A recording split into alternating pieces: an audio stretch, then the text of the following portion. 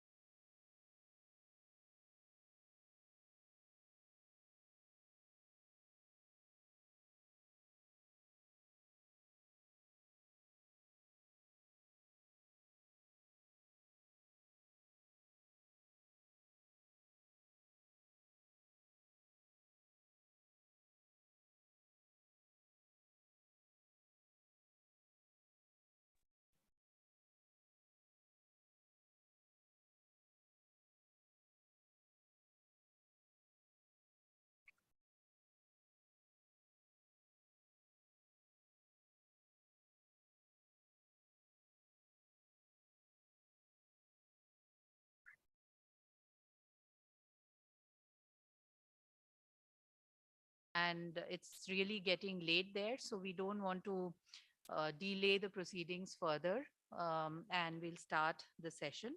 So I would request Professor Prabhat Ghosh, Member Secretary and Director of ADRI, to please join us on stage. So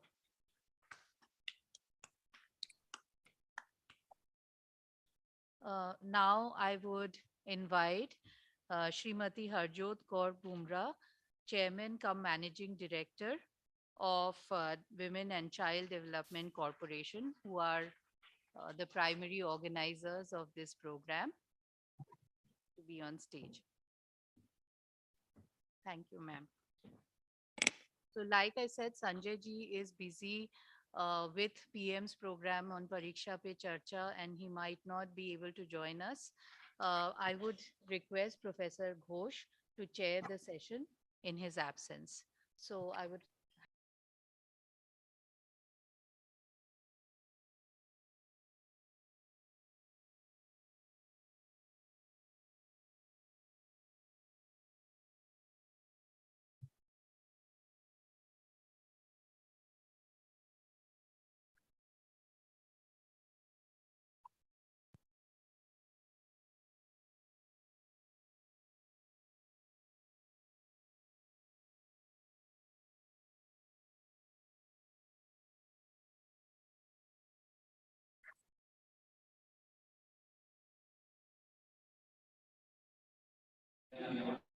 mic से ये नहीं किया हुआ आ रहा है आने लगा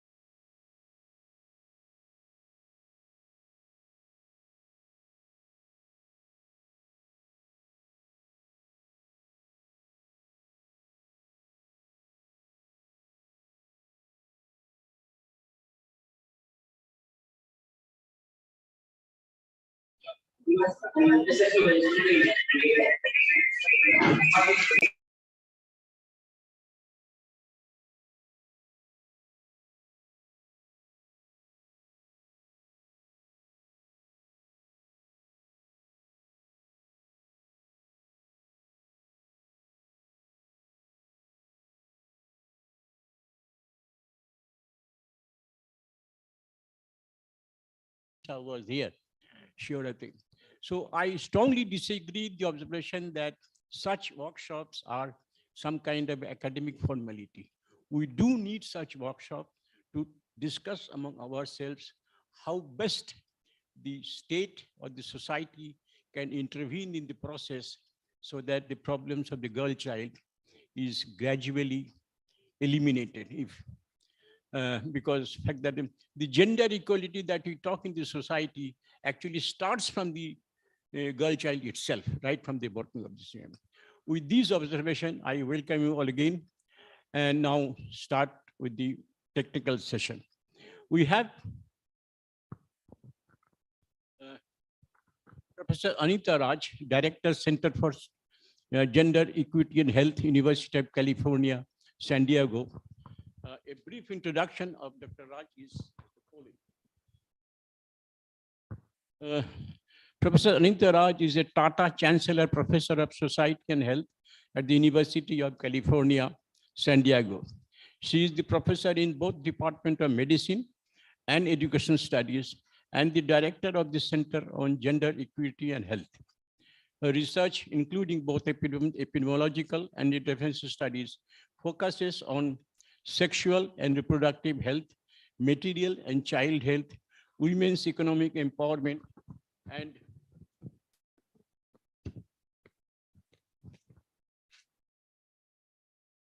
gender inequities, including gender-based violence and child.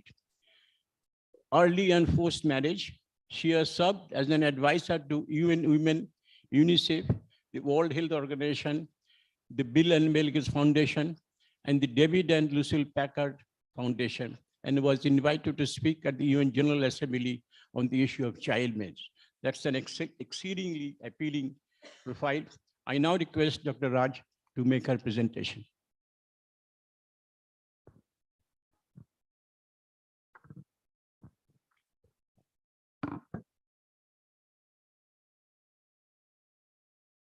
Thank you. Sorry, it's wonderful to be here.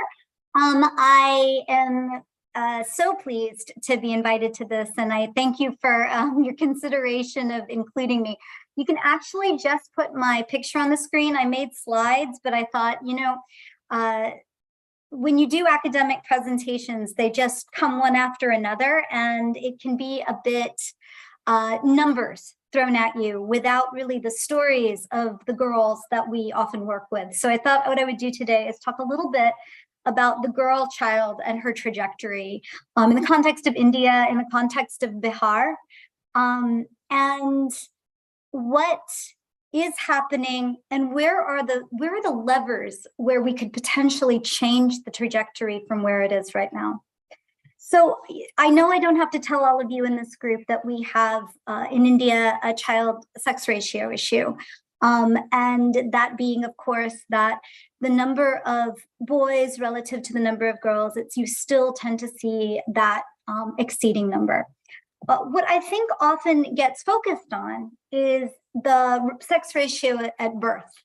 And I think there's a danger in emphasizing that so much in some ways, because it is not all that makes that child sex ratio, number one. And number two, family planning, contraception is a fundamental right and choice of women.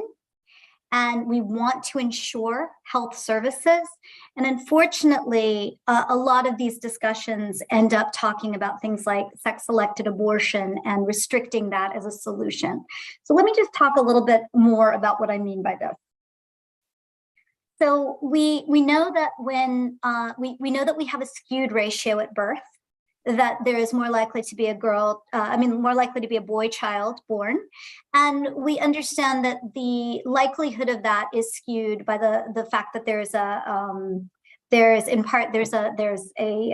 potentially, you know, an abortion that's chosen in that circumstance. But it's not always that.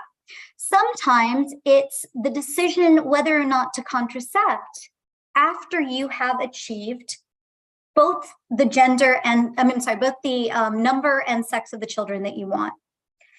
And if we start going down the path of that being the solution, to start really monitoring women's access to reproductive health services, then we are only changing potentially a sex ratio without actually altering why we have a sex ratio imbalance, which is, how do we value women and girls?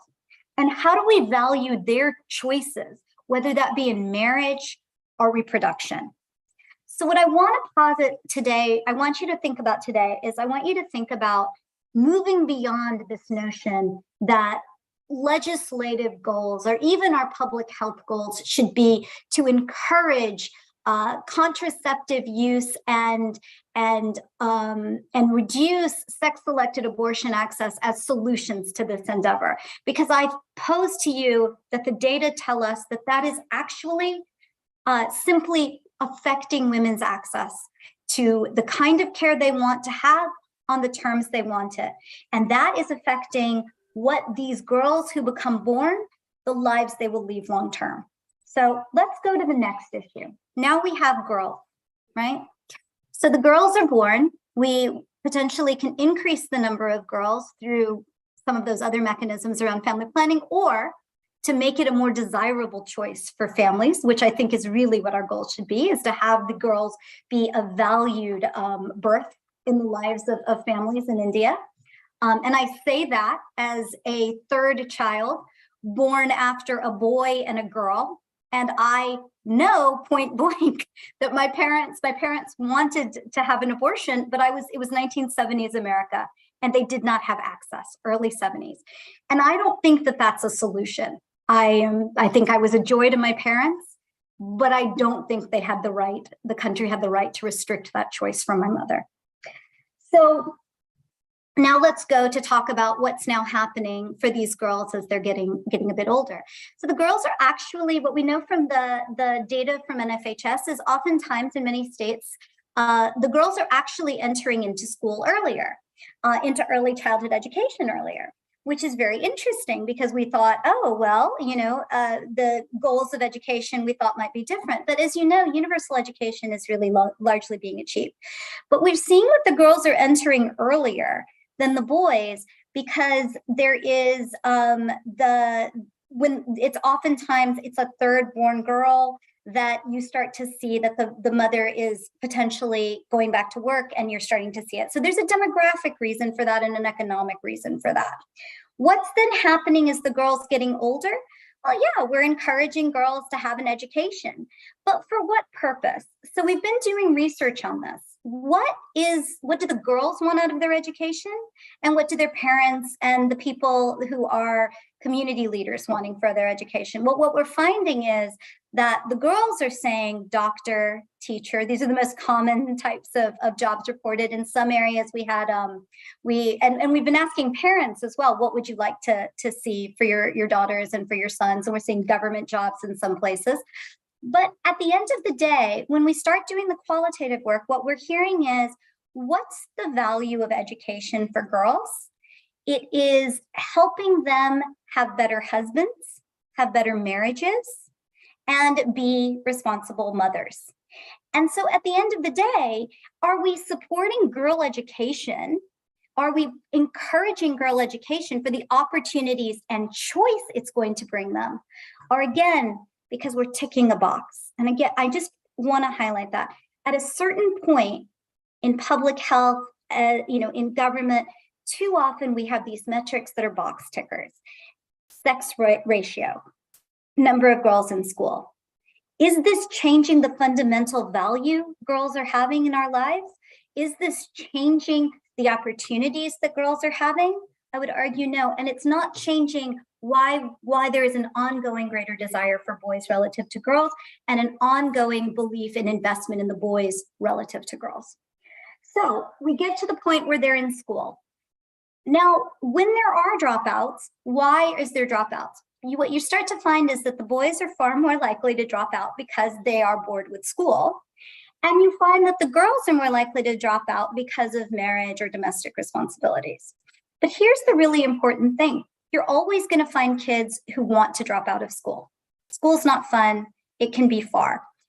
The real distinction seems to be that the girl's reasoning is often more heavily influenced by the family than the boys. So again, we're seeing just not the same kind of choice, the agency we'd like to see in girls in making decisions for their lives for their reasons. Okay, so then we go from education into now, what is the greatest opportunity for a girl to advance? It is not education. Let's look at the demography. It's marriage. Marriage will bring financial security for many of the girls that are there. And it is not surprising then that a lot of people will say, okay, it is actually to my benefit or my child's benefit for her to marry at a younger age. She's not going to have the job opportunity. She can have the opportunity to have more economic security. We have a lot of these discussions about early and child and forced marriage. And what we're actually finding is not only are parents choosing this belief, with the belief that is in the best interest of the girl, not because they're trying to remove her from the family because she's one more mouth to feed, which is often what we hear, but because this is an economically viable and secure circumstance for the girls. We would often hear that the reason they would go ahead is they found a boy who wasn't drinking. This is going to be a safety from domestic violence. We found a boy who's working and has a steady income. This is going to mean her economic security. So these are rational decisions, but they are ultimately made because the opportunities for girls to envision their lives and advance is so restricted. I want to talk a second now about, okay, now you've got a group of girls who might have that opportunity for mobility, might have that ability to go away to school or leave the village to have a job. Here's the reality. Many families don't want them to do this because their risk, their honor, their risk for sexual violence is greater. Sadly, it's true. What we're finding in the data is that when girls are more mobile, when they live farther from their families, when they're not with their families and they're unmarried, they are more likely to have a sexual assault outside of marriage. They are more likely to have a sexual assault inside of marriage when they marry young. So again, just systematically, how we are building on a foundation where we're not supporting girls in terms of their viability in their early, as an infant, in their educational processes, in the opportunity to choose what they want to do subsequent to their education. And at that point, what we're doing is we're entering into marriage, and the issues of domestic violence are great, but now we come back to this issue of reproductive health. The girls are entering marriage, women are entering marriage, and we can say what we want about child marriage. The reality is it's an arbitrary number for 18. So what we know is that the younger you are, the more vulnerable you are in your marriage. And at the same time, the older you are, the less positive prospects you have for the marriage. Yeah, I'm going to be shorter than that. I have a 5-minute thing. So what I really want us to be able to talk about is, okay, that's the trajectory we're going on now. What could we do instead? I posit that the beginning of this process has to move. It needs to shift away from the goal of the child sex ratio being aligned. I'm not trying to say that's not important. I'm just trying to say that the rapid ways to do that ultimately are restricting reproductive health. And so the very girls that we are trying to increase the number of become the women that don't have the opportunity to be able to make the decisions for their own body. I would say that with regard to education, we need to start thinking about what the value of education is and moving from an education to vocation model that is inclusive of women and in ways that are really fundamental to ensuring that they have that transition with the kind of diverse choices that males are often given the opportunity to have.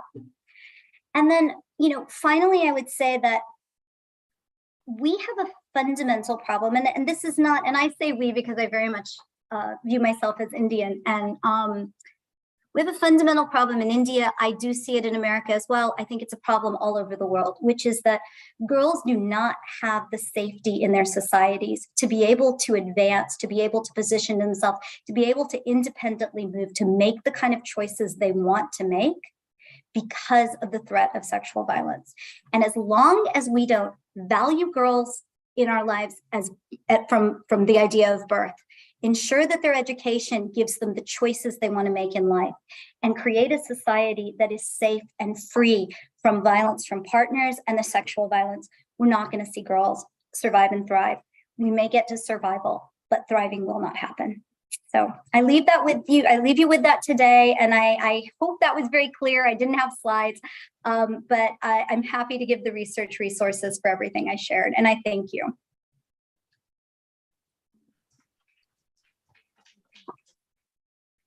Thank you, Dr. Raj, for your excellent presentation. Friends, we'll now go to the next presentation by Dr. Badri Narayan Gopalakrishnan, who is former head, Trade, Commerce, and Strategic Dialogue at Niti Aayog. Please hold for a meeting. I'll give his.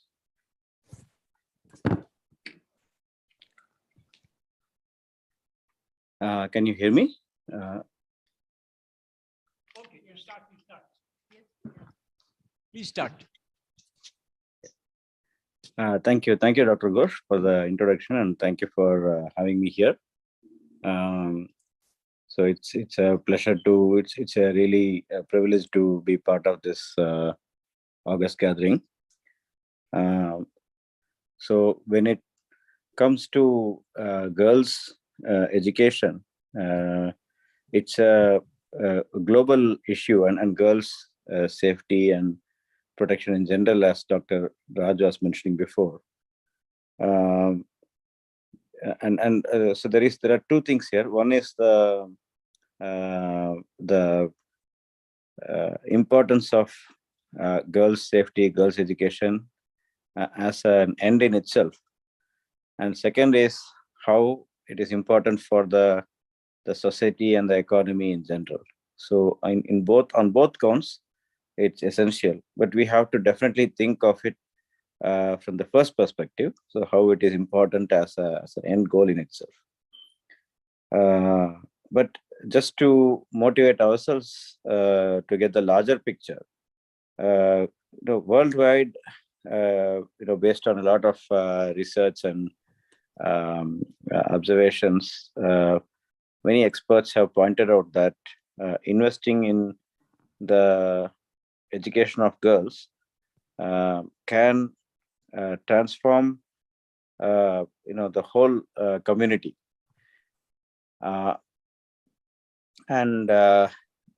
Particularly if we look at some of the research, and summaries from the global research, we can actually find that the girls who receive education are less likely to marry young, and they are more likely to lead healthy and productive lives. They also earn higher incomes. They participate in so they actually contribute and participate in various decisions that affect them, and they build better futures for themselves and their families. So this is very, very important. It's a holistic thing. It's not just about education, but this kind of a holistic thing, how girls have to be given that opportunity. And it also, the second aspect, wherein the benefits of girls' education to the community, what we can say is that the economy itself can get strengthened when the girls are educated, because there can be more stability and resilience in the society when the women are educated, when the girls are educated. And also we can also envisage lower levels of inequality. In some of the research I did before, I could also see some evidence for interaction between trade and environmental policies and gender inequality. So when we have more open economic and trade policies, particularly in the context of India and South Asia in general, we see that there are more opportunities overall for everyone, but particularly in the sectors where women are employed. So, and also when we get into more climate-friendly growth, we are embarking on a net zero kind of target in the next few years. With all these kind of strategies, there is going to be a greater role for women to play in the society and in the economy. So the sectors that are more intensive in terms of women, they are likely to flourish more in the future. And that means that there are going to be greater opportunities for women. So that is from a purely economic point of view. So I think I've mentioned enough kind of broad findings from research on this point. But now coming to the situation, again, I still want to stay with the global focus. We can talk a lot about what is good and what should be done. But at the same time, we also have to get the realistic picture as to what is happening actually. So globally, the UNICEF, one of the UNICEF reports suggests that globally, 129 million girls are out of school. of them, 32 million are of primary school age. So even at primary school level, there are 32 million girls who are not going to school, and 30 million at lower secondary school, and 67 million at upper secondary school age. Of course, one important reason for girls being out of school is the various types of conflict. So in countries affected by conflict, the probability of girls being out of school is twice than that of girls living in non-affected countries. So, but if you also look at the countries, there are only less than half of the countries in the world have achieved gender parity in the primary school education. And at secondary school level, the gap even widens further. So only 42% of the countries have achieved gender parity in lower secondary education, and only 24% in upper secondary education. So there are many reasons for this, like poverty, child marriage, gender-based violence, and so on. And these vary across countries and communities. In fact, another important reason is that many times the schools do not meet safety, hygiene, or sanitation needs of the girls. And also many times the teaching practices are not gender responsive, and they result in gender gaps in learning and skills development. So again, I'm still talking about the global trends. So initially I was talking about the importance of girls' education in general, and about the global trends. Now coming to the Indian policies, which is the last part of my discussion, I would like to highlight some important government policies that exist in India.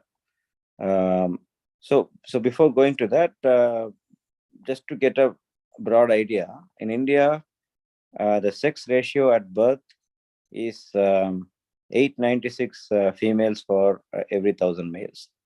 So it's definitely worrisome.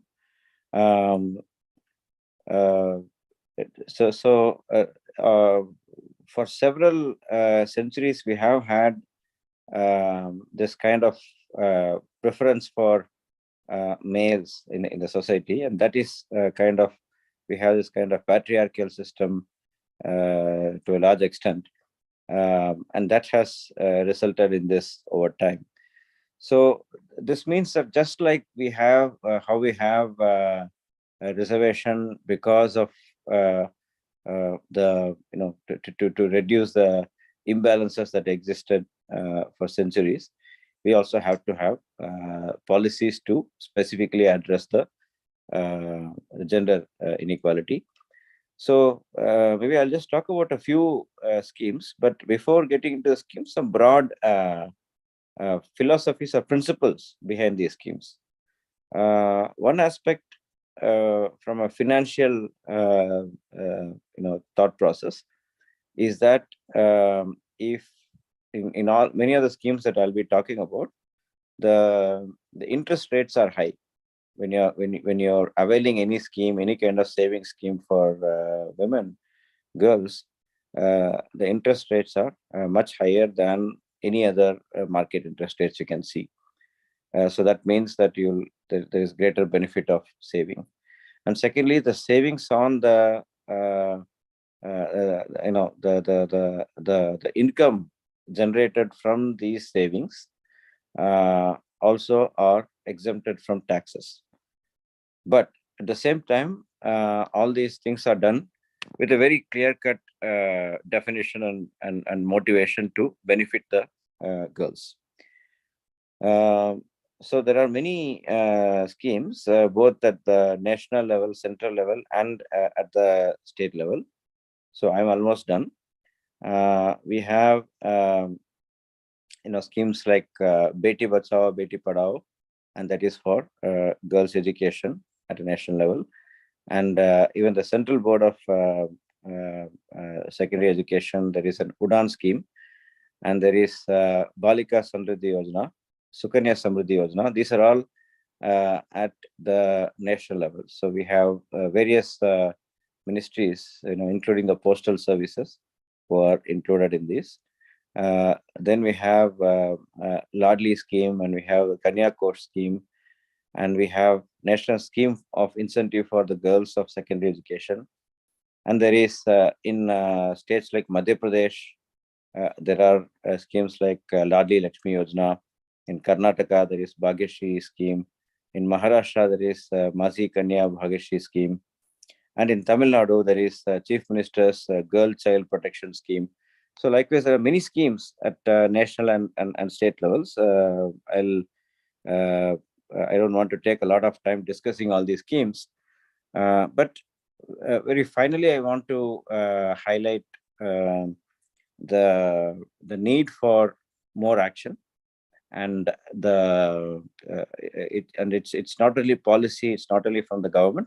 We also have to think of broader society level, community level interventions, which can change this thought process and the mentality, which Dr. Anita Raj just mentioned. So we have to go beyond just saying that yes, once we educate the children, the job is done, but we have to have this greater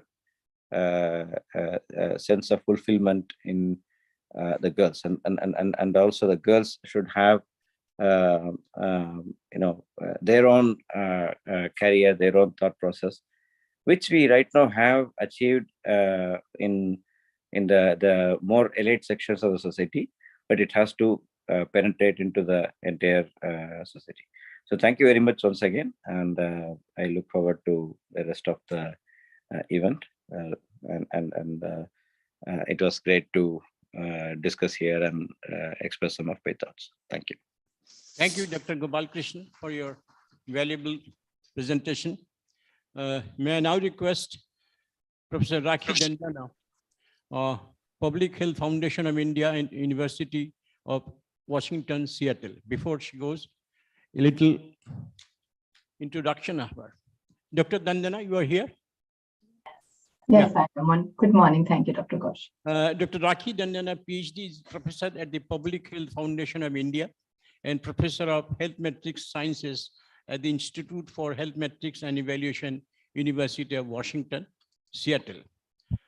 Professor Dandana has held a variety of grants for public health research, including from the Wellcome Trust, UK, the National Institute of Health, USA, and Bill and Melinda Foundation. She has about 250 peer-reviewed publications.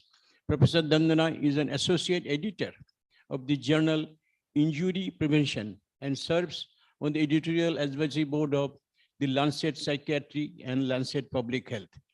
With this introduction, may I now request Dr. Dandana to make her presentation. Thank you, Professor Ghosh, for that introduction. Am I audible? Yes. Yeah. Yes, you are Thank audible. you. Thank you for this opportunity. I will just share my slides. All right.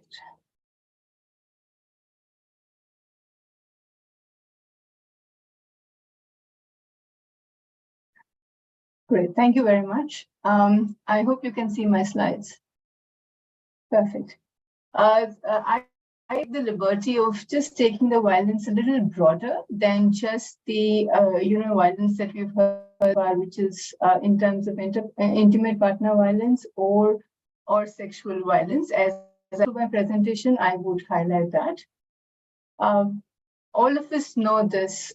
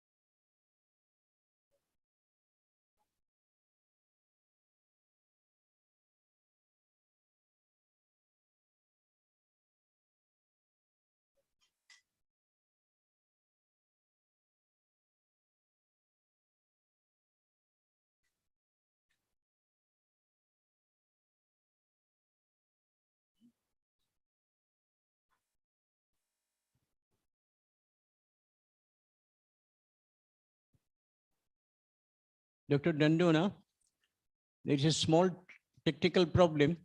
Please hold for. Yes, I figured something out because I was thrown out. I'm Yeah, back. yeah. Now it is I'll over. wait Now for it's you over. to. Okay, no worries. That should be okay. Yeah, something happened and I was thrown out. That's okay. Thanks. So I just to start again, all of us are aware of this case of Shraddha and Aftab. It took us by surprise, like many other cases in the past. I won't, you go through the details, all of us know these details very well, how she was cut up into pieces, stored, and then, her parts were put around side, and the husband, the live-in partner actually just went on with his life as if nothing had happened. But what I want to highlight out of this case is that we now know she was victim of intimate partner violence. Importantly, that this was known to her family, her friends, and her employer, and she had reached out to police, who in fact persuaded her to go home and to live with the same boyfriend who was beating her up. Within the health system context, she was admitted and treated for internal injuries in a hospital, but the connect to the domestic abuse was not made. And that clearly highlights the monumental failure of our systems to protect her. The unfortunate part with this case was that the public discourse in India, once this case came to light, was around three issues: communal and political overtone, blaming her for her decision to be in a live-in relationship, and there were some sane voices calling for justice. Unfortunately, what's happening in India over the last many years is when we bring interfaith relationship or victims' choices, her life choices, as Professor Raj also indicated, into conversation, that's a tactic being used to move away from real issues that women in India face, which are the absence of safety net for the women and the fact that police and health systems fail to protect these women or stand up to these women when they actually need them. The analysis of, and this is what's seen in the analysis, so the data that I'm going to use today will be the data from police reports. These are the National Crime Bureau reports, which is what the government uses predominantly for action on violence, all kinds of violence, including that on women. Now, there is increase in domestic violence, 53% increase in the cases filed for domestic violence. These are filed under cruelty by husband or relative. This is the government data, the NCRB data, and as you can see, it's going up over time. In 2018, which is the last year of analysis that we had done, 28 of 100,000 women reported, that was the rate of the cases that were filed over 20 years. What's interesting is, if you look at Bihar here, these are the EAG states, data from EAG states from 2001 to 2018. Assam has shown a clear increase in reporting of these cases, so has Rajasthan, and then a drop.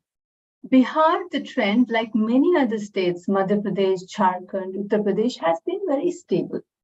Now, so we really need to understand, are these data issues or are these reporting issues? And unless we try to understand, are these data honest enough for us to take action based on these data, we will still be struggling with what action to take. And just because I will show this Bihar here, this is how Bihar looks. It's actually in blue. So the more blue it is, the better the situation is. Now, Rajasthan is really red. So the reporting of cases in Rajasthan by cruelty by husband or relative is really high. Bihar is actually in blue. This actually makes sense to us. Tamil Nadu is blue as well. So it's important that we start looking at what's happening in terms of data that we use for policy making. But the story changes when you look at the rate of dowry deaths. Bihar is actually in red, with Uttar Pradesh, with Orissa, and with Jharkhand. So there's a clear pattern of what gets reported in Bihar and what doesn't get reported in Bihar to police. What's also sad is that we've seen increase in the number of cases being registered, which is great, that people want an action for that crime that has happened. But the mean number of people getting arrested for these cases has actually gone down. whether it's a cruelty case, whether it's a dowry death case, or whether it's a abatement of suicide, the number of people getting arrested for these crimes has actually gone down over time, which is also reflected in the legal system. Only 7% of all of these filed cases had completed trial in 2018, and unfortunately, most of the accused were actually acquitted. So this, if you look at this entire story of people not reporting cases, but when people do report cases, there's hardly any action on those cases, and you have to wait for years to get an action on cases, is something that we really need to step back and understand. If we really want to change the system for women, we really need to change the system. It just simply can't be a lip service anymore. There was a lot of protest and shouting around, when the Shraddha case came to light, that let's hang the offender. But hanging the offender or shouting is not the solution. The solution lies in effective implementation of policies, the safety net that we talk about. And it's important that the safety net we talk about actually is available to these women. The safety net should work not only on paper, the safety work needs to work in real life for us to save these Shraddhas of tomorrow. What's also interesting is the lesson that the other speakers have also talked about, that you can't take IPV or any violence as something at that point in time. Shraddha's case is a good example of showing that it's a dynamic and cumulative. It changes over a period of time, and hence life course approach is very important if you really want to make solutions to address gender-based violence. One thing, as I said, I would take a broader view of violence, is many of them get beaten, which is part of gender-based violence. Some of them get killed, like Shraddha, but some of them also take their own lives, which is suicide. But somehow the conversation around suicide actually gets missing from this concept of violence. Indian women have a global suicide death rate compared to the average. I mean, that's pretty scary, come to think of it. The rate at which women take their own lives in India is double the global average rate.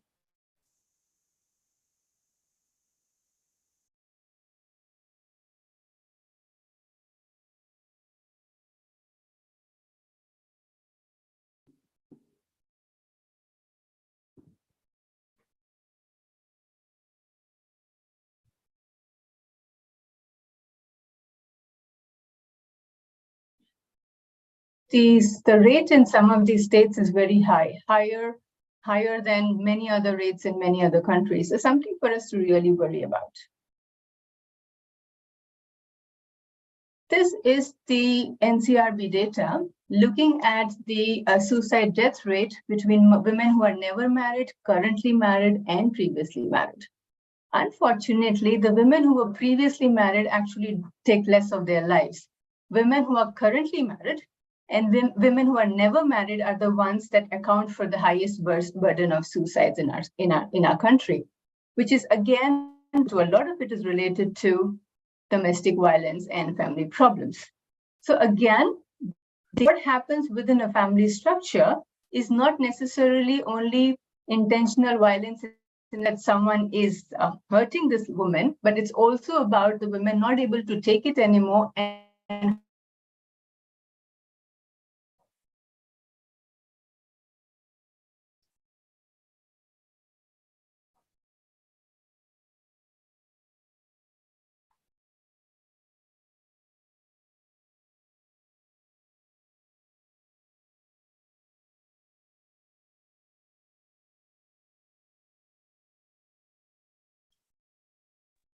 right.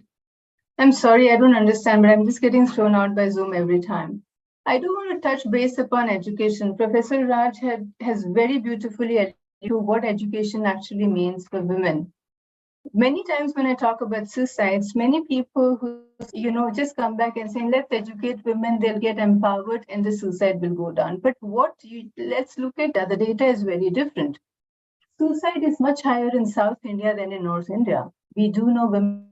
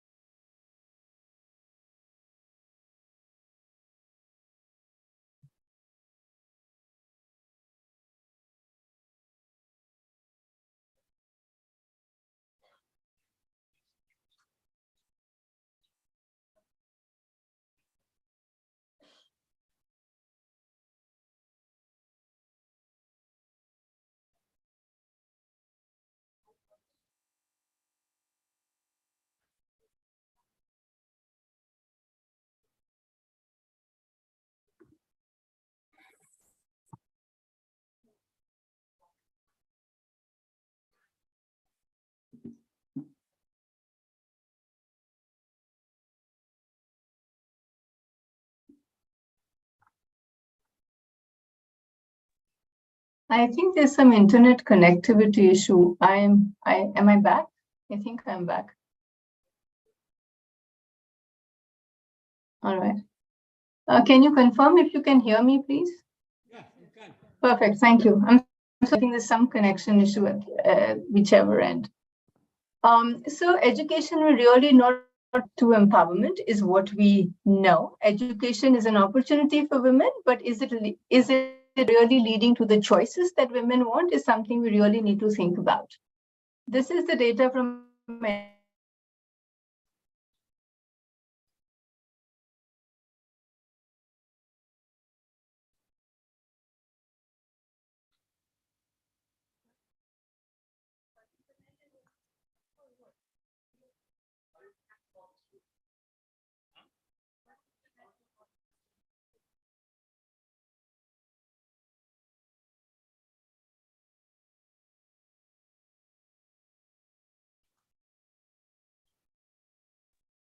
Thank you. I guess if I get thrown out this time, I might not be able to join again. It's a lot of connectivity issues. But the point for education that I wanted to highlight here is this is the suicide death rate from NCRB data based on education of women. Look at the way it goes up all the way from no education till class 12, and then it drops.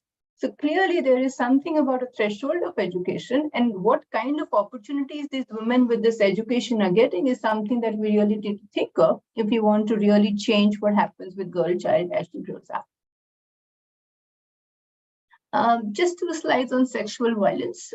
These are again data from NCRB. And if you see the rate or the reporting of sexual violence, this is all rape related, a variety, was a flat line in India from 2000 until the Nirbhaya case happened. It was a flat line irrespective of the type of states you look at. Bihar is in the lowest DI states. And it just jumped up after Nirbhaya case happened. So clearly it's a reporting issue and not necessarily that the crime itself has gone up. But this could also be debatable because we really do not have a good sense of what the reality is. Is it just a data jump or actual jump in crime? But you see there's a distinct jump in crime, a reporting of crime. Most of these cases, 60% of the cases that go to police in terms of rape-related cases are assault on modesty. And this is how Bihar looks. Again, a really flat line, clearly showing that the reporting is really poor. People report less of these cases in Bihar compared to the other states that you see. But between 2001 and 2018, there's a clear higher reporting across different states. Rape-related cases, again, this is how the 2001 looked, this is how 2018 looked, and Bihar continues to look blue, irrespective of you look at 2001 or 2018. Unfortunately, like the previous domestic violence cases, only 10% of these cases had completed trial by 2018, with acquittal in 73% of cases, again highlighting our legal system, the delays, and the actual justice that happens. Government of India is committed to this. Yes, we do know that, but there is very low budget priority, and that affects the quality of services that are available to these women. Less than 1% of the total India's budget was allocated towards safety of women, which is, a very meager, I don't even think I need to say this amount per capita women, which is 25% less than what you actually need to take care of women in the context that we are talking about today. Lastly, to really make a difference, we need real and honest data that allows us to understand the magnitude to take action. As researchers, clinicians, policymakers, and program planners who are sitting here today, we really need to take a whole society view of what gender-based violence actually means and how we can, in reality, improve lives of survivors and support them. We need more in-depth understanding of where the violence supportive norms are. It's okay to have a health system. It's okay to have a legal system or a police system to say that women can get to the system, but the system is failing them. We need to understand why. And we need to invest in better measurements involving people with experience of this violence so that whatever action we take, whatever measures we record, what actions we take actually are more meaningful to the people who've experienced this violence. To conclude, these deaths are inexcusable and preventable. The numbers will not go away by themselves. We need to act. And we need to focus on the society and not necessarily on the victim if we want to save the next Shraddha Volga. Thank you.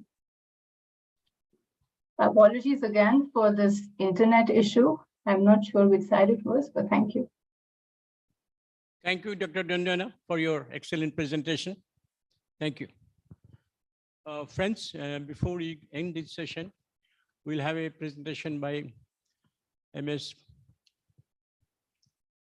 Harjot Kaur Bumrah, who will be telling what kind of things we are going to do the rest of the day. In other words, this is what you call the context setting. Thank you very much, Professor Ghosh. My name is Harjot Kaur Bhamra. I am the chairman and the managing director of Women in Child Development Corporation of Bihar. And I've been patiently listening to many of the speakers here talking about various issues which are affecting women in Bihar, and especially girl child also. So reverting to each and everything that we've been listening and what we've been talking about today. Number one, Bihar has come a long way from where it was as far as women's empowerment or the development of the girl child is concerned. And there are many statistics to show so. As Dr. Badri Narayan had rightly pointed out, in the case of globally, if we see many countries are facing uphill battles about primary education and secondary education.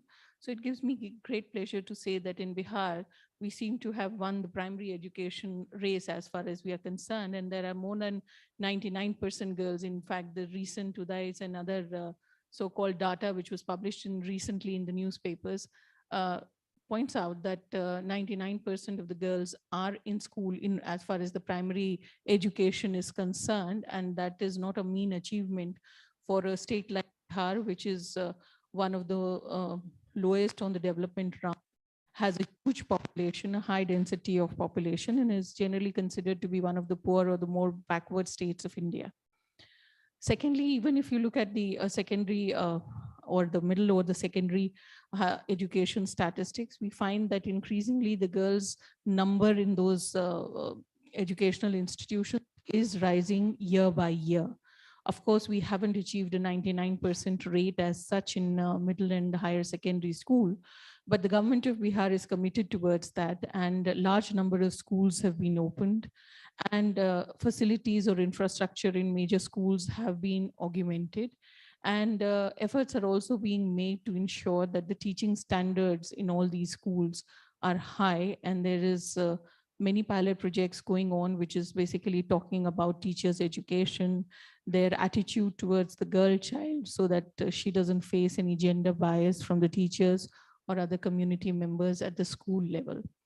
Apart from that, in order to make the community aware about the value of education, as Professor Anita Raj has said, well, in the case of Bihar, we are not talking about education per se, only for the fact that generally the narrative all over India and all over the world, the development narrative is that if you educate a child, especially a girl, you educate a family and you educate society. But yes, we also believe that education is per se for an individual, not especially only for society. And as has been pointed out, that what is the value of education for girls in societies like Bihar or in the Southeast Asian countries? In Bihar, we seem to have made that effort, and the Honorable Chief Minister came up with this idea of giving reservation for women in all government services. And it seems to be a tide changer as far as Bihar is concerned.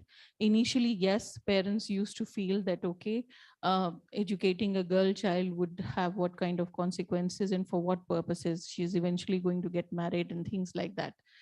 The general consensus was that girls do not have many working opportunities in society or in the state. So education per se is not going to help much in their development. But with these recent reservations, it is very heartening to see large number of girls competing in different examination and getting their piece of the cake as far as the working pie is concerned. And I'm also very happy to state that in Bihar is the only state in the country which has more than 30% of girls in the women as in the police force, which I think really speaks volumes about what is happening in Bihar. So a silent revolution is definitely happening in Bihar. But to say that we have reached our goals or we are on a way on, we've already achieved all, made all the milestones would not be correct. We are working on that road. We are moving ahead on that road. But as they say, we have miles to go before we sleep. And we are accepting that challenges and taking it head on. So as far as those things are concerned, the value of the education of the girl child, sex determination at birth. I think if you do a little more research on the data which is available in Bihar, and we recently had a workshop with UNFPA about the PCPND Act and how it is actually working in Bihar, we found out that when it comes to the first child, the sex ratio in Bihar is not bad. The parents do not have any issues as far as the first child is concerned, whether it's a girl or a boy. The issues start happening when it is the second child and they already have a girl child, and then they want to have that kind of an experience that no, we want a second, it should be a male child and not another girl child. And then the whole PCPND Act comes into being. Now the choice of the women. The government of India and the government of Bihar has never restricted the choice of a woman for or her reproductive rights as far as abortion is concerned, or whether she wants to have a child or not. So nowhere in the rhetoric we are saying anything about the right of the women to abort a child if she herself does not feel happy about going through a pregnancy. The only thing that we are trying to do is that it should not be a sex selection based abortion, and she should not be forced into it by her family or community. Increasingly, data would suggest that mothers as such would not like to go for an abortion, given the, unless or until they have some other reasons, poverty or health issues, or maybe the fetus is not good, or maybe they have some other reason. So nowhere in that rhetoric, the government of India or the government of Bihar or any state government is saying that we are trying to impinge on the right of abortion of a woman. The right of abortion is sacrosanct, and it is the woman who has to make that choice, but it should not be forced upon her. She should be able to make that choice herself. So increasingly the PCPND Act is doing that. So to also say that we should not be worried much about the sex selection based abortions, I'm sorry, I would not like to agree with it because of these reasons only. Whenever a woman is forced to abort her child, it should be her own independent decision and not based on the fact that she's going to give birth to another girl child or anything else. So it does make, and it has developmental impact as far as societies are concerned. And if you really want to take care about crime, if you're talking about an equitable society, then the government per se, worth its name, would be taking efforts in this space also. Then coming about different ways about what will she do, early child marriage and things like that. Well, there is a program being run all over the country, but it was pioneered in Bihar called the Jivika, which is also named as Ajivika for the rest of the country, in which basically self-help groups have been formed across the state, and more than 1 crore women are benefiting from that. It's not only the women who are benefiting, it's also the families which are benefiting from this program of Jivika. And large number of money is exchanging hands. They've also been given loans, not only through the government setup, but also through the banking setup. And they are into diverse activities, productive activities, right from agriculture to small petty shopkeeping, animal husbandry, dressmaking, beauticians, or whatever. So the basic scenario in the villages of Bihar is changing little by little. And the WCDC has also pioneered a program along with the Jivika and other stakeholders to ensure that domestic violence in Bihar also comes down. Coming to the fact that what Dr. Rakhi Dadonia was talking about gender-based violence, well, I would like to say that Shraddha Walkar case is one of those media highlights that we have. And if we go by those standards, I think even America is not blessed with not having those kinds of domestic violence figures. one woman in every 7 women in America is also facing domestic violence, and 1 in 25 men in the USA is also facing domestic violence. As far as the suicide rate is concerned, I think USA has an even higher rate, with 1% committing suicide every 11 minutes in America. Now, these are countries which are on the highest parameters of development index. And we are states which are like on the lowest a development country, having a large number of issues and talking about that. And I think another telling fact is that, as she was saying, that women who are previously married do not have very high suicidal tendencies compared to women who are currently married or who are single or thinking. I think it is the pressure of performance, or the pressure of loneliness, or pressure of other things which women face when they move out of their households. So those kind of issues are there, and I think they will increase as we are moving into the developmental indices, as we say, because that is something which we have seen all over the world happening. Domestic violence cases, yes, they are increasing in India, and Bihar, fortunately, does not seem to have much of crime against women as rape is concerned, as Madam was saying. But to be blue is not only to say that we do not have the data for it. To be blue also means, if we can take the research question in both ways, interpretation of data, that yes, rape cases are less in Bihar compared to many other states of India. And one should take it with a pinch of salt. There's nothing wrong with it. But as far as domestic violence data is concerned, yes, we are a little on the lower side, for the simple reason that yes, many women are not aware about their rights about domestic violence. Society as such is not very observant or very much aware about what their legal rights are. And as far as domestic violence is concerned, the Prevention of Domestic Violence Act is being implemented in Bihar. We have one-stop centers in all districts. We also have women Mahila Thanas in all districts. And we are also about to start the counseling centers in 210 circle police stations of Bihar, where all counselors would be available for women who come up with these kind of cases. Legal counseling is also given to those women. Social and psychological counseling is also given to those women. And we are trying to make that awareness drive reach each and every corner of all villages of Bihar. So women are come to know that they can come and register their cases. The biggest stumbling block is that, given the cultural or the economic situation in Bihar and the way we are in our country, a woman feels that if she makes a complaint, then she will have to leave her husband's house and she has nowhere to go. Once you get married in India, culturally, it is said that your in-laws' house is your own house and you're not welcome anymore back into your maternal house, which is also the case with Shraddha Walkar. But coming back to that Shraddha Walkar case also, I would like to say, you cannot dictate what the media will highlight, which aspect of the case. There are divergent point of views in society also. And I think in a democracy, all views are welcome. You cannot gag any views, whether it is left, right, or center. But as far as Shraddha Walkar concerned, it does make us wonder that here is a woman who is economically independent, who is in a live-in relationship, but still somehow persists in an abusive relationship. So I think we really need to be talking about those aspects also, as to why women feel a little hesitant to take that decision to end a relationship, to move out, and to live independently without that person who is in. So even ending an abusive relationship, why does it cost so much to women?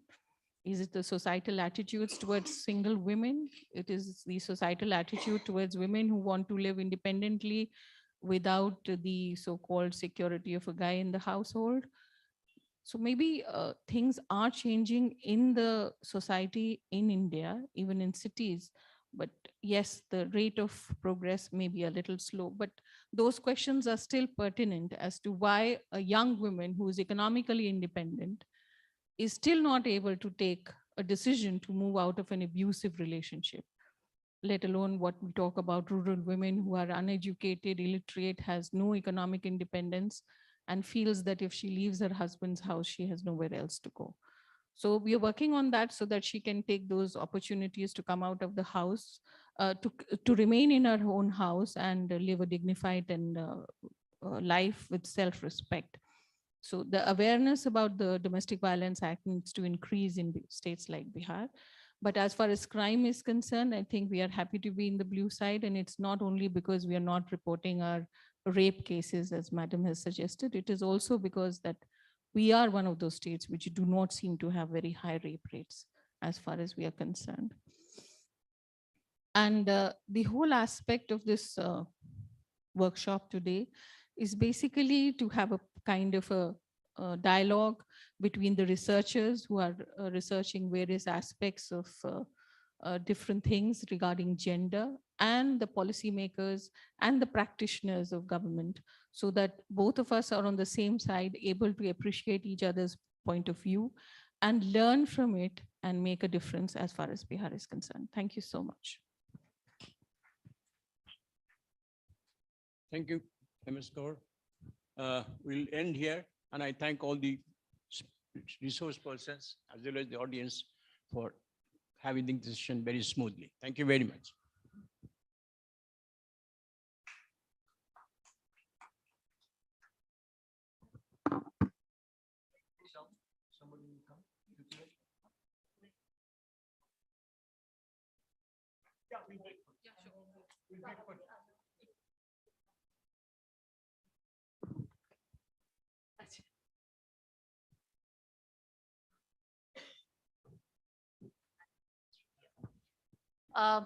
So we will have a short tea break before we start the next technical session. So I would request all of you to join us for tea in the next room.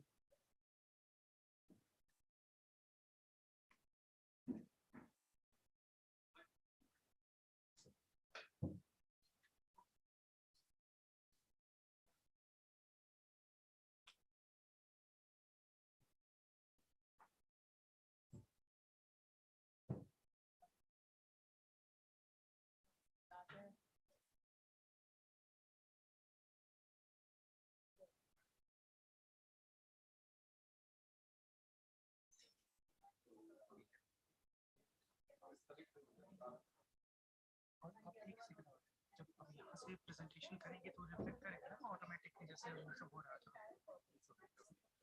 Presentation देंगे लोग, PPT खोलेंगे तो display वैसे होगा ना। ठीक है, ये ठीक है बस।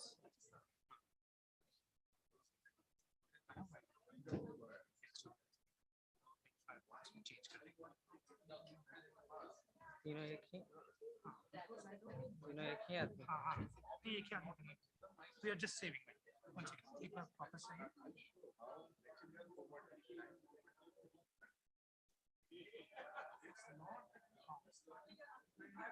I mean, is this the book?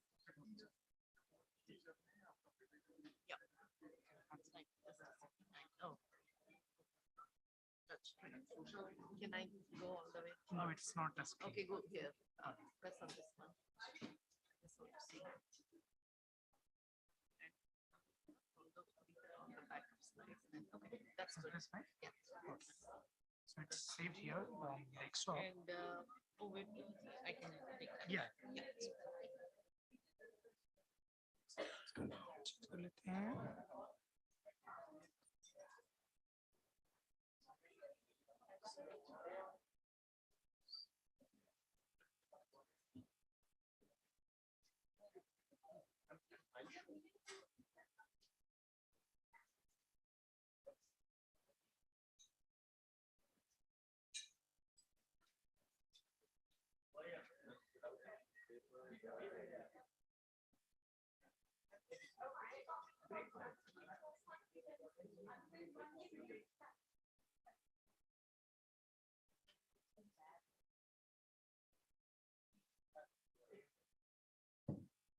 I've sent it to you.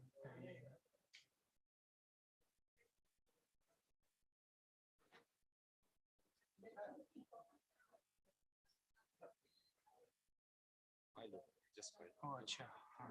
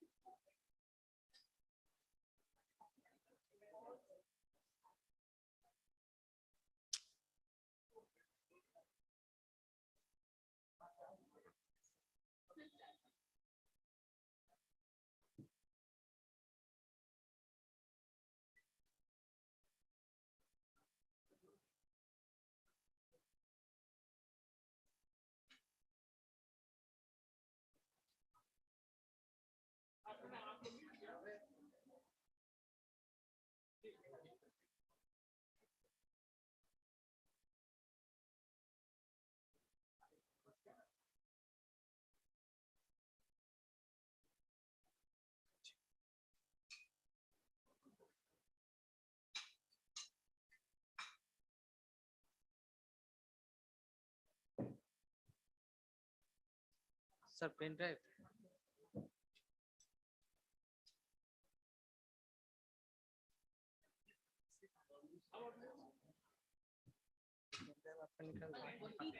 हाँ मैम जस्ट चेक लीजिएगा खोलिए। हाँ ठीक ठीक और यहीं से रेगुलेट कर सकते हैं ना।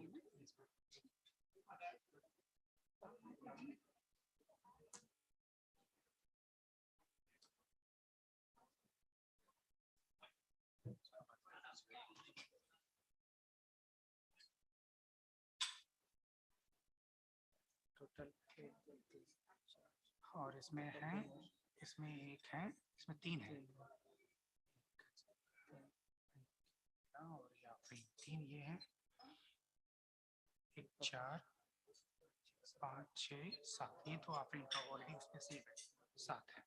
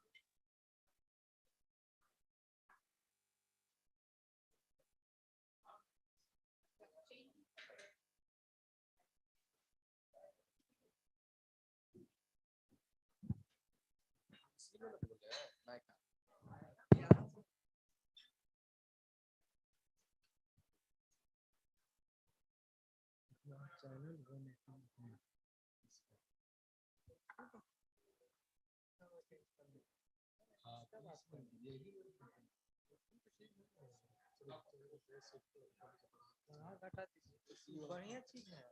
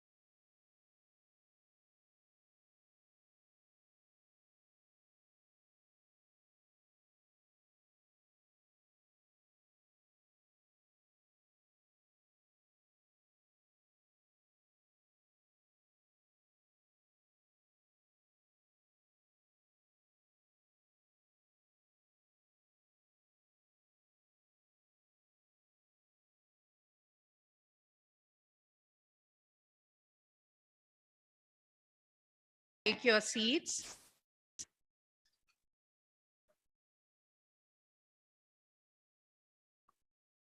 This technical session is named as to give her the best environment to grow, and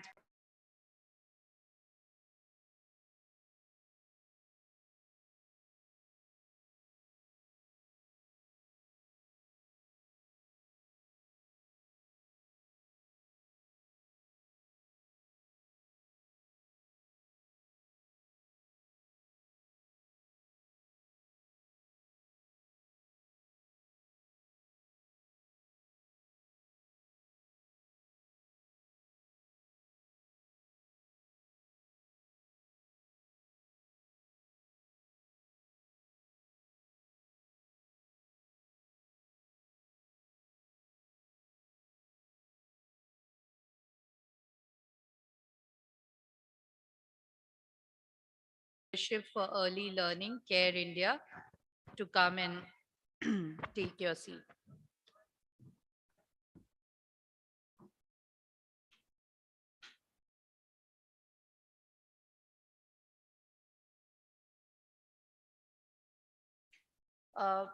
We are about 20 minutes behind schedule, but that is fine. Each speaker has about 15 minutes. So I would now request Shri Tripurari Sharan to take over the proceedings of this session and begin this session. Thank you.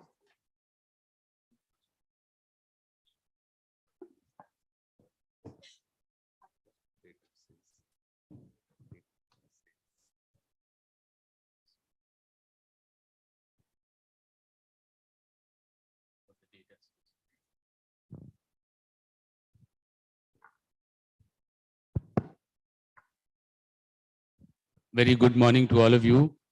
It's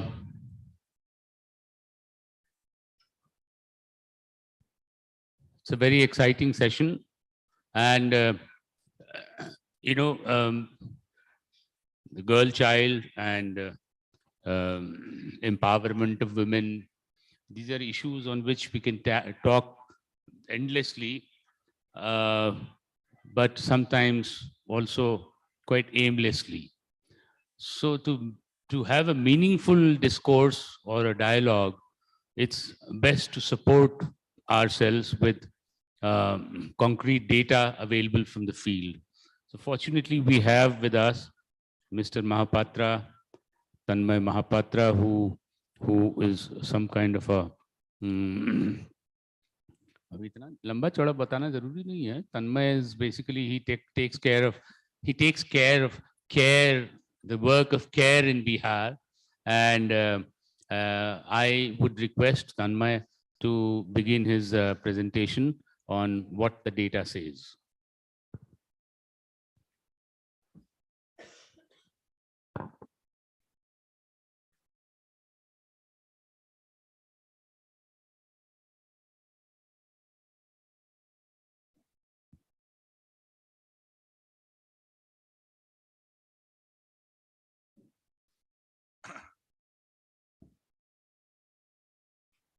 A very good afternoon to everyone.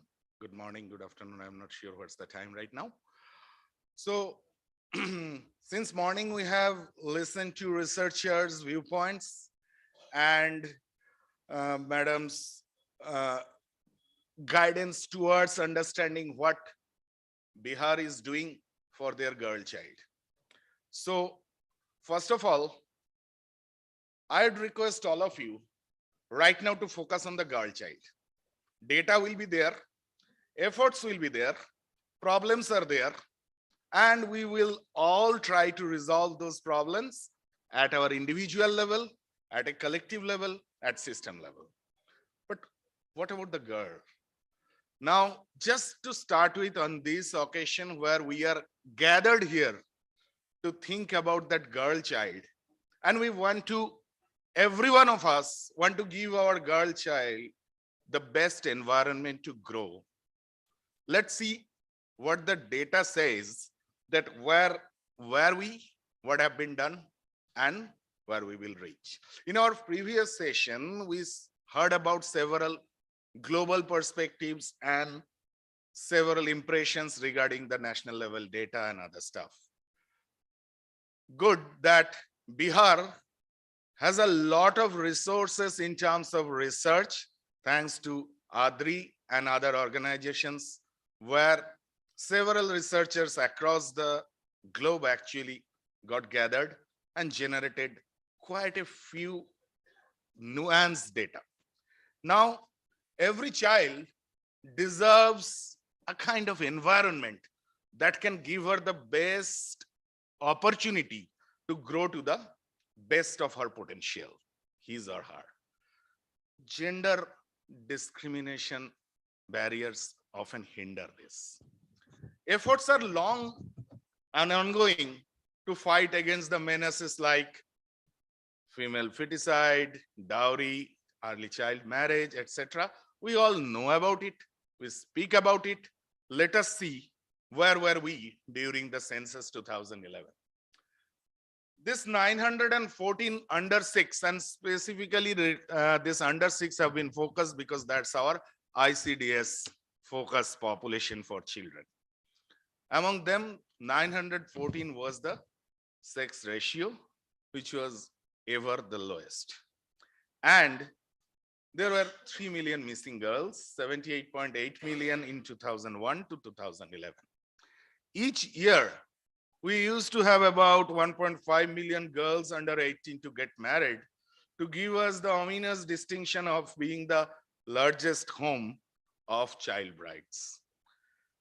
Boys receive more nutritious food at home for different reasons, because they need to show different, get into different bread earning work where power is required. Nothing that we need to see at data. Have we ever seen my mom eating before my father? Have we ever seen at the family some person, some male person, going and trying to see what is there in the kitchen for the personnel who are actually the homemakers?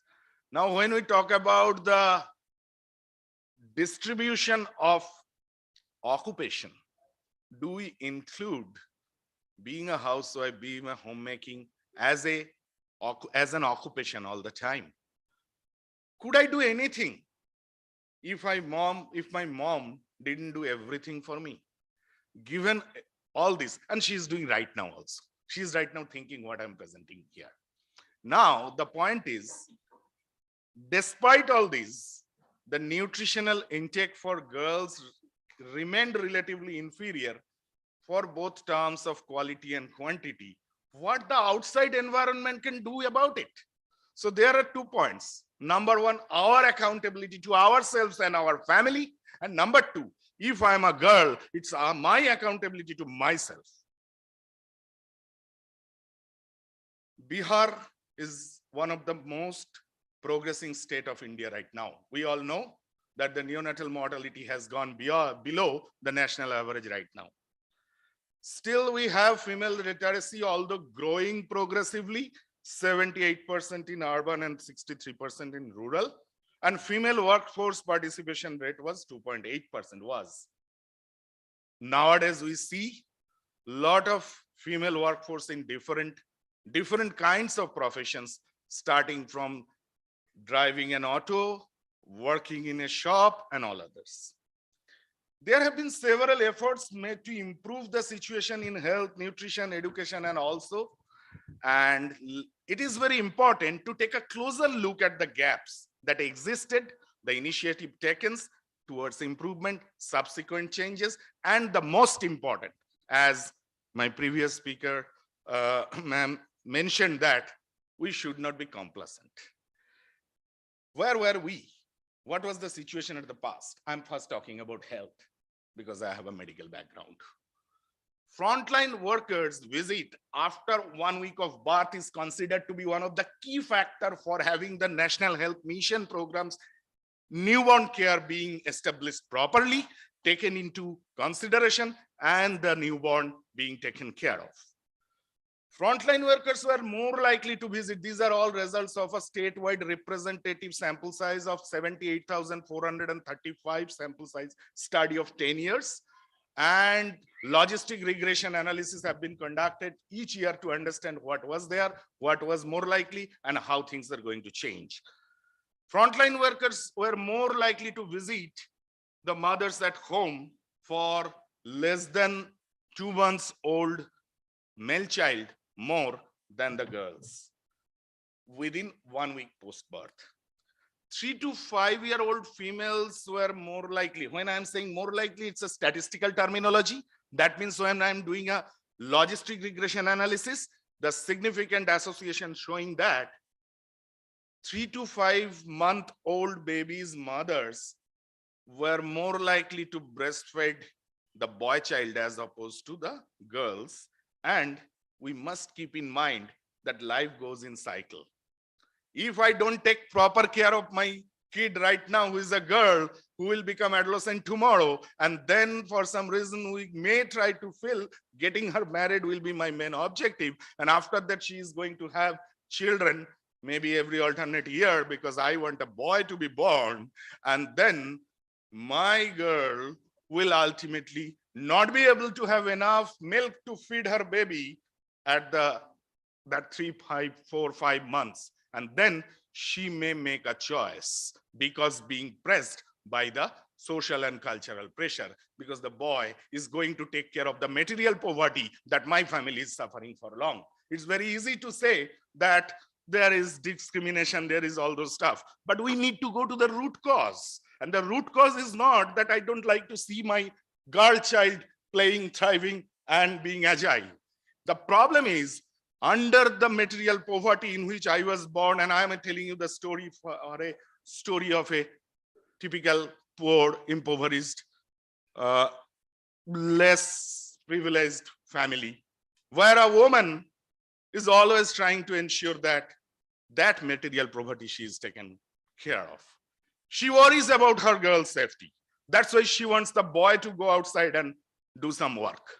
These are the principal problems that we need to deal if we are here today to join hands for having a better girl child or a better day for our girl child. Mothers with a male child, whether he is 6 to 8 months or 9 to 11 months old, were more likely to receive advice on dietary diversity, meal frequency, and other feeding practices from the frontline workers. Because all our cultural, mythical, magical barriers that अंडा गर्म होता है, banana ठंडा होता है, वो जो leafy vegetables है वो हजम नहीं होता है, बच्चे ना रोने से नहीं खाना दिया जाता है, all those apply to that boy child. I want to protect him. He's going to help me to earn my bread. That helps nobody. I'll come there. Full immunization coverage was higher among males because although it is free, but somebody needs to take that baby to that immunization center, and time is money. I may be a wage labor. So the efforts which were made to address these gaps, and I have my co-speakers here who will be actually describing you those efforts in detail.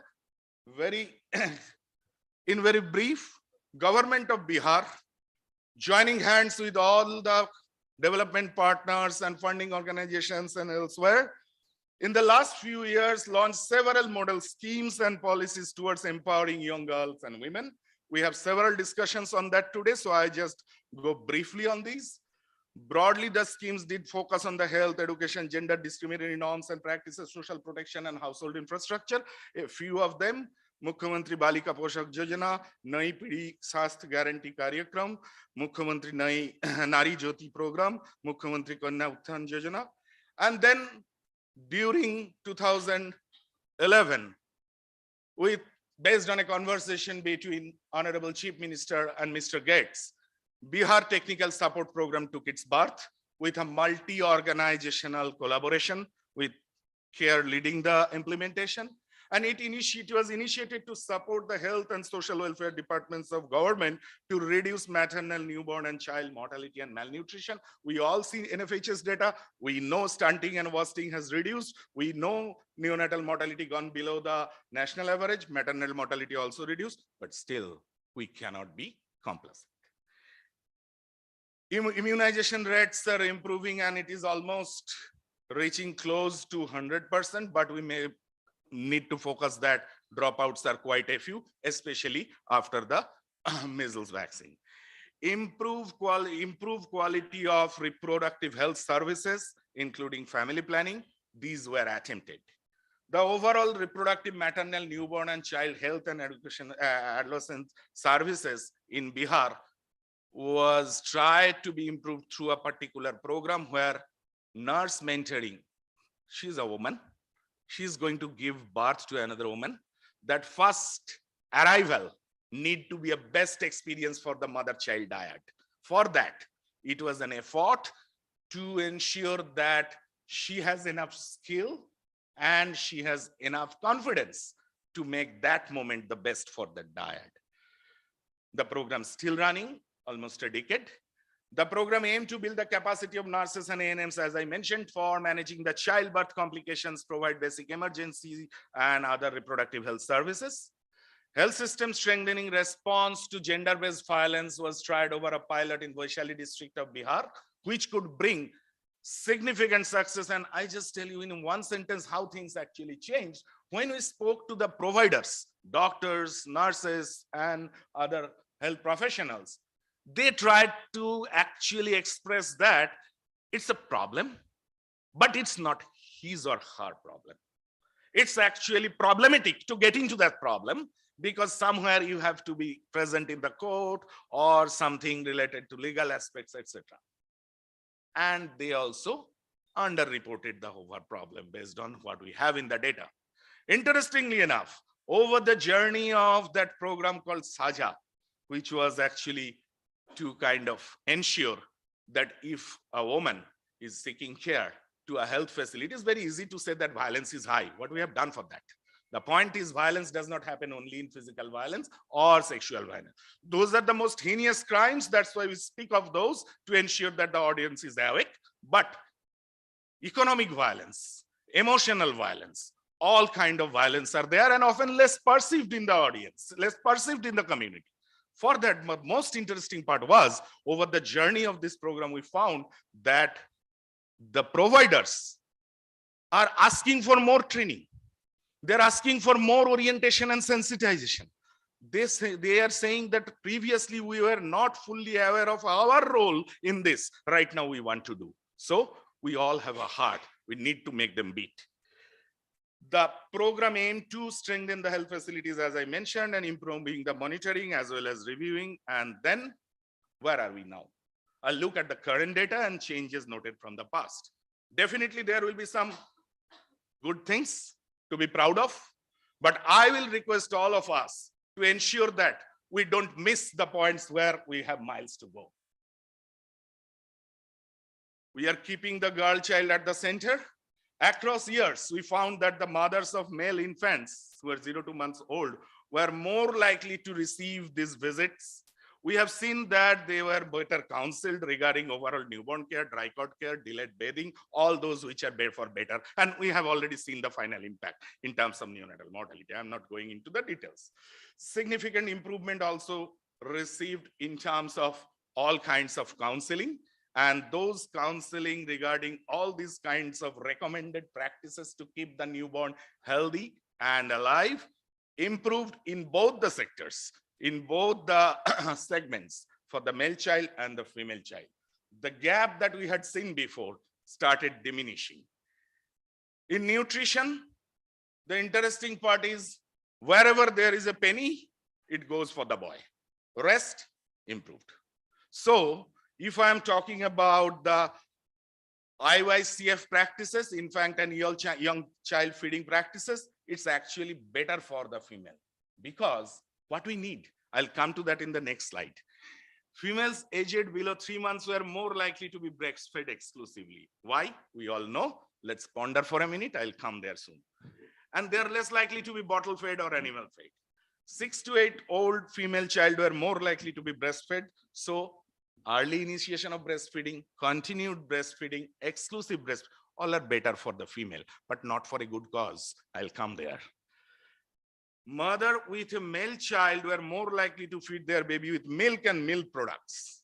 I already spoke about the problems of leafy vegetables, fruits, animal protein and all of the stuff, because we want to protect the boy child more. And that's why my myths and misperceptions is actually still keeping me away from the proper dietary practices. Females were more likely to be fed on the flesh food, egg and pulses, because pulses, is that a good food? Who knows? And other things, flesh and egg, I already spoke about. The girl remains in mother's lap. What mother is eating, something goes there. But for the boy, I am fully cautious. Now that's why, though there were significant improvement in exclusive breastfeeding, flesh food, pulse, fruits and vegetables, these were better for the girls, but not the boy. For the boy, formula feed, animal feed, the milk feed were more. Gender lens helps nobody. I just want to tell you this as a story. I have this all here, but don't want to waste time. So the point is, the girl is born better breastfed, more protected by maternal antibodies. The boy, I earn money, I want mera vansh ka chirag, they get that. So everything which was from the market goes for the boy, ultimately ending in not exclusive breastfeeding, ultimately ending in more exposure to unsafe water, because formula feeding needs water to be included. Everyone don't have safe access to water, don't have that orientation regarding wash. End up in the boy having more acute respiratory illness, being less protected by maternal antibodies, and diarrhea, being more exposed to unsafe water. Whereas the girl actually more protected regarding that. But then the non-qualified practitioners are often the most preferred choice for the girl's ailment, whereas private practitioners, private clinic practitioners are more preferred choice for the boy. Both are probably doing equal irrational use of antibiotic, ending up not so equal, not so important difference in the mortality. So gender lens actually help nobody. Targeted intervention to improve position of the women in the family and society may be considered critical at this juncture while addressing community behaviors, because we need to have that community culture to ensure that the positive deviance regarding all these newborn and childcare is sustained. Reproductive health and family planning, I just want to bring for one point, because we have seen in NFHS data that 2005 to 15-16, this one decadal increase in the modern contraceptive method use was slower, as we have seen in the next few years post 16 till 1921. There is a shift. Previously in Bihar, family planning was all about sterilization. So a woman, a girl child getting married at the age of 16, getting the first baby at 17, and 17, 19, 21 in search of that vansh ka chirag, ultimately have 4 child by the age of 24 and getting sterilized as a young woman. So the focus was more on the young and zero low parity, and ultimately what we found that this gap between fast use of contraception and marriage actually reducing. There is actually increase in the mean age of marriage, and though slow, but it's increasing. And the good thing is, it's actually associated with improvement in all kind of maternal and child health indicators and family health indicators. Now, as I told, the change in the shift in towards the spacing method and more delaying, as well as more contraception use we are seeing, but there is increase in the traditional method also. Different forum, but that's a point of ponder. Now, while thinking about this, we found that all kinds of reproductive methods improved over time, but it's miles to go. We started from a poor baseline. I'm not going into the details of these. The data is here, data that has been used by the globe, by all the modeling exercise and everything coming out of Bihar only, sample size of 22,800, which is showing that reproductive health and family planning is improving, but there is something called gender measures. We are having issues with balance of power in the family. Reproductive coercion is there. We need to focus on those things. Regarding childhood illness, I already highlighted that. There are issues regarding making the choice of the practitioners. In Bihar, we have the informal practitioners, very important part of the health system. Whether we accept or not doesn't matter. Parents willing to spend more on the treatment of male child. So again, material poverty, again associated with the gender aspects, we need to work on that. Education Education among girls in Bihar, data shows that the increase in the percentage of girls attending in the schools in Bihar in NFHS 4 to 5 data. We have seen there are difference in performance as well as need to focus on retaining girls because there are more dropouts because the national picture is a little different. When we actually inquired the parents regarding the reasons for dropout and other stuff, because in primary we are seeing dropout is less and girls are more at school.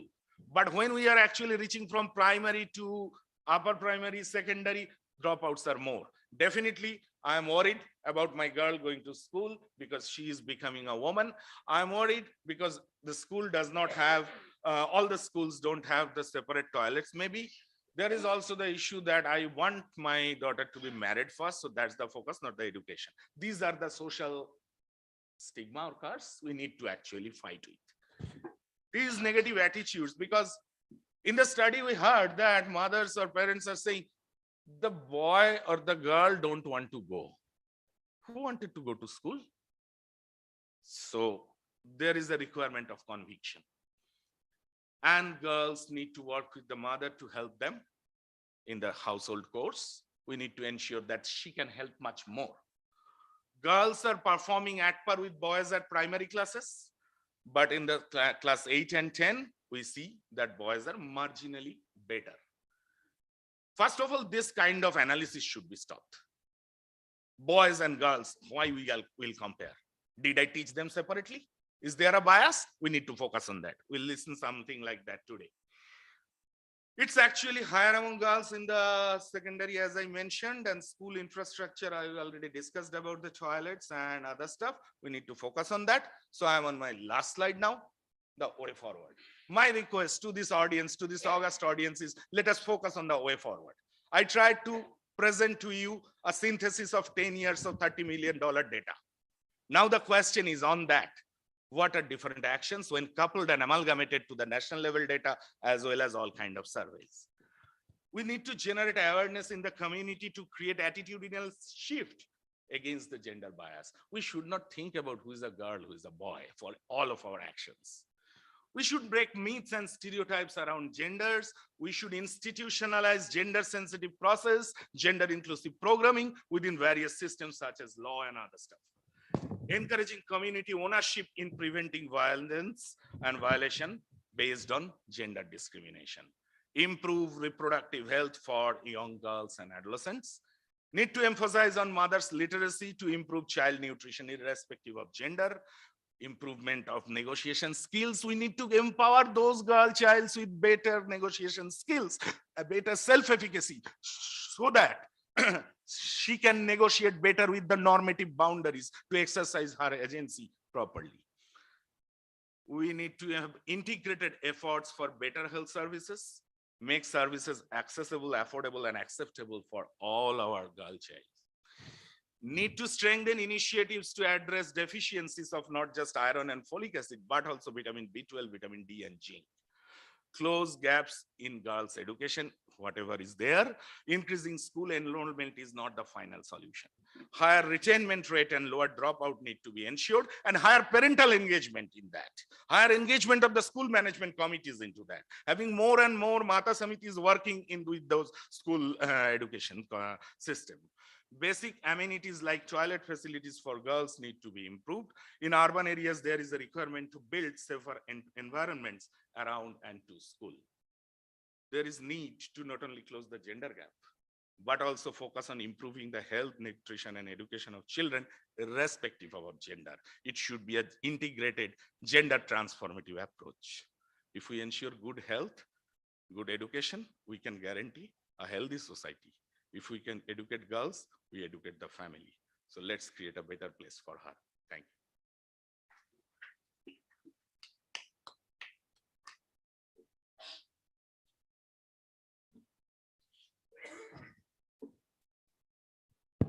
Thank you, Tanmayji. I think all that you presented by way of data, is very sort of enlightening, and it obviously has dug deep into various layers of either inaction on the part of parties that should have sprung into action at the right time, but nevertheless, I think there's always an occasion for all of us to shake ourselves out of our reverie and get into action. I'm sure women empowerment and the girl child, they are in good hands when the Women Development Corporation is steered by somebody like Harjot, and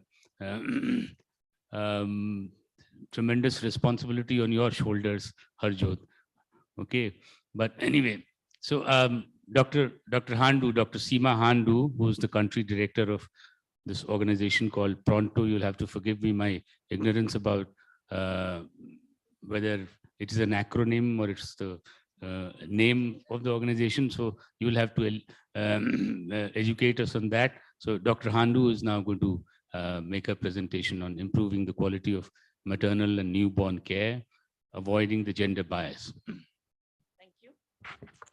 Thank you. And let me thank Tanmay here and Ashmita for inviting me to speak here. We have been working in Bihar, Pronto International, and I'll talk a little bit about that for about 7 years in collaboration with Care India in the maternal health space. And so Tanmay talked a lot, and even before Tanmay, in the morning session, we were talking a lot about the gender-based issues, the domestic violence, the education, the poverty, and everything that comes with the girl child and women in general. So I'm going to focus a little more on more specific health, basically. So just like Tanmay talked about, there are, it's a multidimensional approach that you need to take. And so Pronto International has been focusing on health, and I'll talk about that.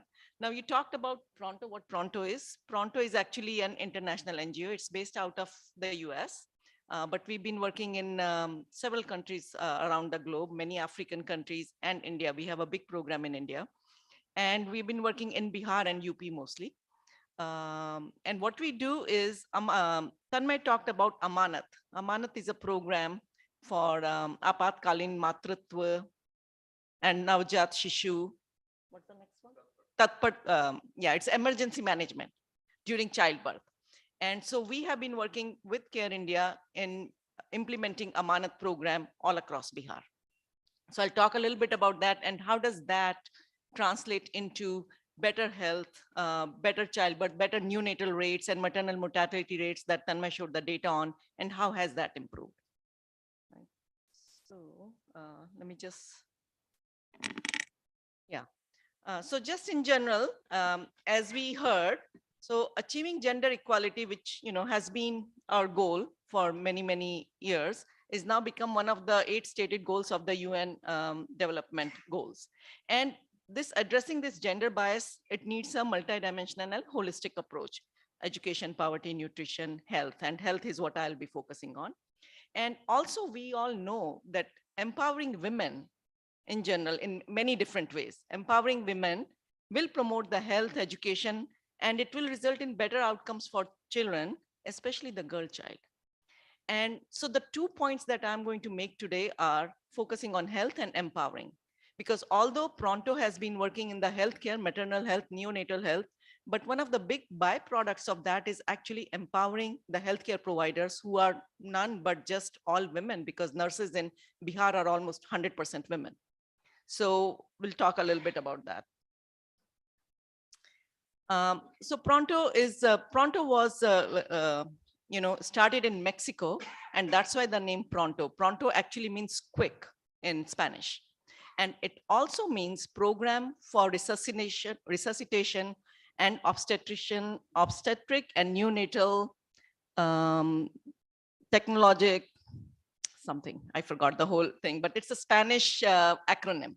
So it also means quick because when there is a maternal complication, when there is an emergency, you have few minutes to respond to that.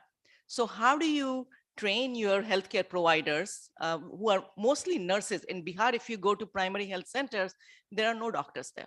It's mostly nurses who take care of the mothers who come in there, right? So how do you train them so that they don't even have to think, it becomes a muscle memory for them, and then they are able to deliver babies as well as handle complications and emergencies in a matter of minutes. So that's what pronto means. So our goal here, or our vision, is to create a safe, respectful care for everybody involved in childbirth, whether it's woman, the mother, the child, gender, there is no gender related to that. It can be a male child, it can be a girl child, and even the healthcare providers, who are all women anyway. So how do you create an atmosphere that the experience is very positive for them? What we have seen, and it's true in Bihar, not just in Bihar, actually, it's true in many states in India, is also that the women do not have a very positive child birthing experience. And that's the reason sometimes they don't even go into the facilities, and they would rather do it at home. So we want to, go away from there and make sure that it is a positive experience for them. So what we do is we actually provide training to the healthcare providers, and so that they become good at skills, clinical skills, but at the same time, they also become very good at identification and management of these complications. And they're able to, we train them on team training as well as communication. So they're able to talk for themselves and think for themselves, which I think is more important. It leads to empowerment. So one of the things which I'm not going to get more into the clinical skills, but the only thing, one point I'll make here is we use simulation technologies. And that's why we have been working with CARE very closely, where we have introduced our simulation methods into Amanat program. And it gives the healthcare providers, basically an opportunity to try and mimic those emergencies before they actually go take care of mothers in real clinical setting. So after they have studied, done all the didactic studying, then they do simulation. We teach them on simulation, having these different mannequins and all, so that they actually do role plays. It's like a, drama. We basically will create an emergency scenario where they actually try it out and see, okay, if this is a complication, how will I take care of the mother? Before they actually go into the clinical setting and actually deal with real patients. And so this has really made these, the healthcare providers, the nurses in Bihar, who, when CARE started 10 years ago, what I've heard is, I wasn't here, that they could not even measure a blood pressure. So starting from there to now, they can handle complications, postpartum hemorrhage, birth asphyxia, preeclampsia without a doctor being there. So that's a huge improvement that has happened. And we have seen numbers in increase in, or decrease in the maternal mortality rates and infant mortality rates. So along with the clinical skills, we teach them teamwork and communication. And so what I find most interesting about this program is that these nurses, when we train them, the day one of training, they don't talk about, they just don't speak, because they have no agency. They have no confidence. They feel they're just there to do some work, and they cannot even think or make any decisions. By the end of our training, they're all talking so much that they all want to answer all the questions, and they have become, all of a sudden very confident. And what we realize is, over a period of time, 7 years that we have been here, is one thing that I have noticed is that these nurses have become so empowered that they can, within their own setting, within their own facilities, they can question the hierarchy, the medical officers in charge, or even, well, not question, but at least discuss with them and say, we're missing this or we need this. They can speak for themselves. And that's really a huge change that I have seen. We have empowered them to the point where it really impacts the, the pregnant mothers who come in, and how they treat with them, and how they manage, child delivery. So I'm going to quickly move here, because the focus is more on how we are changing the system in terms of empowering the mothers and making it better for women and for kids.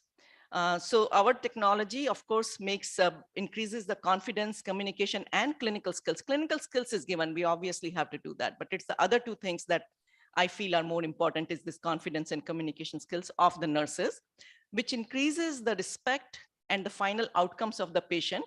And they're able to use all these evidence-based practices now in their day-to-day management of patients. And it actually leads to more positive outcomes for the system in general. The healthcare systems are improving in Bihar because of many interventions, this being one of them. This is our, so the way we train the people, and that's another thing I want to talk about, is sustainability. Because we train the people, the government of Bihar invests a lot of money, development partners are working together. But once we are done and we go away, what happens? Does it sustain? And so the way we train is we do this training, the training cascade, which is we train the trainers who are facility-based nurses. These are the government nurses who are in the facilities. We train them to become the trainers, and then they train all the nurses in the system. So the whole idea is that tomorrow we are not here, we are not going to be here all the time, but the capacity stays within the system, and the government-based nurses can continue this program forever if there is proper investment in the system. All right. So since 2014, when the Amanat program started, we have trained over 6,000, I would say 6,000 nurses in the facilities, and about 3,000 of them are mentors in the facility. So they can continue training the staff nurses in Bihar, all through the Bihar. And we have seen overall improvement in normal deliveries as well as in newborn care. So there is 37% increase and 26% increase in the newborn care. And that results in lower NNR and lower MMR. We also, the couple of other things that we focus on is respectful care. I talked about that because if you go anywhere, you'll see that, the mothers, especially mothers who come to the public health facilities, are not educated, they're illiterate, they're poor, and there is so much bias against, even there is caste-based bias, education-based bias, and of course, financial bias. So they are really not treated very well by the nurses, who themselves are not treated well in the system. So there is a whole, hierarchical system here. So we offer special trainings on just respectful maternity care. And we have seen that even not just the nurses, but even the support staff starting from the ambulance driver to the security guard to the cleaner in the facility. So we offer respectful maternity care to them. And what we have seen is that they feel very empowered. They feel, wow, okay, now we know what it is. And what is it that we can do? Because always the challenge is they'll say, oh, we have too many people coming in. We don't have the resources. We don't have the infrastructure. And by the end of the training, it comes down to, okay, given the condition that you are in, what is it that least you can do to change the system? And they themselves are able to think back, reflect back, do thinking, and come back and say, no, we can make changes regardless of whatever the resources may be. Because just speaking nicely or giving some privacy or confidentiality or asking them their name does not take resources or does not take infrastructure. So those are some of the things that we have seen are changing in Bihar. We have in fact seen an improvement in the patient satisfaction survey that the government does. So, so that's a great thing to see. We also offer several such other trainings, which are very much, complication related. For example, in operation theater, in newborn sick units, how do you, how do you focus on these things so that the mother and the child is at the center of everything? Anything that happens, we always try to come back to, okay, think about the mother, think about the child, because finally that's what it's going to be. And when we talk about just the girl child, of course, we want to make sure it's no gender bias there. But you think about it, because it's the mothers who are obviously women who, these girls are going to become mothers, and the providers who are all nurses who are also all women. So these girls are going to look at these mothers and the nurses who are going to be their role models in the society. And if they are empowered and if they can think for themselves, you can imagine that a girl child is going to become a lot more, grow up in a much more positive environment. So respectful maternity care, I talked about it. We have trained, okay, this I'm writing about Bihar and UP. That's okay. And so what happens in this respectful maternity care training, if you see what these people, we do a lot of, it's okay, you can tell them you should do this, you should do that, but that doesn't work because everybody knows what should be done. But how do you make them feel that, okay, what does it feel to be in that shoes, So this whole building this empathy thing. So if you'll see, so we do a lot of activities. So if you see here, we have an activity called empathy belly. So we take this empathy belly, which is heavy, it's basically a bag kind of thing, which has sand in there, and we make people wear it. And so whenever we do this training, all the men we have seen always, whether they are the security guards, whether they are ambulance drivers, they say, we want to wear it because we want to see what it feels like. So we make them wear this, and then we make them walk through the rooms, go out, come back, get down, pick up stuff, sit down in the chair, for some time. So there are men going around wearing all this, and they say, wow, now I know what my wife felt like. And I've done it only for an hour kind of thing, right? And my wife has done it for 9 hours or 9 months, sorry. So things like this. So there are several such activities that we do because respectful maternity care, or taking care of a girl child or whatever, we know a lot of theory, and everybody knows. You say, yeah, they'll say, yes, we should be polite, we should be, to give them privacy, confidentiality, but do you do it? Or how do you do it? And so we go through this whole a list of small things that can be done that will change your attitude, behavior, but it still needs a lot of practice, because we know that changing behavior, changing culture is not an easy thing, and it requires a lot of commitment from the system, whether it's the government, whether it's your medical officer in charge, whether it is just that that head nurse that may be in a system, or the doctor, or whoever it is in charge, needs a lot of commitment and investment to be able to continue offering these things, so that it becomes your habit, it becomes the norm. So the norms, you got to change the norms, because right now the norms are not for the girl child. So how do you change the norms is the most difficult part, right? So we also do, talking about focus very much on this respectful maternity care. We have put these kinds of posters in, in district hospitals, because that's where we did it, in 36 district hospitals and 2 sub-district hospitals in Bihar. Where this is now, we talked about that women in general don't know what their rights are, especially women coming into public health facilities. So we keep posters like these all over, so that when mothers are coming in and with their companions, who could be their husband or their mother-in-law or whoever, or a neighbor, they read these things, because they're just lying all around. And this basically, we want them to be aware of what their rights are, and to generate demand for respectful care. Otherwise, they don't know. They're just happy. Oh, they took care of me. Oh, they give me, they're not asking for anything. They don't ask for water. They don't ask for a toilet next to the labor room. It's not even there, right? So these things like these are very subtle things, simple things, but the whole idea is to generate demand for respectful care from their end. Okay, let's see. How much time do I have? Just so the one more thing I would want to just talk about this is we also, as I was saying, we do a lot of activities and things, because the whole idea is to use what I say is persuasive technologies, and not prescriptive, saying, okay, these are the 10 commandments, follow those, because that doesn't work. So using different techniques, which are like, sorry about that.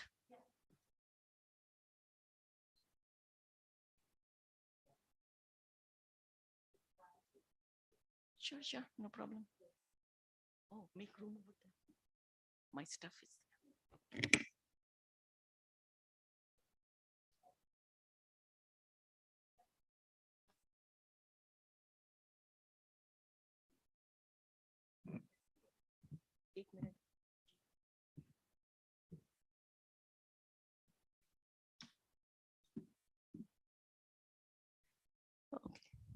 Okay, so I'll just continue with this.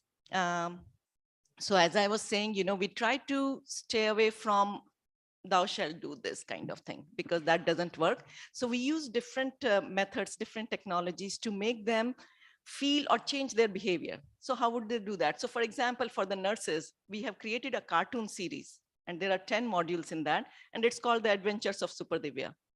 And the whole idea is to strengthen your, the educator skills or the trainer skills, and also to maintain engagement and interest. And I'll show you. So, and also to do team building, self-help techniques for the nurses, because we know the nurses have a very tough environment that they work in. And so how do you make it, how do you relate to that and say, okay, there are different ways in which you can do that. So I'll just do, so we have created this module which the nurses love, and they feel that it really helps them. It speaks to them that this is their challenges that they face every day and how they can overcome them. So it has some, solutions in there. I'm going to play a 1-minute video if the volume works here. Does the volume?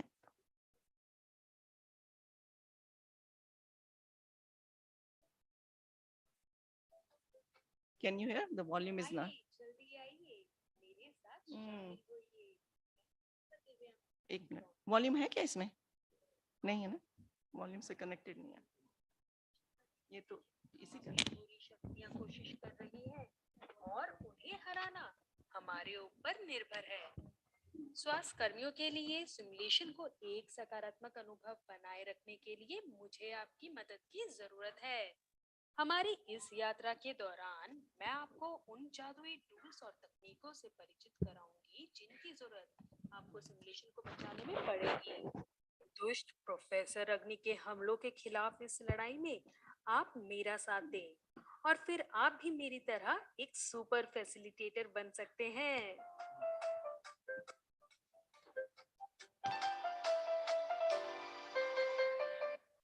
So this was just an example of the kind of things we do with the healthcare providers to make it,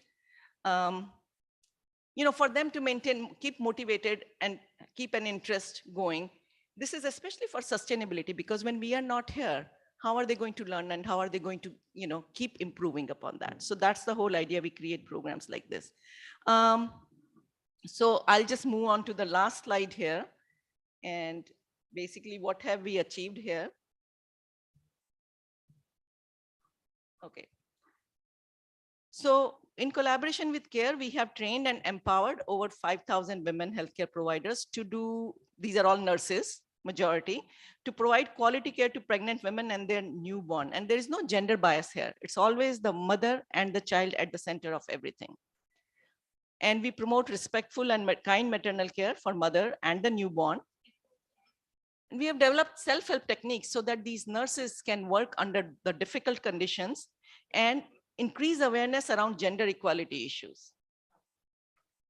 We train the mothers on breastfeeding, thus improving early nutrition, which is also an important aspect for the newborn, regardless of gender.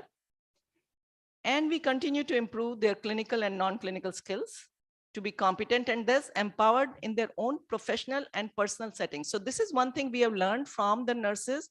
Whenever we talk to them, what do you think about the training? What happened? They said, yes, we use in our clinical setting, but more than that, I use it in my day-to-day setting. I'm able to now ask for things. I have my own agency. I'm able to talk to my husband or mother-in-law or neighbor and ask for what I need. And thus setting a positive role model for a girl child. So that's all I have to say. And thank you for listening to me. Thank you, Seema ji. Thanks a ton. हम आज के इस कार्यक्रम में माननीय मंत्री समाज कल्याण श्री मदन सहनी जी का स्वागत करते हैं और मैं आग्रह करना चाहूँगा माननीय मंत्री जी कि आप भी हमारे साथ शिरकत करें इस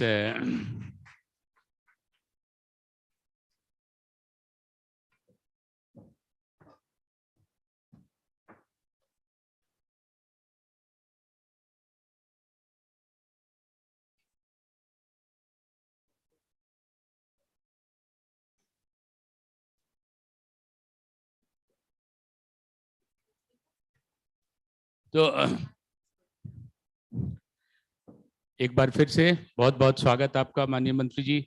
मैं आग्रह करना चाहूँगा आपसे कि हमारा ये जो कार्यक्रम चल रहा है इसके संबंध में तो आपके विभाग ने आपको ब्रीफ किया होगा।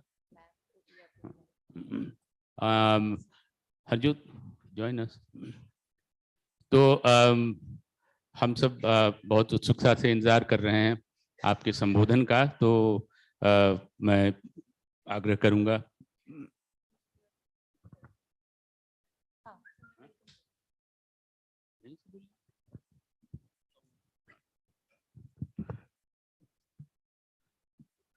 Good afternoon everybody. ये हमारे लिए बहुत सौभाग्य का विषय है कि आज की जो हमारा कार्यक्रम है, multi dimensional approach to the development of girl child, बालिका दिवस के उपलक्ष्य पे हम लोग इस तरह का कार्यक्रम कर रहे हैं, जिसमें आदरी और महिला एवं बाल विकास निगम और इसके अलावा केयर इंडिया ने मिलकर ये कार्यक्रम आयोजित किया है। और ये हमारा सौभाग्य है कि आज हम लोगों के बीच में समाज कल्याण माननीय मंत्री श्री मदन सहनी जी आए हैं, और मैं आप सबसे अनुरोध करूंगा कि तालियों की गड़गड़ाहट से उनका स्वागत करें। जैसा कि आप जानते हैं कि बिहार सरकार के द्वारा बालिकाओं के उत्थान के लिए, उनके विकास के लिए बहुत से कार्यक्रम किए गए हैं। इससे पहले कि इन सब कार्यक्रमों के बारे में बताएं, कुछ बेसिक बातें राष्ट्रीय बालिका दिवस के अवसर पर। बिहार सरकार द्वारा जब से भी कमान संभाली गई है, तब से ये दो बातों के ऊपर उनका बहुत ज्यादा ध्यान है। सबसे पहले तो महिला के विकास के बारे में, क्योंकि सरकार का ये मानना है कि जब तक महिलाओं का विकास नहीं होगा, समाज की आधी आबादी का विकास नहीं होगा, तब तक समाज का सही मायने में सामाजिक विकास नहीं हो पाएगा और ना ही राज्य का आर्थिक विकास संभव है। इसलिए महिलाएं जो आधी आबादी का हिस्सा हैं, उनको डेवलपमेंट के या विकास के मॉड्यूल के अंदर सभी पैरामीटर्स के ऊपर आगे बढ़ने के लिए सहूलियत दी जाए और उन्हें आगे बढ़ाने का ध्येय लेके ही सरकार चल रही। इसी के तहत बहुत से कार्यक्रम चलाए गए हैं, जैसे मुख्यमंत्री कन्या उत्थान योजना, जिसका मूल है कि जो हम लोगों का जेंडर रेशियो है या सेक्स रेशियो एट बर्थ है, जो थोड़ा बहुत एडवर्स है, उसमें ये जो world value of girl child है उसको बढ़ाना, समाज में जो ये कुरीति है जिसमें लड़का और लड़की में भेदभाव किया जाता है, उसको समाप्त करना और लड़कियों को भी लड़कों के समान अवसर मिले, इसलिए प्रयासरत होना।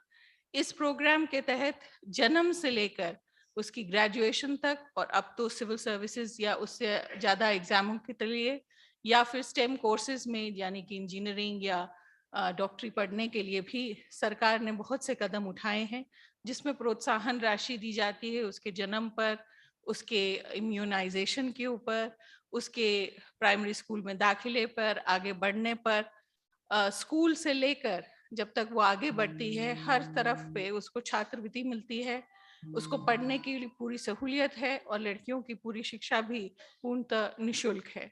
इसके अलावा मुख्यमंत्री बालिका पोशाक योजना, जो कि स्कूल यूनिफॉर्म से है, और उससे भी ज्यादा जो एक बहुत बड़ा गेम चेंजर रहा बिहार में, मुख्यमंत्री बालिका साइकिल योजना, जिसके तहत हम सब ने ये बहुत से नज़ारे देखे कि लड़कियां साइकिलों पर बहुत जगहों पर देखा गया बढ़ चढ़कर स्कूल में आने लगी। स्कूल एजुकेशन में, प्राइमरी एजुकेशन में लड़कियों की सहभागिता बढ़े, इसलिए भी बिहार सरकार ने बहुत प्रयास किया है। और जैसा कि मैंने प्रथम चरण में भी कहा कि अभी जो हाल फिलहाल के भी आंकड़े आए हैं और जो हम लोगों की अपनी भी रिपोर्ट है, तकरीबन 98 to 99% बच्चियां स्कूल में प्राथमिक शिक्षा प्राप्त कर रही हैं। और जैसा कि बाकी वक्ताओं ने भी बताया कि प्राथमिक शिक्षा में लड़के और लड़कियों में कोई फर्क नहीं है, उल्टा लड़कियां लड़कों से ज्यादा अच्छा कर रही हैं जहां तक कि शिक्षण सुनने का है। इसके अलावा मध्य एवं उच्च विद्यालयों में भी लड़कियों की उपस्थिति ज्यादा रहे, छीदन दर कम रहे, ड्रॉप आउट रेट्स कम हो जाए, और भी जो समस्याएं हैं जो लड़कियों को स्कूल तक आने तक रोकती हैं, जैसे कि आर्थिक समस्याएं या फिर केयर की समस्याएं कि छोटे भाई बहनों का ध्यान रखना है, या फिर एजुकेशन की वैल्यू को सही रूपे नहीं समझना, या फिर जैसा अन्य वक्ताओं ने कहा कि स्कूलों में शौचालय की समस्या हो या अन्य तरह की परेशानियां हो, उन सब से निपटने के लिए शिक्षा विभाग, स्वास्थ्य विभाग, समाज कल्याण विभाग और महिला एवं बाल विकास विभाग, इसके अलावा minority education, OBC department, SC/ST department, यानी कि सरकार के विभिन्न आयाम लगे हुए हैं ताकि वो लड़की आराम से सेकेंडरी एजुकेशन तक प्राप्त करे और इसके लिए उसको आर्थिक प्रोत्साहन भी दिया जाता है। जैसा आप जानते हैं कि ग्रेजुएशन करने पे 50,000 रुपए और सिविल सर्विस प्रोत्साहन योजना में भी अगर लड़कियां पढ़ती हैं तो उसके लिए, प्लस हायर एजुकेशन में खास करके डॉक्टरी और इंजीनियरिंग सर्विसेज में, जिसमें ज्यादातर लड़कियां बहुत कम होती हैं शिक्षण संस्थाओं में, वहां पर भी 30% सीटें उनके लिए आरक्षित की गई हैं। स्पोर्ट्स में भी आरक्षण दिया गया है ताकि लड़कियां खेलें कूदें भी, सिर्फ उसी पे नहीं निर्भर रहें। तो हर जगह पर लड़की को आगे बढ़ाने के लिए बिहार सरकार कटिबद्ध है और बहुत सारा के इस तरह के कार्यक्रम उन्होंने बना रखे हैं जो पग पग पर उसका ध्यान रखते हैं। पोषण की बात की जाए तो पोषण के लिए बिहार में लड़कियों में ज्यादातर एनीमिया पाया जाता है, महिलाओं में भी एनीमिया पाया जाता है। इसके कई कारण हैं, कुछ कारण आर्थिक हैं, लेकिन ज्यादातर कारण गलत पोषण या पोषण की सही जानकारी ना होने के कारण है। कई जगहों पर चीजें उपलब्ध भी होती हैं लेकिन उसका सही इस्तेमाल नहीं होता। जैसे अभी केयर के वक्ता ने बताया था कि बहुत बार आजकल जो सिचुएशन है कि लड़कियों को तो माताएं जो हैं अपना दूध पिला रही हैं, लेकिन लड़कों को इस गलत फैमिली में माताएं दूध नहीं पिला रही हैं, या समाज की ये सोच है कि शायद वो डब्बाबंद दूध से ज्यादा बेहतर आगे बढ़ेंगे। तो ये सब जो कुरीतियां हैं, जो अज्ञानता है कि पोषण कौन सा सही है, खुद का माता का दूध पिलाना या डब्बे का दूध पिलाना, वीनिंग कब करना, बच्चे को खाने का कब शुरू करना, 3 महीने से, 4 महीने से या 6 महीने से, पानी पिलाना कि नहीं, क्या चीजें खिलानी चाहिए जो हमारे यहाँ पर बहुत इजीली उपलब्ध हैं। जैसा कि हम लोग जानते हैं बिहार की आबो हवा इतनी अच्छी है कि खाने पीने की यहाँ पर चीजें बहुत हैं। हरी पत्तेदार सब्जियों से लेके दूध दही भी कोई कमी नहीं है। और सरकार ने मिड डे मील योजना के तहत भी 14 साल तक के बच्चों को सही पोषण मिले, इसके लिए भी बहुत प्रयास किया गया है और जगह जगह हर जिलों में इस तरह का मिड डे मील प्रोग्राम दिया जाता है ताकि बच्चों का पोषक विकास भी अच्छे से हो। तो इन सब चीजों के लिए सरकार बहुत हद तक कटिबद्ध है और यही ध्येय रहा है हमेशा कि लड़कियां आगे बढ़े और समाज में अपना सही स्थान प्राप्त करें। समाज का जो दृष्टिकोण है लड़कियों के प्रति, उसको बदलने के लिए भी माननीय मुख्यमंत्री जी की अगुवाई में समाज सुधार अभियान चलाया गया है, जिसके तहत उन्होंने अक्सर इस बात के ऊपर बल दिया है कि जब तक लड़कियां पढ़ेंगी नहीं और जब तक समाज लड़का और लड़की के भेदभाव को मिटाकर लड़कियों को भी लड़कों के बराबर नहीं समझेगा, तब तक सही मानों में समाज का विकास नहीं हो पाएगा। और इसके लिए जो सबसे जरूरी चीजें हैं कि बाल विवाह बंद हो और जो डाउरी या दहेज प्रथा है उसके ऊपर अंकुश लगाया जा सके, क्योंकि ये सब चीजें जो हैं ये एक तरह से सिंबलाइज करती हैं लड़की की लो वैल्यू का समाज के अंदर। और इसी के तहत, इसी से प्रेरित होकर महिला एवं बाल विकास निगम ने एक जेंडर ट्रांसफॉर्मेटिव पॉलिसी भी बनाई है और इसी अप्रोच के साथ चल रही है कि जब तक हम लोग कन्याओं को या लड़कियों का आत्मविश्वास नहीं बढ़ाएंगे और समाज में उनको बराबरी का हक नहीं दिलाएंगे, तब तक ये जो सामाजिक कुरीतियां हैं जैसे बाल विवाह या दहेज प्रथा, इसको हम लोग समाप्त नहीं कर पाएंगे।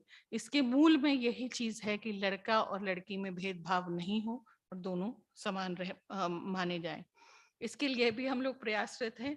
तो आज इस ओकेजन पर हम लोग बहुत सौभाग्यशाली हैं कि माननीय मंत्री महोदय ने अपने व्यस्त कार्यक्रम से हम लोगों को ये समय दिया है और आप लोगों का और समय नहीं लेते हुए मैं माननीय मंत्री महोदय का स्वागत करते हुए उन्हें यहाँ आमंत्रित करना चाहूंगी कि वे अपना स्वागत भाषण दे सकें और बता भी सकें कि बिहार सरकार द्वारा लड़कियों की उन्नति के लिए कितनी तरह के काम किए जा रहे हैं। आदरणीय श्री मदन सहनी साहब, माननीय मंत्री समाज कल्याण विभाग।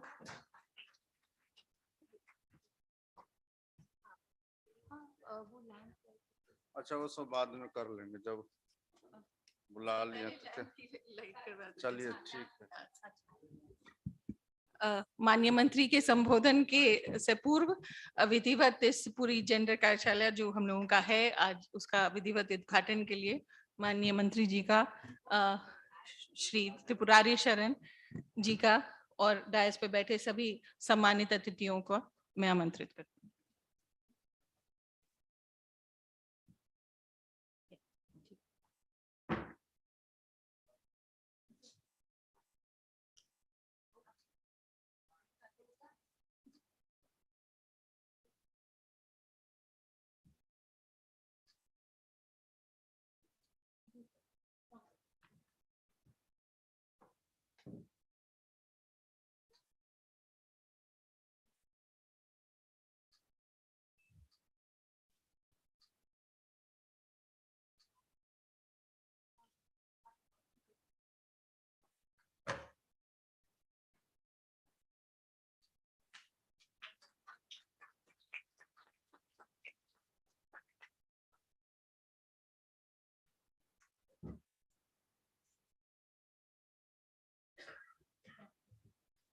इसी रोशनी का स्वागत करते हुए माननीय मंत्री समाज कल्याण श्री मदन सहनी साहब।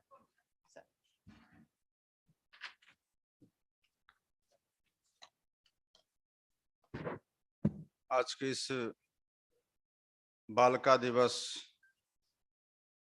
समारोह के अवसर पर बालिकाओं के लिए विकास के जो बहुआयामी दृष्टिकोण है उस विषय पर आज विस्तार से चर्चा के लिए हम लोग यहाँ उपस्थित हुए हैं। इस कार्यक्रम में मुख्य रूप से श्री त्रिपुरारी शरण जी जो मुख्य सूचना आयुक्त भी हैं और बिहार के पूर्व मुख्य सचिव भी रहे हैं, श्रीमती हरजोत कौर अध्यक्ष सह प्रबंध निदेशक बिहार राज्य बाल एवं महिला विकास निगम, श्री तन्मय महापात्रा जी आदरी समूह के प्रमुख हैं। केयर इसमें आदरी लिख दिए, नहीं उसमें भी हमको लगता है आदरी लिखा हुआ है।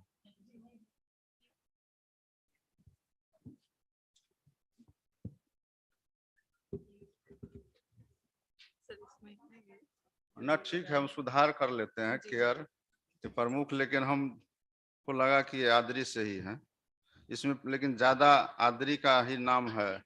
हाँ चलिए, बहुत धन्यवाद आपका, सुधार कर लिए हम केयर के प्रमुख। और श्री अजय श्रीवास्तव जी, श्रीमती अंजू कुमारी जी, डॉक्टर गीता जी, ये भी केयर से हैं। ये भी केयर से है ना, केयर आदरी दोनों लिखा हुआ है इसमें ना, ठीक है ना, लेकिन फिर भी सुधार जरूरी है ना। और श्रीमती निशा झा जी जो पूर्व में बाल संरक्षण आयोग की भी अध्यक्ष रही हैं, तो आपका भी, और समाज कल्याण विभाग के आप सचिव श्री शशांक शेखर सिन्हा जी का, उपस्थित सभी आप सभी का यहाँ हम लोग स्वागत करते हैं। हरजोत कौर जी ने विस्तार से आज के विषय में बताया, उसमें कुछ बात हम लोग भी अपने ढंग से रखना चाहते हैं कि चूंकि आज जो विषय है, सबसे पहले तो ये बालिका दिवस है आज, तो आज का दिन महत्वपूर्ण है और चर्चा तो इस विषय पर हमेशा होते रहना चाहिए। आज इसका खास दिन है तो इस पर विशेष हम लोग चर्चा करें और कैसे हम लोग बेहतर कर सकते हैं महिलाओं के लिए, लड़कियों के लिए। यह काम हम लोग अगर देखें, चूंकि यहाँ आदरी और केयर दो बड़े नाम हैं, संस्था हैं देश के, ये लोग आए हैं इस चर्चा में शामिल होने के लिए और अपनी बात को रखने के लिए, तो यह बात और ज्यादा महत्वपूर्ण हो जाता है और यह चर्चा भी महत्वपूर्ण हो जाता है। खास करके जब हम बात लड़कियों की करते हैं तो अंतर तो बड़ा हम लोग को देखने को मिलता है। एक जनप्रतिनिधि के नाते अगर पूरे ईमानदारी से हम लोग कहें तो बड़ा अंतर, और यह अंतर कोई सदियों पुराना अंतर नहीं है। हम लोग ये 20 से 25 साल के दरमियान जो अंतर महसूस कर रहे हैं या देख रहे हैं वह बड़ा अंतर है, लेकिन इसमें और भी अंतर हो सकता है और इसकी आवश्यकता भी है, क्योंकि जो बिहार सरकार के द्वारा, माननीय मुख्यमंत्री जी के द्वारा जो बिहार के अंदर में महिलाओं के लिए या लड़कियों के लिए काम किए जा रहे हैं, वह तो देश के लिए भी उदाहरण हो सकता है। हो सकता है अन्य राज्य में भी इस तरह के कार्यक्रम चलते हों, इसमें कोई कंपटीशन की बात नहीं है, लेकिन सरकार के द्वारा जो काम हो रहे हैं, खास करके जो बहुत तरह के संस्था के द्वारा जागरूकता के तौर पर, सुझाव के तौर पर या आवश्यकता अनुसार जो बात कही जाती है, उसको हम लोग समझते हैं कि यहाँ इम्प्लीमेंट हो रहा है। और यह हो सकता है सरकार खुद का जरूरत के हिसाब से काम करती है, लेकिन कहीं ना कहीं आप लोगों का भी जो बात आता है छन करके, उस पर भी सरकार का ध्यान होता है और उस हिसाब से भी काम किए जाते हैं। तो लड़की की सुरक्षा के लिए हो, उनकी जागरूकता के लिए हो, उनको आगे बढ़ाने के लिए हो, सरकार के द्वारा अनेकों काम किए गए। उसमें जो प्रमुख काम बिहार के अंदर हुए हैं, जिसमें साइकिल योजना की बात बिना किए हुए पूरा नहीं हो पाता है। हालांकि यह अब बहुत पुराना लगता है कहने में कि बिहार के अंदर में या अन्य जगहों पर यह पुराना मामला हो गया, लेकिन आज भी इसकी आवश्यकता है और आज भी उतना ही है। चूंकि आज 10 साल पहले अगर यह योजना का शुरुआत हुआ तो उस समय जो लड़की ने लाभ लिया इसका, या उसके कारण जो उसके अंदर में अंदर से जो मजबूती हुआ, फिर दूसरे लड़की आज 9वां में जा रही है, 8वां में जा रही है, 10वां में जा रही, तो उनको भी उसकी आवश्यकता है। और पहले तो एक साइकिल चलाने में इतना झिझक था, घर से निकलने में परेशानी था, तो आज तो साइकिल से भी हम लोग आगे बढ़ चुके हैं। अब तो स्कूटी से, बाइक से, 4 व्हीलर से भी हर तरह का काम जो एक पुरुष या लड़का के द्वारा किया जाता था या किया जाता है, वो सारे काम आज लड़की भी कर रही है। और बहुत सारे मामलों में तो हम लोग देखते हैं कि कई मामलों में लड़की आगे है। और हम लोग देखें अगर सिर्फ बिहार के संदर्भ में, तो यहाँ मैट्रिक का जो रिजल्ट आता है या कई तरह के और रिजल्ट आते हैं, उसमें लड़का से आगे लड़की बढ़ चुका है। जहां 50% का गैप था संख्या के आधार पर, आज हम बराबरी से भी आगे बढ़ चुके हैं। तो यह कोई साधारण परिवर्तन नहीं है। और इसी परिवर्तन के कारण हर बार हर वक्ता को, जिनको भी बोलने का मौका मिलता है, खास करके लड़कियों के ऊपर में, छात्राओं के ऊपर में, तो साइकिल योजना से हम लोग शुरुआत करते हैं। लेकिन वह आगे चल करके, क्योंकि माननीय मुख्यमंत्री जी की एक खासियत यह भी है कि कोई भी योजना का शुभारंभ करते हैं तो उसको आगे और कैसे ले जाना है और आगे इसका क्या हो सकता है, तो उसके लिए भी सोचते हैं। तो इसी सोच के तहत जो लगा कि भाई आप मैट्रिक कर लेते हैं, इंटर कर लेते हैं, लेकिन जब आपको उच्च शिक्षा प्राप्त करना है तो उस समय जो आवश्यकता होगा तो उसका पूर्ति कैसे होगा। तो माननीय मुख्यमंत्री जी ने स्टूडेंट क्रेडिट कार्ड का शुभारंभ बिहार के अंदर में किया, और जिसके तहत 4 लाख तक का लोन दिया जाता है।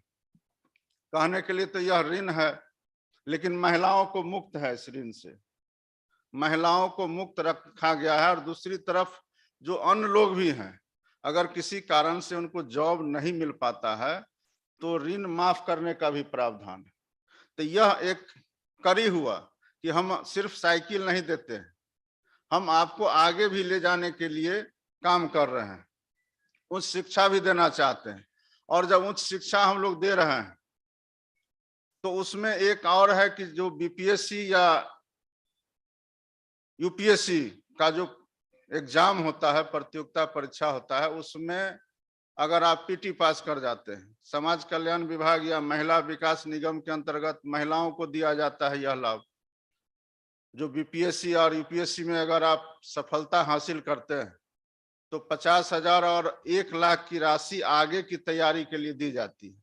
अभी तो हम लोगों ने विभाग से दिया है 22 छात्राओं को, जिसमें से अंतिम रूप से 5 कैंडिडेट सफल भी हुई। तो यह एक उदाहरण है। ऐसा नहीं है कि हम लोगों ने जो लाभ दिया तो हम लोग को रिजल्ट 0 मिला। हम लोग को इस बात का खुशी और संतोष है कि जो हमने सहयोग दिया उसका रिजल्ट पॉजिटिव आया। 22 को हम लोगों ने दिया और 5 अंतिम रूप से सफल भी हुई। तो यह काम भी हो रहे हैं। अगर पंचायत के अंदर आरक्षण माननीय मुख्यमंत्री जी ने नहीं दिया होता तो हम लोग को याद है, हम पिछले बार भी बोले थे, आज भी बोल रहे हैं, और वह दिन कोई दूर नहीं, मात्र 2006 में जब हम जिला परिषद के सदस्य थे और 8 में अध्यक्ष बने, तो उस समय कई महिला सदस्य, हम लोग 47 सदस्य में 27 महिला सदस्य थी और हम 20 पुरुष सदस्य थे। और कई महिला ऐसी भी थी जो चाय भी नहीं मीटिंग में पीना चाहती थी, बहुत जिद करने पर घूंघट के आड़ में चाय पीती थी। और आज आप देखते होंगे कि इतना कम समय के अंतर पे इतना ज्यादा बदलाव हुआ। जो हो रहा है वो तो सब लोग जानते हैं, लेकिन उससे क्या बेनिफिट हुआ, उसका क्या प्रभाव पड़ा समाज पर, ये हम बताना चाह रहे हैं कि आज इतना कम समय में लोग पहले कहते थे मुखिया पति हैं, जिला परिषद के पति हैं, प्रमुख के पति हैं। आज ये चीज अगर उनसे हट रहा है, वह स्वतंत्र रूप से काम कर रही है, तो यही इसकी खासियत है। और इस खासियत को, इस विशेषता को हम लोग को और आगे ले जाना है। एक चीज जो महिलाओं पर उत्पीड़न से जुड़ा हुआ मामला है, इस पर जरूर गंभीरता से हर समय विचार करने की है। उसमें भी हम लोग देखते हैं कि अन्य जगहों के बारे में हम बहुत नहीं कह सकते हैं, लेकिन बिहार के अंदर में बहुत ज्यादा इस पर कंट्रोल हुआ है। लेकिन एक चीज आप देखेंगे कि कंट्रोल तो हुआ है, लोग निर्भीक भी हुए हैं। महिला अब दिन में हो कि रात में हो, कहीं जाने से उनको कोई डर नहीं लगता है, उनके मन से डर निकल चुका है, और यही सबसे बड़ी विशेषता है।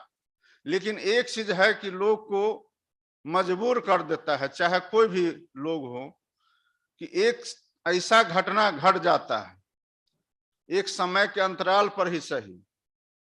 इस तरह का घटना रोज रोज तो घट भी नहीं सकता, और घटेगा तो फिर ये दुनिया चल भी नहीं सकता है। हम आप घर से निकल भी नहीं सकते, चाहे हमारे घर की बेटी हो या कोई भी हो। घर से कैसे निकलेगी जब कोई घटना देश के अंदर भी कहीं भी, चाहे अपने राज्य में हो चाहे किसी दूसरे राज्य में हो, अगर एक ऐसा घटना घट जाए जो पूरा देश दुनिया को झकझोर दे और लोगों को सोचने पर मजबूर कर दे, तो वो घटना कैसे रुकेगा। इसके लिए सब आदमी को मेहनत करने की जरूरत है। और महिलाओं के प्रति, बालिकाओं के प्रति लोगों का भावना कैसे पवित्र होगा, लोग उनके प्रति आदर भाव कैसे रखेंगे, उनका बराबरी का जो इस पृथ्वी पर अधिकार है उसको हम कैसे दे पाएंगे। और देने से ज्यादा तो आवश्यकता अब हमको लगता है कि जैसे सरकार का जो कार्यक्रम होते हैं, उसका एक बेनिफिट यह भी है कि हम उनको इतना जागरूक कर दें, इतना आत्मनिर्भर कर दें, खुद के पैरों पर खड़ा रहने लायक, चलने लायक, काम करने लायक बना दे, जिससे वो सभी तरह की परेशानियों का सामना खुद से कर सके। तो वो तो सरकार कर रही, लेकिन कुछ लोग समाज में ऐसे होते हैं जो कुछ न कुछ ऐसा काम कर जाते हैं जिसका खामियाजा समाज के सभी लोगों को भुगतना पड़ता है। और जब समाज के सभी तबका को या जितने तरह के लोग रहते हैं समाज में, सभी को मरमाहत करते हैं, दुख पहुंचाते हैं, तो हम सब लोगों का यह कर्तव्य भी बनता है, नैतिक दायित्व भी है और जिम्मेवारी भी है कि हम लोग जिस तरह से अन्य काम किए हैं और इस तरह का घटना किसी भी बेटी के साथ नहीं घटे, उसके लिए हम लोग को और मेहनत करना पड़ेगा। और उसके लिए जो हमारा पुराना सामाजिक पद्धति रहा, ऐसा नहीं है कि पहले के जमाना में, चाहे वो 100 साल पहले हो या 5 साल पहले हो, 500 साल पहले, हर काल में हम लोग देखते हैं, सुनते हैं और पढ़ते हैं कि कुछ न कुछ ऐसा घटना घटा जो एक उदाहरण के रूप में है। इसलिए हम आज नहीं यह कह सकते हैं कि आज ही इस तरह का हो रहा है, यह हो सकता हर जमाने में होता रहा है, लेकिन जो आज हो रहा है उसमें कुछ चीज हम लोग देख रहे हैं जो सोच से परे है। और इतना विभत्स घटना अगर कोई करते हैं तो वो किस मानसिकता के होते हैं और ऐसा क्यों होता है, इस पर जरूर हम लोग को चिंतन करने की आवश्यकता है। लेकिन घर में हम लोग जब हर विषय पर हम लोग पढ़ाई की बात कर रहे हैं,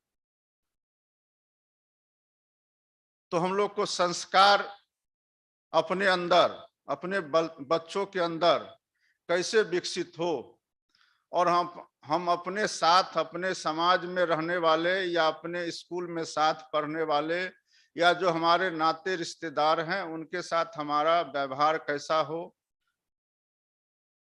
हम किस तरह से बात करें, किस तरह से व्यवहार करें, इस पर भी जरूर हम लोग को एक सिलेबस होना चाहिए, किताब होना चाहिए, जो स्कूल के अंदर में शुरुआत से ही, एक तो स्कूल के अंदर में इस विषय पर होना चाहिए, और दूसरा घर के अंदर जब हम हर विषय पर चर्चा करते हैं, कोई हमारे यहाँ आते हैं तो कहते हैं बच्चों की भाई ये हमारे बड़े हैं, आप इनसे आशीर्वाद ले लीजिए, पांव छुइए, नमस्ते कीजिए। तो यह भी जब सब कुछ बताते ही हैं तो यह भी बताना चाहिए कि हमारे घर के अंदर का लड़कियां हो, रिश्तेदार की लड़कियां हो, पास पड़ोस की लड़कियां हो, या कोई भी लड़की हो, या साथ काम करने वाली कामकाजी हो, तो उनके साथ हमारा किस तरह का व्यवहार होना चाहिए, हमारे मन में उनके प्रति कैसा आदर होना चाहिए, यह बात अगर हम शुरुआत से ही उनके मन में लाते हैं और इसके लिए सब लोग प्रयास करते हैं, तो जो बीच बीच में हम लोग ऐसा घटना सुनते हैं या देखते हैं, वह लगता है कि हम लोग को देखने को नहीं मिलेगा। और यह बहुत आवश्यक है, क्योंकि घटना तो हमेशा हम लोग देखते हैं कि कुछ न कुछ छोटा बड़ा होता है, लेकिन हम उस घटना के साथ साथ वैसे घटना का भी चर्चा करते हैं जो देश को पूरा आंदोलित कर देता है, पूरा देश उसके पीछे लग जाते हैं कि नहीं ये घटना नहीं होना चाहिए, और इस घटना को जो अंजाम दिए हैं उनको फांसी पर चढ़ाना चाहिए। लेकिन घटना होते हैं, फिर उसका आग भी ठंडा हो जाता है, लेकिन दोबारा किसी बेटी के साथ वैसा नहीं हो, भविष्य में कभी भी नहीं हो, इसके लिए हम लोग को जरूर कोई बड़ा प्रोग्राम, बड़ा सोच रखना चाहिए, जिससे कि हम लोग उसको बचा सके, हम आगे ले जाते हैं। हम लोग आज पूरे भरोसे से कह सकते हैं कि आज की बेटी, आज की लड़की, आज की महिला किसी भी मायने में, न बुद्धि में न संस्कार में, किसी भी मायने में पुरुष से पीछे नहीं है। उसके बावजूद भी अगर उनके साथ किसी तरह का धोखा होता है, उनके साथ फ्रेब होता है, उनके साथ गलत होता है, तो उसकी जिम्मेवारी हम सब लोगों को लेनी होगी। और ऐसे समय में हम समझते हैं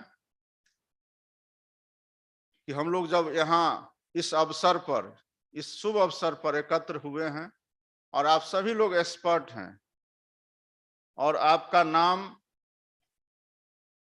जो आपका संस्था है उसका नाम विश्व स्तरीय है, तो आपके इस संस्था से हर लोगों को उम्मीद है। और हमारा डिपार्टमेंट समाज कल्याण विभाग और खास करके महिला विकास निगम की सीएमडी का विशेष जोर रहता है। एक तो ये खुद भी महिला है, और ऊपर से इनका दिलचस्पी हम लोग देखते हैं कि बड़ा अच्छा है, और इसलिए हमको जब भी इनके द्वारा मैसेज जाता है तो हम चले आते हैं, और हम लोग देखना चाहते हैं कि कम से कम जो समाज के अंदर में हम लोग देख रहे हैं उसमें बड़ा अच्छा अवसर मिला है। और सच पूछिए तो अगर इक्का दुक्का घटना नहीं घटे तो आज हम लोग बहुत आगे जा चुके हैं, और यह सिलसिला अब रुकने वाला नहीं है। लेकिन उसके बावजूद भी जो कुछ घटना है वह नहीं घटे भविष्य में, इसके लिए हम लोग को संकल्पित भाव से काम करने की आवश्यकता है। तो आज हम लोग ज्यादा समय नहीं लेते हुए, क्योंकि आज तो सुनना है, और सुन करके समझ करके उसको हम लोग को इम्प्लीमेंट करना है, और लोगों तक इस जागरूकता अभियान को हम लोग आगे ले जा करके और बेहतर काम महिलाओं के लिए करें, लड़कियों के लिए करें, तो हम लोग समझेंगे कि आज का यह कार्यक्रम पूरी तरह सफल हुआ। और इन्हीं चंद शब्दों के साथ फिर से एक बार आप सभी लोगों का अभिवादन करते हुए मैं अपनी वाणी को विराम दूंगा।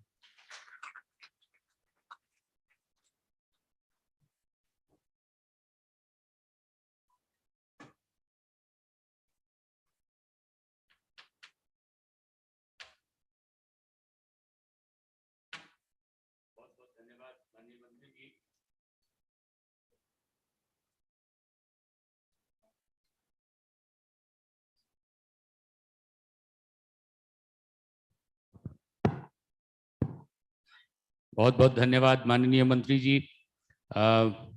आपने जितनी भी बातें कही वो सब जमीन की बातें हैं, और ये तो कहने की बात है ही नहीं कि आपका जो अनुभव है क्षेत्र में अपने लोगों के बीच में, सो जो कुछ भी आपने देखा है सुना है उसका कोई काट हो ही नहीं सकता। बहुत बहुमूल्य बातें आपने कही और हम आभारी हैं आपके संबोधन के लिए। अब हम इस सत्र की अंतिम वक्ता हैं। इसके बाद Harjot, you would like to speak? तो इसके पहले कि मैं हरजोत को आमंत्रित करूं अपना संबोधन करने के लिए, अभी एक वक्ता हमारी बची हुई हैं डॉक्टर गीता वर्मा। तो मैं डॉक्टर वर्मा से अनुरोध करूंगा कि वो अपना प्रेजेंटेशन करें।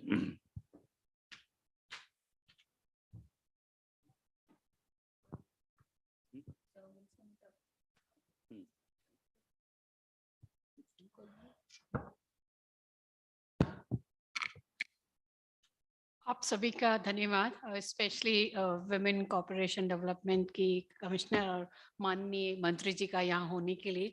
आई थिंक अपनी बात कहने का इससे अच्छा मौका नहीं है क्योंकि मंत्री मोदिया भी यहीं पर हैं। और आदरी का बहुत धन्यवाद यहाँ बुलाने के लिए।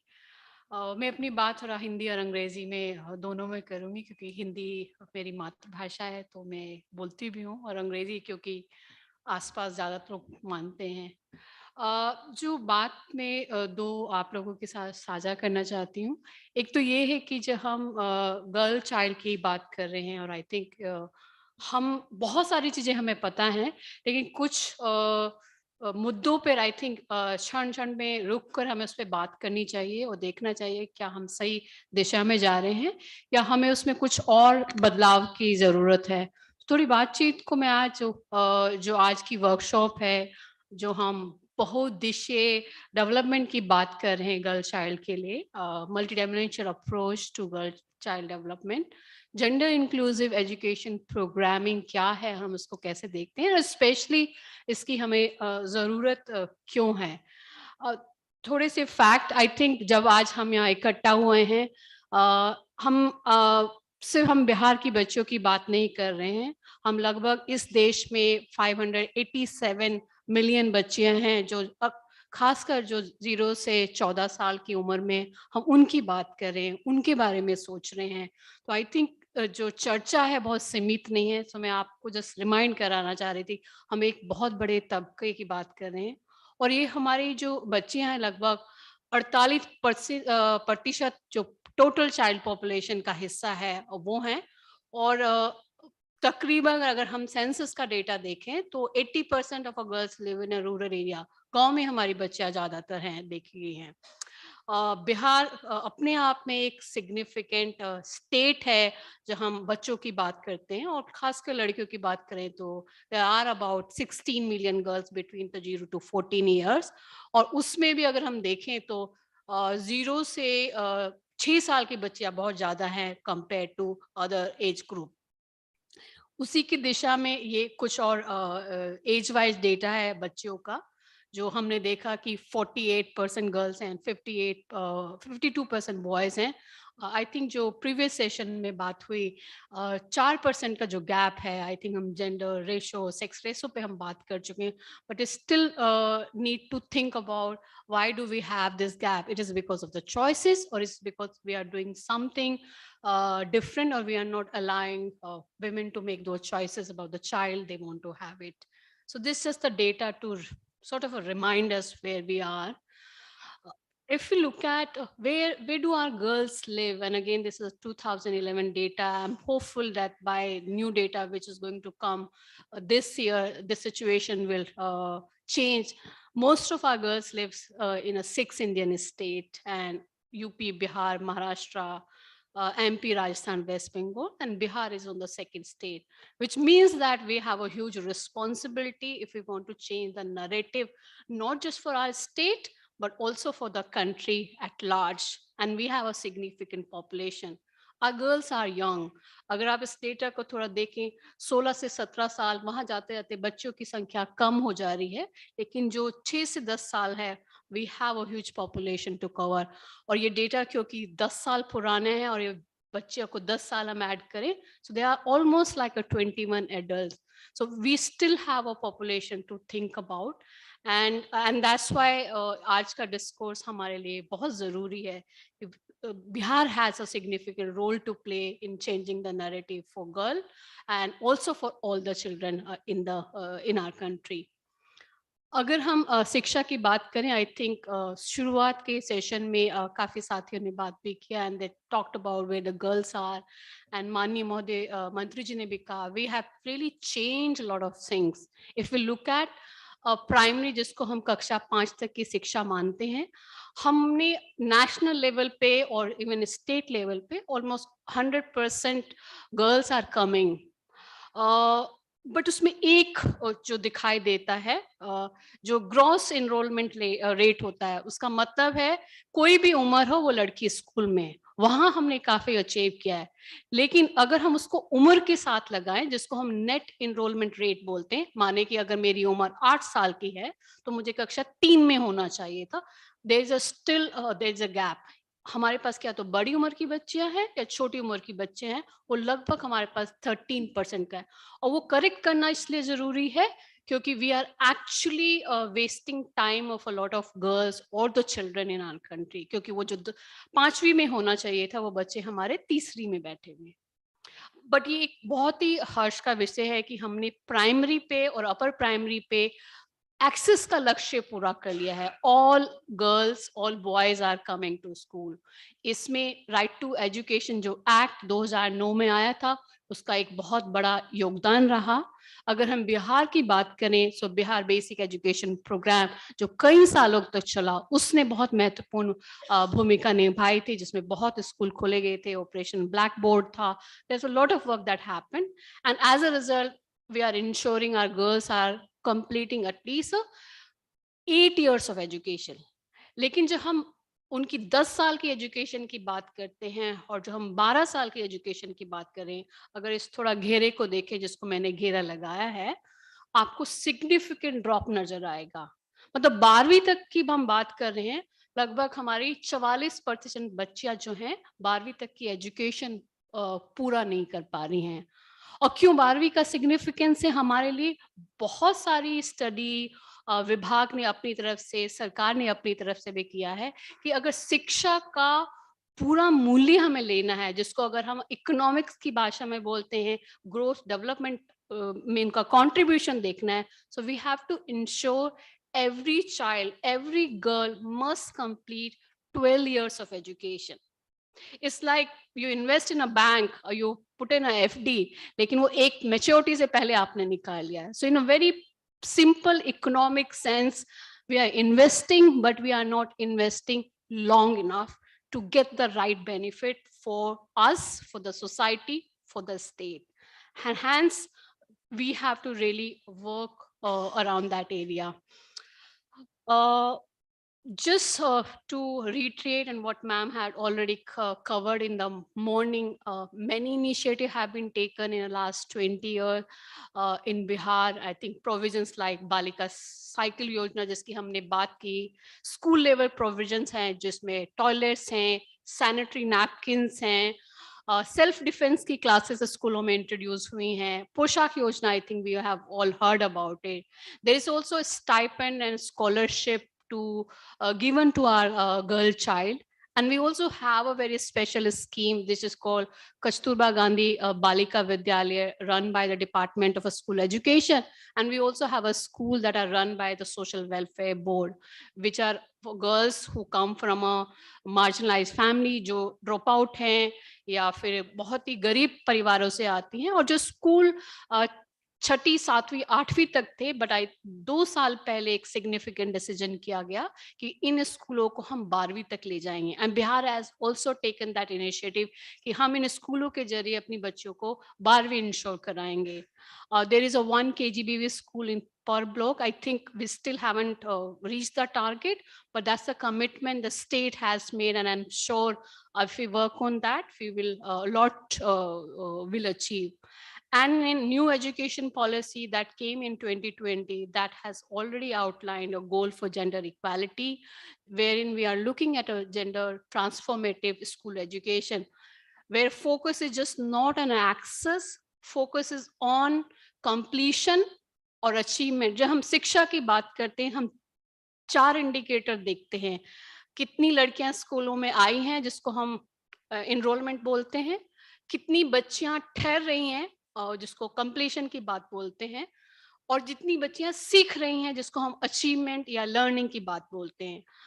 सिर्फ ये कि अगर मैं लर्निंग की बात करूं, अभी बहुत सारी राज्य ने भी अपनी स्टडी किया है और बहुत सारी संस्थाओं ने किया है। Still we have a gap. Our girls are not learning as they should be learning.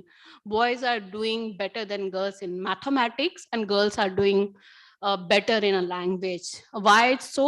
Maybe there's a mental block. Why girls are not doing mathematics? क्योंकि जिंदगी में रोज गणित संभालती हैं, लेकिन गणित जब कक्षा में आता है तब वो नहीं कर पा रही। It's something to reflect on.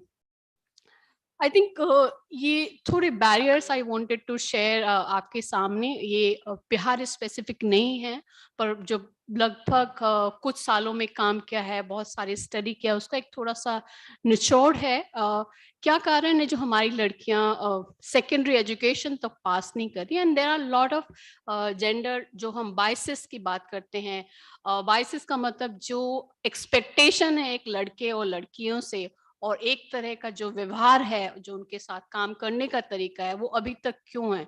कुछ जो पहले सेशन में जो बात हुई कि हमारे सोसाइटी में अपनी कुछ प्रैक्टिसेस हैं और उसके बिलीफ हैं। फॉर एग्जांपल, जब हम शिक्षा पे खर्च करने की बात करते हैं, अगर पेरेंट्स गरीब हैं तो सबसे पहले चॉइस आती है किस पे खर्च करना है। So that invariably is for the male child. Parents spend, and there was a study recently done, parents are spending almost 30% of their monthly income on the tuition for the male child, not for the girl child. So kahin na kahin wo jo link kar rahe hain ki that's a future investment. In a way जो opportunity cost है लड़कियों की शिक्षा में, वो बहुत ज्यादा है, और उसका रिटर्न क्योंकि उनको नहीं मिलने वाला है, and hence we make a choice जिसका रिटर्न हमें मिलेगा। हम दूसरे के खाते में पैसा क्यों डालें, ये हमारे खाते में नहीं आने वाला। And that require a mind shift, why we need to invest in a future of our girls, and that's a very economic issue. It's just not a social issue. It's a purely driven by the economics, and sometimes it's hidden beneath the gender. It's not a gender in a economics, what we want for us in future. दूसरा की जो बात है कि बहुत कम motivation है, और खासकर to stay in the school for a longer time, because if you stay in the longer time, आपको रोज जाना है, किसकी छुट्टी होगी, घर पे काम आ जाता है, किसकी जिम्मेदारी है, and these are some of the decision that drives who is going to the school regularly and who is not going, and उसका सीधा सा समीकरण है आपने क्या सीखा और कौन आगे जाएगा। दूसरा एक हिस्सा है जो unsafe learning environment. I think बहुत सारे जेंडर बेस्ड वायलेंस की तो बात हुई है। हम लोगों ने एक स्टडी किया था, लड़कियों से बात किया, ये 3-4 राज्यों में किया। सबसे पहले लड़कियों ने कहा उनको स्कूल जाते हुए डर लगता है, और ये खासकर वो बच्चे हैं जो मतलब 12 साल की ऊपर हैं। सो घर से स्कूल का जो रास्ता है, हम साइकिल दें, हम बस दें, हम मेट्रो में जाएं, but that is still very unsafe for a girl child. I think most of the women sitting in this room may have experienced some or other form of that harassment at a public place. And that's something we need to change. Why it happens? If a girl is going to school, घर से school के रास्ते में उसको कोई पीछा कर रहा है, उसकी साइकिल के पीछे चल रहा है, उसकी साइकिल को खींच रहा है, स्कूल के बाहर घेरा लगा के खड़े हैं, सो वो सिर्फ वो इंसिडेंट नहीं है, वो लाइफ लॉन्ग रहता है। वो उसकी मोटिवेशन को इम्पैक्ट करता है, वो उसकी स्टीम को इम्पैक्ट करता है, और कहीं ना कहीं बहुत सारी लड़कियां स्कूल छोड़ देती हैं because they can not cope. Parents को नहीं बता सकती, तो कई बार लगता है कि आपने कुछ ट्रिगर किया हो, इसीलिए boys are after you.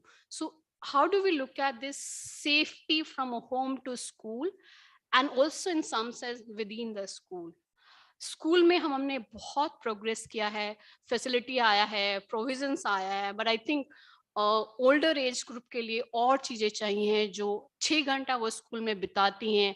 Is it really has that kind of moment? क्या हाँ वहाँ जो टॉयलेट्स हैं वो बिल्कुल क्लीन है? अगर आपको महीने में 4 दिन आपको वो टॉयलेट यूज करना ही करना पड़ेगा, क्या वो सेफ है? आप वहाँ जाके चेंज कर सकते हैं, सैनिटरी नैपकिन या थ्रो कर सकते हैं. शायद हमारे स्कूलों में वो बहुत जगह नहीं है और हमें काम करने की जरूरत है.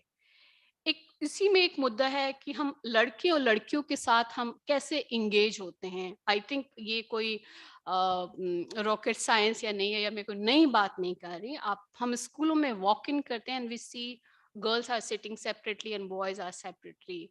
After 5th grade, we have made the sections which are boys and girls.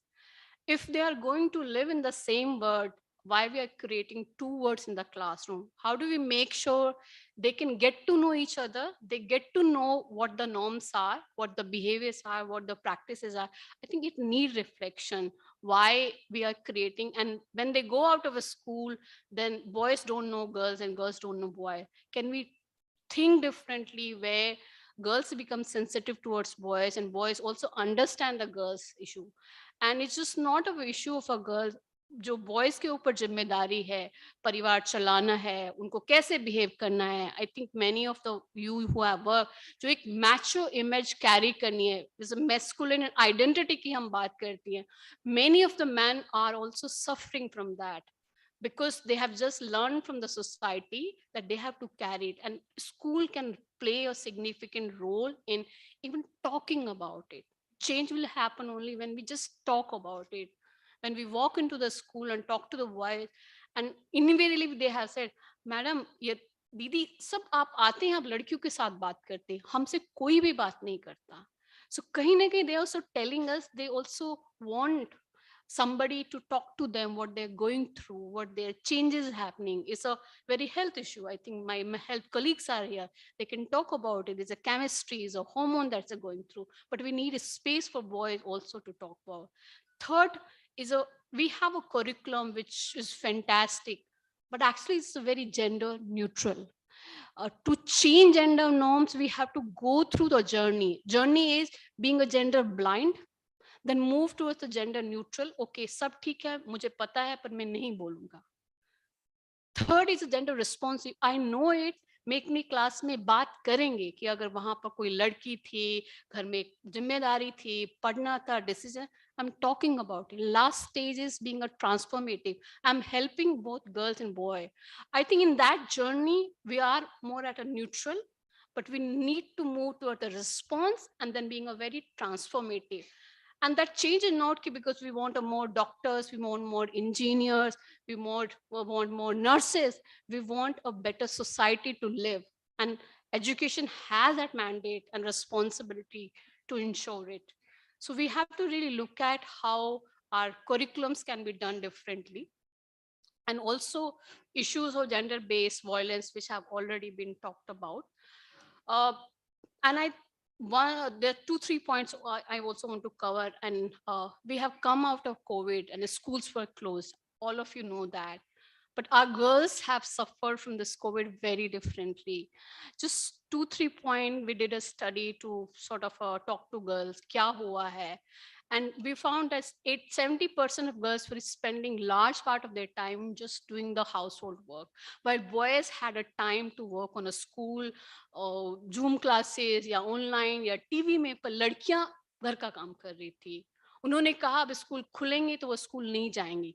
हमने अभी नहीं देखा है कि हमारी सारी स्कूलों में आ गई हैं, छूट गई हैं. Many of the girls indicated they may be forced to get married because school was an excuse for them. वो बोल सकती थी कि मुझे स्कूल जाना है, पढ़ना है, अभी तो स्कूल भी नहीं जा रहे, तो शादियां भी हो जाएंगी. और कुछ जो लर्निंग की बात की है, उसमें जेंडर गैप भी है, बट जेंडर गैप में हाईलाइट नहीं हूँ. हमारे जो बच्चियां थे वो लगभग 2 लेवल लर्निंग लेवल पीछे आ गए हैं. So these were the impact of a COVID on education. So जितना हमने पिछले 10-15 साल में एफर्ट किए थे एजुकेशन में लड़कियों को लाने के लिए, कहीं ना कहीं हम पीछे हो गए. And we need a to think about. Department of Education is really working hard on that. But I think since it's a multi-dimensional approach, we need maybe the parents, panchayat, and others to come in. When we talk of the gender responsive education programming and why we need it, I think it goes well with the theme. It need a very comprehensive approach to deal with the behavior where our girls live. Just not about उनको सामान दे दिया, समझना कि उनके risk क्या हैं, उस पे हम क्या करें, and how do we help them in their relationship with just not self, but family के साथ, आसपास लोग, दोस्तों के साथ. And it doesn't happen in a very linear way. Unfortunately, जितना monitoring and impact होता है, इन चीजों पे करना बहुत मुश्किल होता है, because we can't measure it and hence we are not able to work on it. तो कैसे इन मुद्दों पे काम करें जो बहुत भारी भी नहीं लगे और जो हमारी लड़कियों को मदद करे, इस सब पे थोड़ा और सोचने की जरूरत है. और focus is just not on girls, हमें लड़कों के साथ भी उतनी ही काम करना है अगर हम एक लड़कियों के लिए एक इक्वल समाज की अपेक्षा कर रहे हैं. और जो बच्चों की नीड है उसको हमें एक कंटिन्यूम में मैनर में एड्रेस करना पड़ेगा. एक एग्जाम्पल में शेयर करना चाहूंगी. जैसे हमारे आंगनवाड़ी में प्री स्कूल की जिम्मेदारी है कि हर बच्चे को एक प्री स्कूल मिले. एक ही प्रोविजन है, मगर अगर हम इसको डेवलपमेंट के सेंस से देखें, हमने बच्चे को सरवाइव करा दिया, बेटर हेल्थ केयर देके, न्यूट्रिशन बढ़ाकर उसको रिस्पॉन्सिव केयर भी हो गया. बट आवर ब्रेन एक्चुअली 0 से 8 साल की उम्र तक बढ़ता है. आई थिंक जो बहुत सारे लोग जानते होंगे, body is developing but the brain is also developing. और ये सिर्फ खाने से इन्फ्लुएंस नहीं होता है. It needs a different kind of a trigger. It require इसके साथ काम करना होता है, इंगेज करना होता है. But we are losing out on that opportunity, क्योंकि जब तक हमारे बच्चियां स्कूलों में आ रही हैं वो 6 और 7 साल की हो जाती है. So that's one area probably we need to pay more attention, because the brain is developing. So we are surviving, but we are not ensuring our child is developing, because we have really lost 8 years. So how do we make sure our anganwadi में pre school उस तरह से हो, और जो 0 से 3 साल में हर माँ को पता हो कि अपने बाप को भी पता हो मैं बच्चे को कैसे स्टिमुलेट करूं. उसकी बहुत टेक्निक्स हैं जो हम पहले करते हैं, but now those are lost. And that's why the gender response program has to have a 3 element. Work on agency part, which is a skill. उनकी self esteem बढ़ाना, उनके personal aspiration बढ़ाना, structure, norms क्या हैं, उसके equal institutions क्या हैं, and relationship, developing a very positive relationship. बहुत शुरू से जब हम साथ में पढ़ रहे हैं लड़के लड़कियां, क्या हमारे बीच में एक पॉजिटिव रिलेशनशिप हो सकता है, और वो बच्चे और पेरेंट्स के साथ भी होगा. And this is the work actually I just wanted to share, and we don't have a time. We got in a partnership with the Department of School Education, जहाँ पर we are trying to work on a foundational learning grade 1, 2, 3 in Bihar में, and we'll be working with the department for 4 years. इसमें one of the key approaches है कि जो teacher development हो वो gender inclusive कैसे हो, और बच्चों की social emotional needs को कैसे देखें. So it has a very strong gender lens, and we just started this work with Department of School Education 1 year back. Very last, I've already covered, but I think as we are moving forward and we want to reflect, not just here, I think at a national level also, हमें और ज़्यादा attention चाहिए कि हमारे institutional में क्या capacity है इन issue पे काम करने की, इनको समझने की, क्योंकि individual level हम बहुत drive नहीं कर पाएंगे बहुत लंबे समय तक. जैसे मैराथन होता है, we run for a very long because we have to sustain it for 4 hours and 5 hours, and sprint is like you finish in 9 seconds. Hence we need an institution at a district level वो इन चीजों को समझे, उस काम करें. And our teacher development program also have to be done differently. Department of School Education has already taken an initiative, but we have to work closely, and ma'am was saying they are also going to work with them. Then content and curriculum, as I've already spoken, it needs responsive, and I think having a very special program situated in the school like a leadership for girls जो उनकी voices बनाने पे काम करे, उनके emotional पे काम करें, we need those. And it's some work which has already started in the form of Udan in Bihar, I think, which made to be mainstream. And lastly, the school. We need to have a more boys champion to work with themselves and for the girls. Sorry, I've taken a longer, I've been reminded, but I just wanted to share. This is a reflect why we need to invest. So much. Thanks to all the honorable speakers of this session, और particularly मैं मंत्री जी, माननीय मंत्री जी को बहुत धन्यवाद देना चाहूँगी कि वो आ सके आज. अब हमारी तरफ से we would like to present a small memento. So I would request the CMD WCDC, Shri Harjot Kaur ji, to present the memento to Honorable Minister.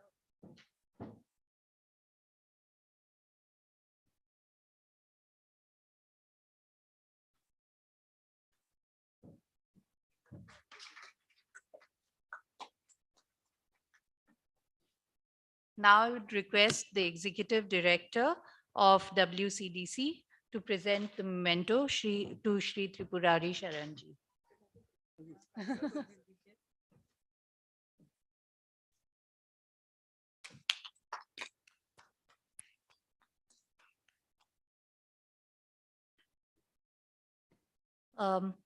I would now like to ask the Executive Director, WCDC, to present the memento to Srimati Harjot ji. Okay, so to Dr. Seema Hando.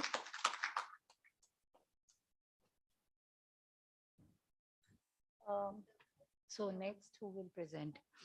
Avinash ji? Avinash ji. So I would request Avinash ji to present the memento to Dr. Geeta Verma.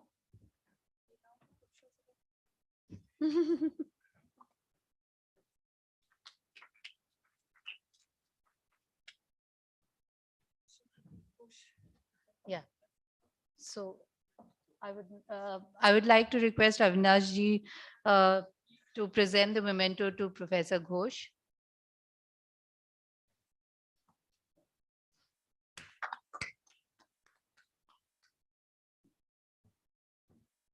He is refusing to take it. So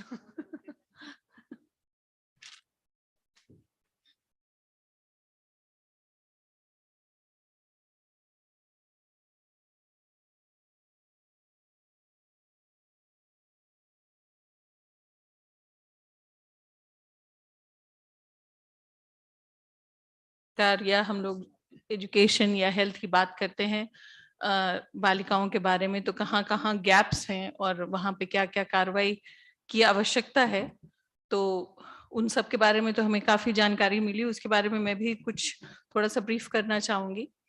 जैसा कि madam ने कहा और उससे पहले health के ऊपर बात हुई थी, तन्मय मित्रा जी ने कहा था कि बिहार में, अगर जैसे तन्मय मित्रा जी का कहना था कि अगर हम लोग नियोनेटल हेल्थ को या अर्ली चाइल्डहुड को देखते हैं तो शायद हमें जेंडर का चश्मा उतार देना चाहिए, क्योंकि स्वास्थ्य के दृष्टिकोण से अगर हम देखें तो स्वास्थ्य या हेल्थ फैसिलिटीज में लड़का और लड़की के बीच में कोई फर्क नहीं होना चाहिए.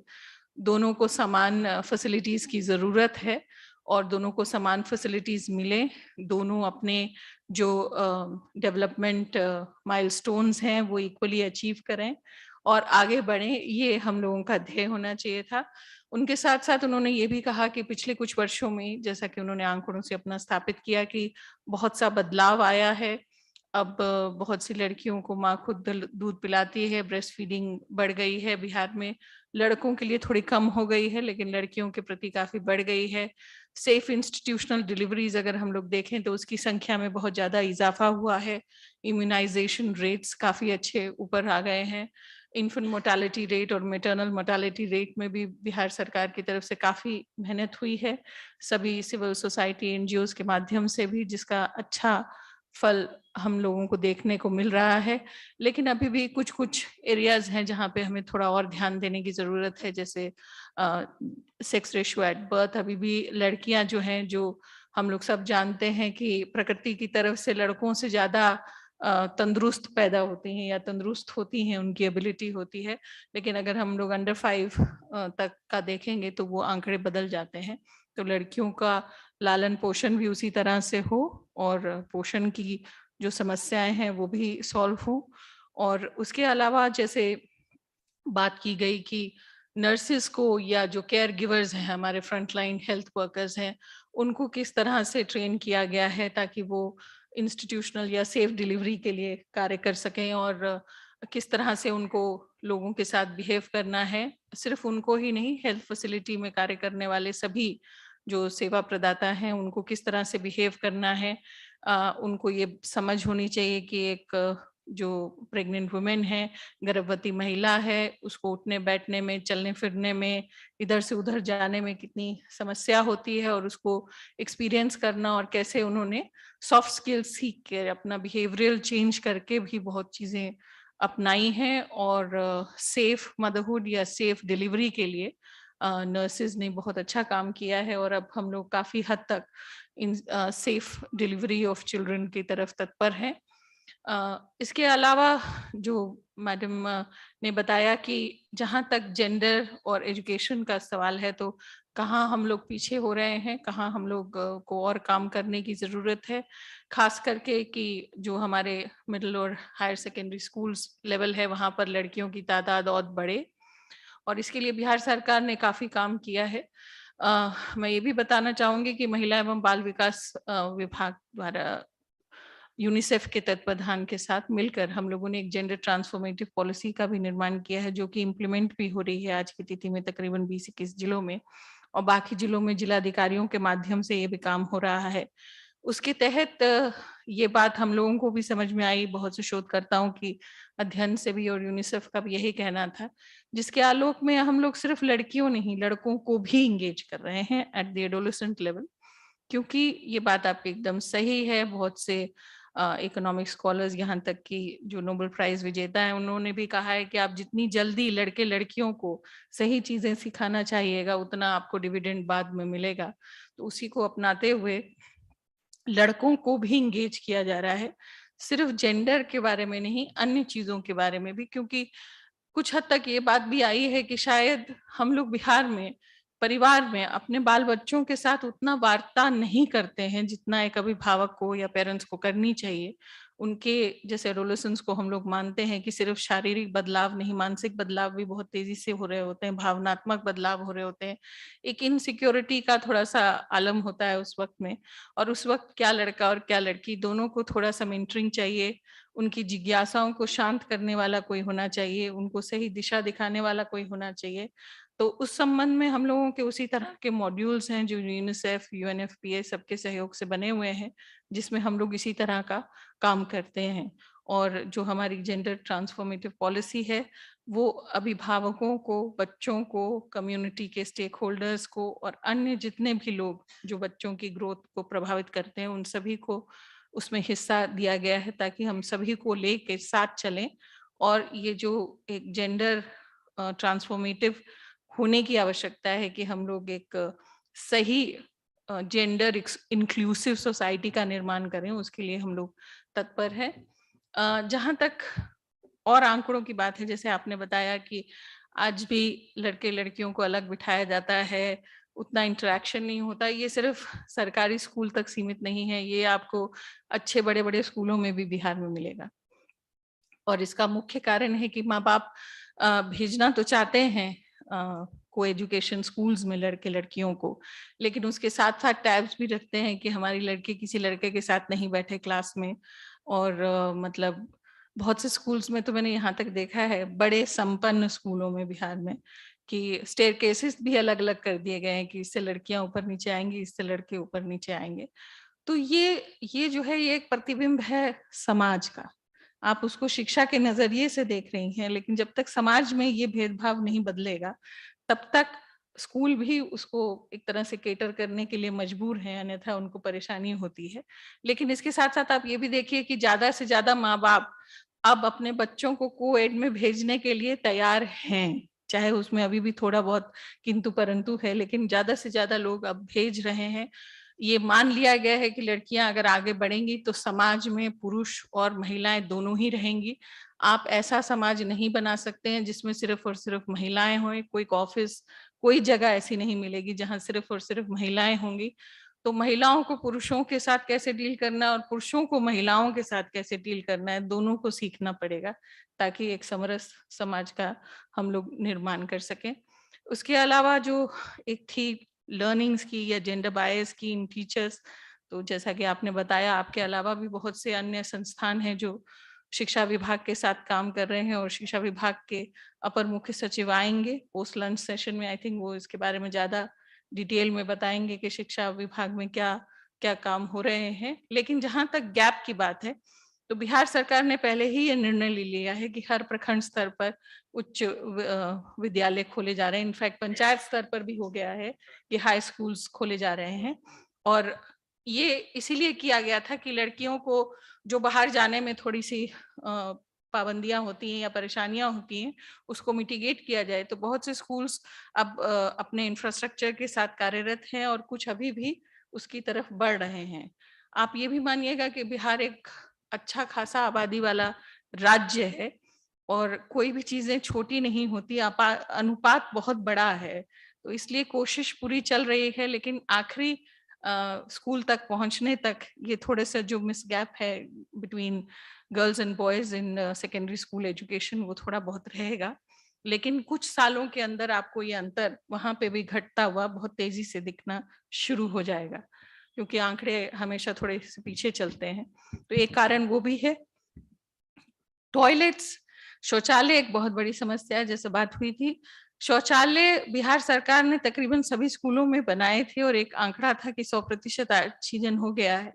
लेकिन अब बात आ रही है फंक्शनल टॉयलेट्स कि जो टॉयलेट्स बने थे वो ठीक हैं, यूजेबल हैं, साफ सुथरे हैं, या उनमें टूट फूट हो गई है, दरवाजे टूट गए हैं या कुछ है, तो उनको भी ठीक करने के लिए अब शिक्षा विभाग और अन्य विभाग भी प्रयासरत हैं। और जो महावारी स्वच्छता कार्यक्रम है जो कि माननीय विकास आयुक्त उसके अध्यक्ष होते हैं, उसके तहत सभी डिपार्टमेंट्स आते हैं और उसके तहत ये निर्णय हुए हैं कि सभी स्कूलों के शौचालय सिर्फ अच्छे नहीं होने चाहिए, उनमें वॉश फैसिलिटीज भी होनी चाहिए ताकि महावारी और उसके प्रबंधन में लड़कियों को कोई परेशानी नहीं हो। और महावारी के चलते भी अगर लड़कियों का ड्रॉप आउट रेट हो रहा है तो उसके ऊपर भी अंकुश लगाया जा सके। इसके अलावा राष्ट्रीय किशोर स्वास्थ्य कार्यक्रम के तहत और शिक्षा विभाग के तहत भी सैनिटरी पैड्स दिए जाते हैं, 300 रुपए दिए जाते हैं। और महिला एवं बाल विकास विभाग ने भी इस कार्यक्रम के तहत सभी 38 जिलों के सभी शहरी स्कूलों में जो कि मिडिल और हाई स्कूल्स हैं वहां पर सैनिटरी वेंडिंग मशीन्स और सैनिटरी इंसरेटर मशीन्स देने का निर्णय लिया है और सारी राशि भी उसी हिसाब से गणना करके जिलाधिकारियों को हस्तगत कर दी गई है। तो आगामी कुछ 3-4 महीनों में हमें कम से कम फर्स्ट फेज में सभी शहरी स्कूलों में ये देखने को मिलेगा और उसके बाद धीरे धीरे हम लोग सभी ग्रामीण स्कूलों की तरफ भी बढ़ रहे हैं। बिहार सरकार के अलावा बहुत से सिविल सोसाइटी ऑर्गेनाइजेशंस भी हैं, बहुत से CRSR एक्टिविटीज भी हैं जिसमें ये सब काम विभिन्न स्कूलों में हो रहे हैं। जहां तक करिकुलम की बात है, शिक्षा विभाग ऑलरेडी करिकुलम को चेंज कर रहा है और उसमें जेंडर सेंसिटिव एजुकेशन डाल दी गई है ताकि आपको अब जो चित्र भी मिले वो दोनों तरह के मिले कि माँ भी खाना बना रही है और पिताजी भी खाना बना रहे हैं, ताकि बच्चे जब देखें तो उनको ये नहीं लगे कि शायद ये काम सिर्फ माँ का है या शायद ये काम सिर्फ पिता का है। वो दोनों तरह की फोटोज और उस तरह के लेख आ रहे हैं ताकि बच्चों को ये समझ में आए कि जेंडर रोल्स जो हैं ये समाज तय करता है, लेकिन बायोलॉजिकली लड़का और लड़की सब काम करने के लिए सक्षम है। तो इन्हीं बातों पे थोड़ा सा प्रकाश डालते हुए आप सभी का मैं बहुत बहुत धन्यवाद देना चाहूंगी, खास करके हमारे माननीय मंत्री समाज कल्याण विभाग श्री मदन सहनी साहब का, जो आज यहाँ आए और जिन्होंने बताया कि बिहार सरकार इस मुद्दे पर कितनी संवेदनशील है और क्या क्या उसके प्रयास रहे हैं। मैं धन्यवाद देना चाहूंगी श्री त्रिपुरारी शरण जी को, हम लोगों के एक्स चीफ सेक्रेटरी, जो यहाँ पर मेरे ख्याल से जो सबसे अच्छे से समझते हैं कि जेंडर और उसका वैल्यू क्या है और इस क्षेत्र में उनका बहुत ज्यादा अनुभव है। मैं धन्यवाद देना चाहूंगी यहाँ पर मंच पर उपस्थित सभी वक्ताओं का, जिन्होंने अपने शोध कार्य से, अपने वक्तव्य से हमें अवगत कराया कि कहाँ कहाँ कमियां हैं और शायद कहाँ कहाँ हमें और ज्यादा फोकस करने की जरूरत है, ताकि हम लोग सब मिलकर बिहार को बालिकाओं के लिए और एक बेहतर जगह बना सके। बहुत बहुत शुक्रिया। Thank you very much.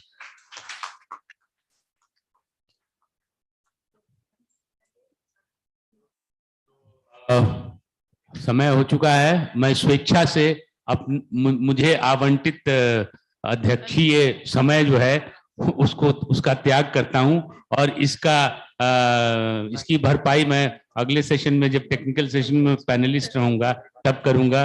उस वक्त मुझे बदनाम मत कीजिएगा। Arjun,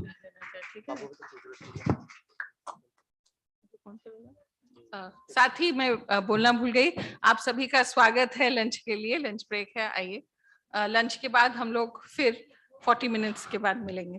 thank you very much. Thank you. आइए sir, lunch.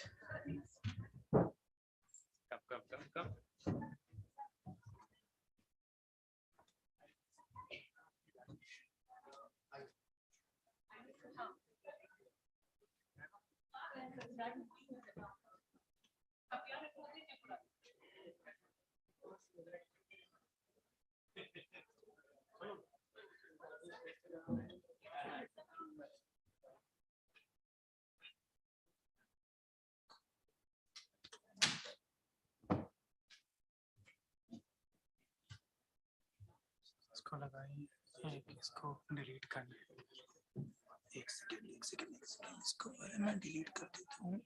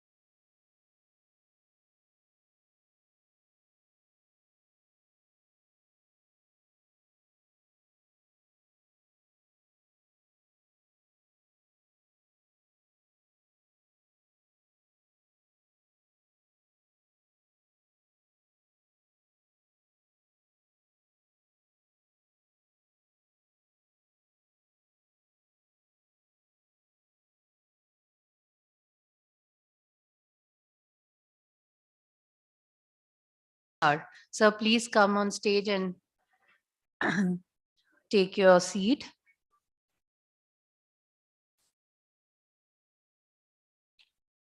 I would also request Professor Prabhat Ghosh, Member Secretary Adri. Okay, so we'll come later. I would request Dr. Shatarupa Mitra, I am Bangalore, to kindly come on stage. I would request Mr. Afreen Faridi to come on stage. Request Dr. Anamika Priyadarshini, Center for Catalyzing Change. Dr. Miola Fernandez, Adri. Dr. Veena Singh, AIMS Patna, and Dr. Deepak Kumar from Adri. All of them to kindly come on stage and take your seat.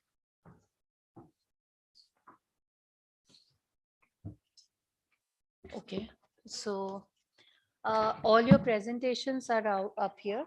So do you have a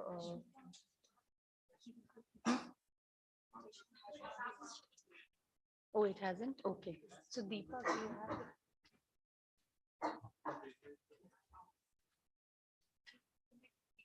meanwhile, you update it in the pen drive.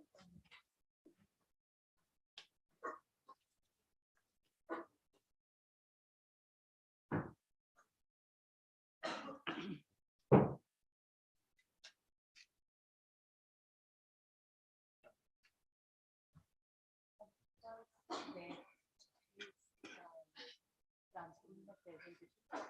You kindly begin, sir, then they are just. She's also here. Both of them couldn't upload their PPTs.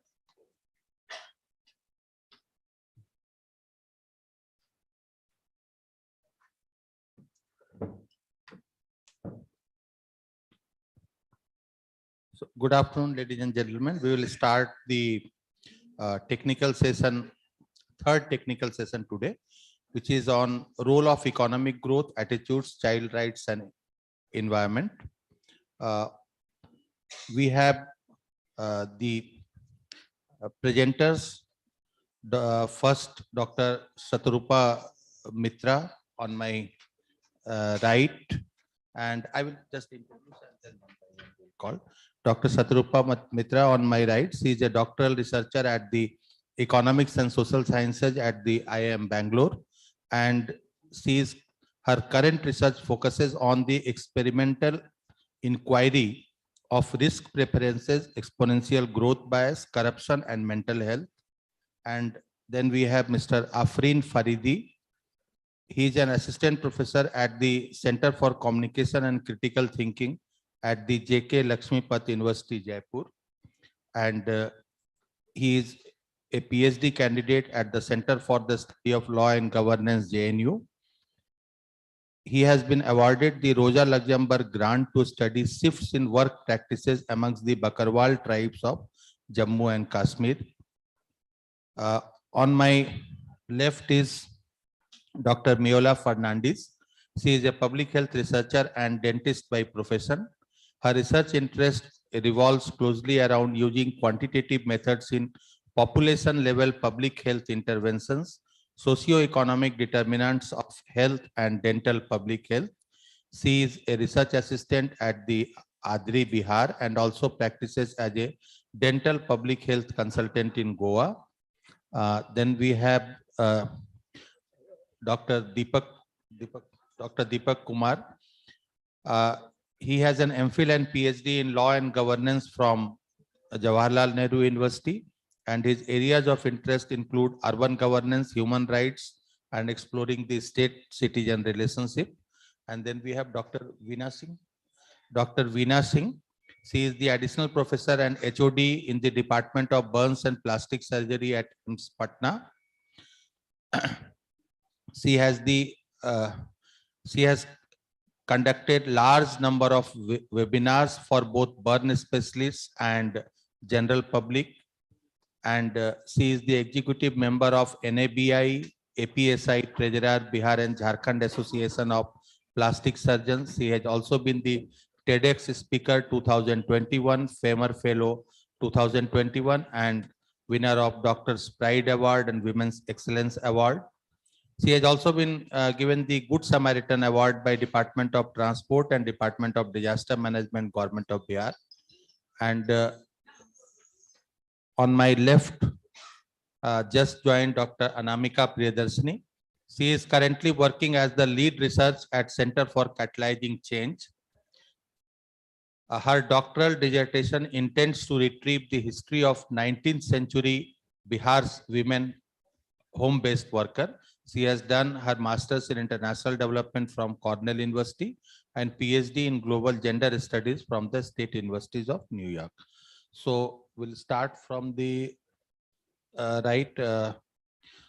We will have 5 to 7 minutes for each speaker, and then it will be followed by discussion, question and answer session. So first we can start with Dr. Satrupa. This one.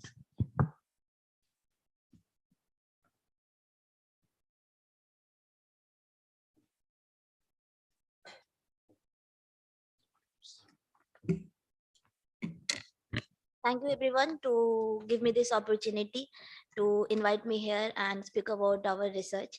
So आज मैं teacher बायस और बच्चों की mental health ये दोनों कैसे related है, पहले तो ये क्यों इम्पोर्टेंट है और ये दोनों कैसे रिलेटेड है, हमने स्टडी किया था अपने लेवल पे, जिसे हम बड़ी स्टडी कहेंगे लेकिन शायद स्टेट लेवल पे एक छोटी स्टडी है।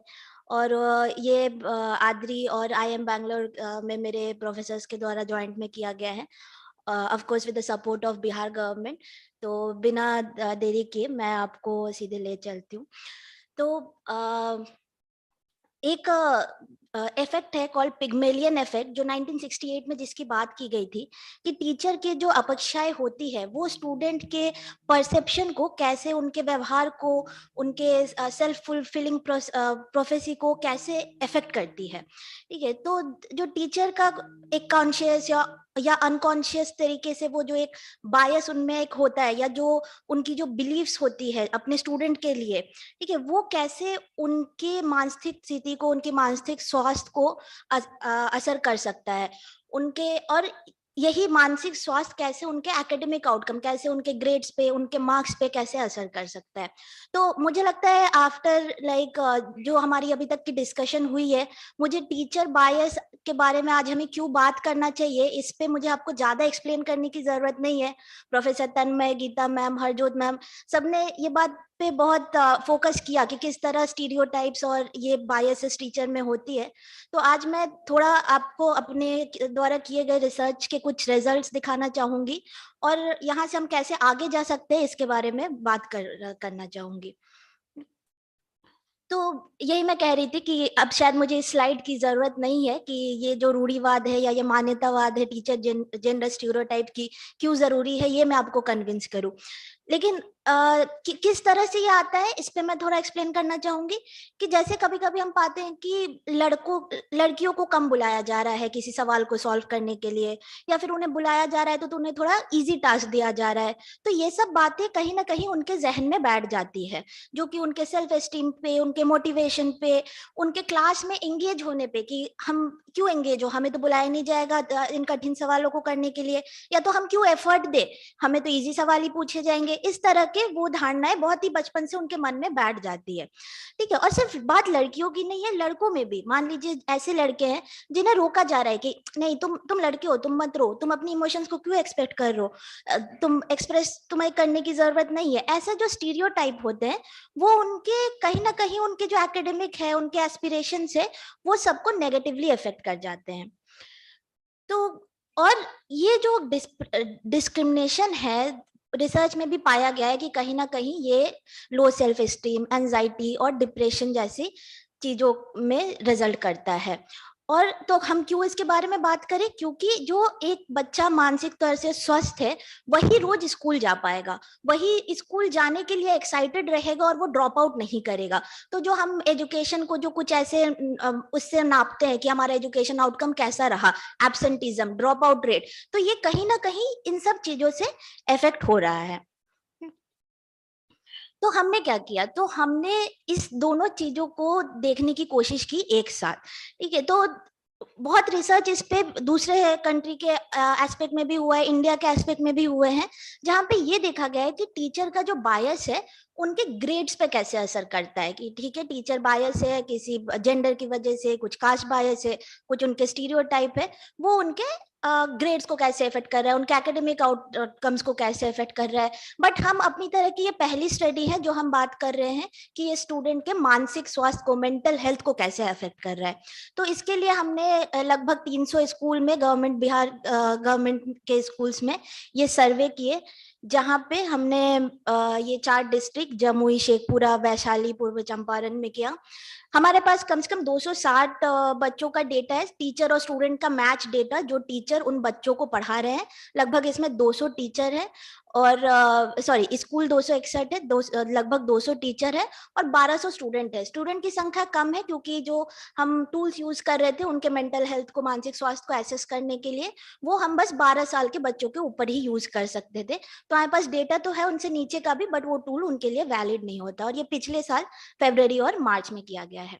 तो पहला सवाल ये है कि क्या जेंडर बायस है, क्या वो एग्जिस्ट करता है। ठीक है, अभी गीता मैम कह रही थी कि इसे हम मेजर करना हमारे लिए थोड़ा मुश्किल होता है, हम कैसे इसे मेजर करें। तो हमने इस पे ही एक छोटी सी अटेम्प्ट लिया और हमने उनसे कुछ सवाल पूछे जो कि पहले भी कुछ रिसर्चर्स के द्वारा यूज किए गए। हमने उन्हें थोड़ा बदला बिहार के कॉन्टेक्स्ट में, और हमने इस तरह के सवाल पूछे। क्या एक वुमेन का सबसे इंपॉर्टेंट रोल घर में एक गृहिणी की तरह एक गुड होम मेकर है? तो आप शायद ये नंबर्स बहुत छोटे हैं, बट मैं आपको बताऊं कि 60 to 65% लोग इससे एग्री करते हैं। ठीक है, तो यहाँ पे हमें बायस दिख रहा है। ऐसे कुछ और सवाल है जैसे कि girls should have a similar right to inherit property as much boys. तो 38 + 56 लगभग 90% लोग इस बात से एग्री करते हैं। तो हमें, जब हम ये सर्वे करने गए, हमें लगा था कि हम शायद ये बायस पकड़ नहीं पाएंगे, बट ये बायस क्लियरली उभर के आ रहा है।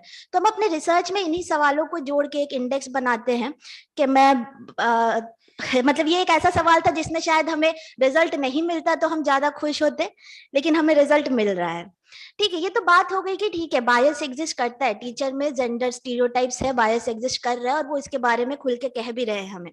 ठीक है, अब है कि स्टूडेंट की मेंटल हेल्थ कैसी है। तो हमारे पास स्टूडेंट के मेंटल हेल्थ के लिए 2 मेजर्स थे, एक था डिप्रेशन और एक था परसीव स्ट्रेस। ये कुछ ऐसे बहुत सिंपल से सवाल होते हैं जो हम साइकोलॉजिस्ट यूज करते हैं बहुत ही इनिशियल लेवल ऑफ डिप्रेशन और स्ट्रेस चेक करने के लिए। तो हम देख रहे थे कि बोथ मेल और फीमेल दोनों में ही लगभग 50% लोगों ने डिप्रेसिव सिम्टम होने के स्कोर में हमें आंसर दिया है। वहीं जहां तक जब बात आई स्ट्रेस की, तो ज्यादातर majority of the students have moderate level of stress. और ये सर्वे जस्ट कोविड का असर थोड़ा थोड़ा रिसीड हो रहा था उस टाइम पे है, तो कहीं ना कहीं ये उस चीज को भी कैप्चर कर रहा है। तो क्या इन दोनों चीजों को जोड़ा जा सकता है? क्या ये जो स्टूडेंट की पुअर मेंटल हेल्थ है, हम कह सकते, क्या कुछ हद तक इसका श्रेय हम टीचर बायस को दे सकते हैं?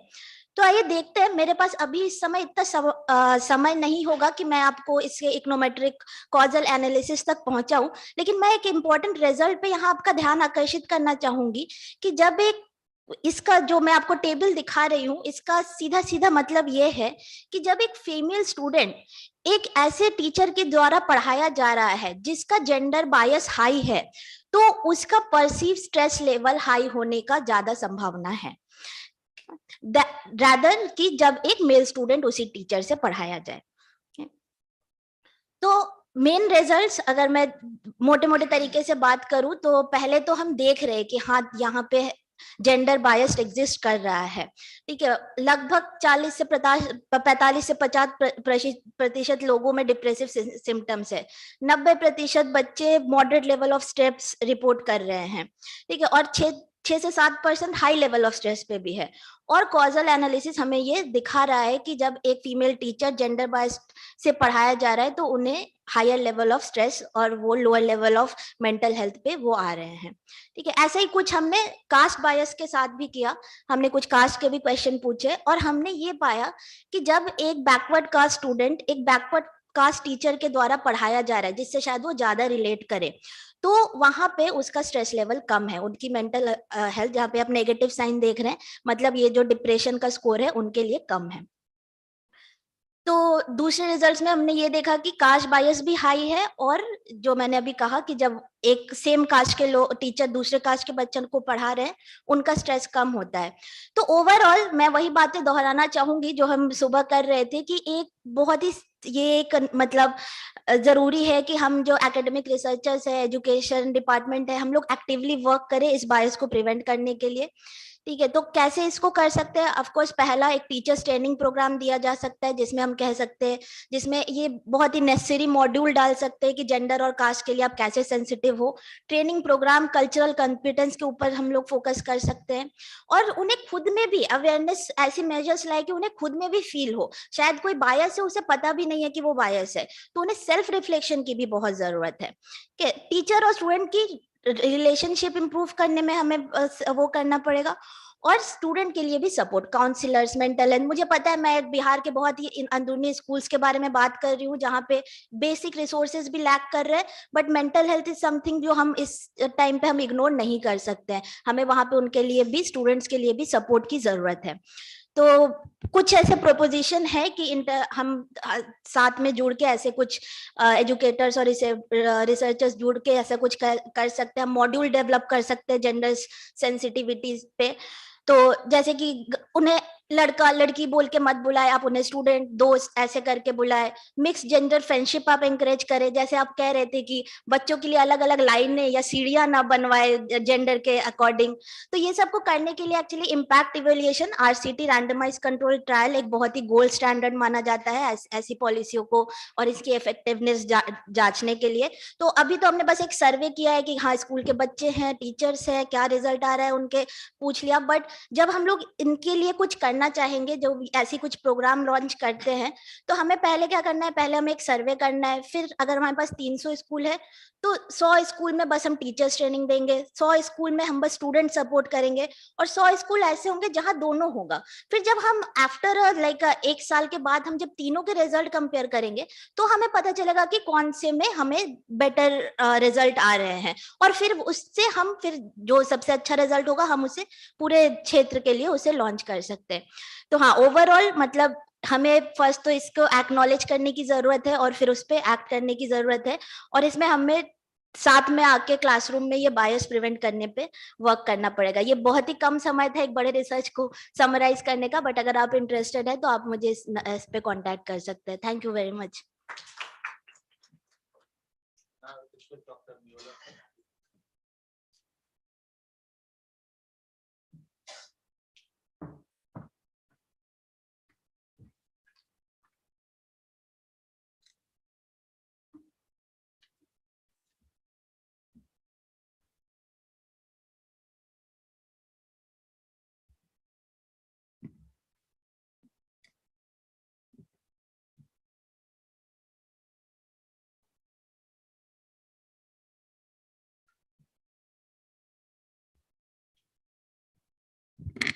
Good afternoon, everyone. I'm going to be presenting on menstrual health. Okay. So I'm going to present the findings from Bihar Health and Education Study, which is the STEAM study Shautarapa spoke about.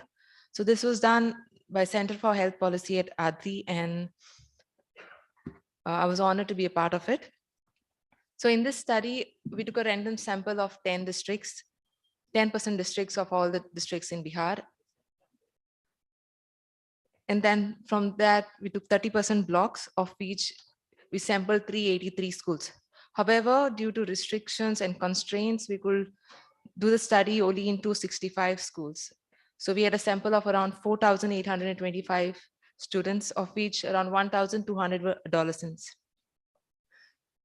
So in this survey, we questioned the parents, the teachers, and the students on school infrastructure, teacher bias, teacher evaluation, household characteristics, as well as students' health. Pertaining to menstrual health, we asked them questions on commencement of periods, access to toilets, type of sanitary items used, period problems, and impact of periods on school attendance, and about the information and knowledge they have about periods. So as you can see in the pie chart, the distribution of schools by categories, we had about 36% upper primary school, 2% secondary, and 8% high secondary. And on the lower right side are the 4 districts that we sampled. So coming to menstruation, as we all know, it's a very normal physiological process for every female. However, it's still considered taboo in some parts where mothers are still reluctant to talk to their daughters. And often due to misinformation, it leads to myths and misconceptions. So menstrual practices, they play a very important role in women's healthcare, and due to ill practices it can lead to unhealthy and ill health. For some girls, the first period is still a nightmare and they have absolutely no knowledge of it when they get their first periods for the first time and often think that they're dying when they see blood. Now, why the menstrual initiation of menstrual cycle is important? Taking context from a study done in Andhra Pradesh, if you see at the top right, the line graph, this was a study done in Andhra Pradesh for mothers and daughters. There are 2 line graphs in it. The blue one indicates the time of when periods were initiated in the mothers, and orange indicates the daughters.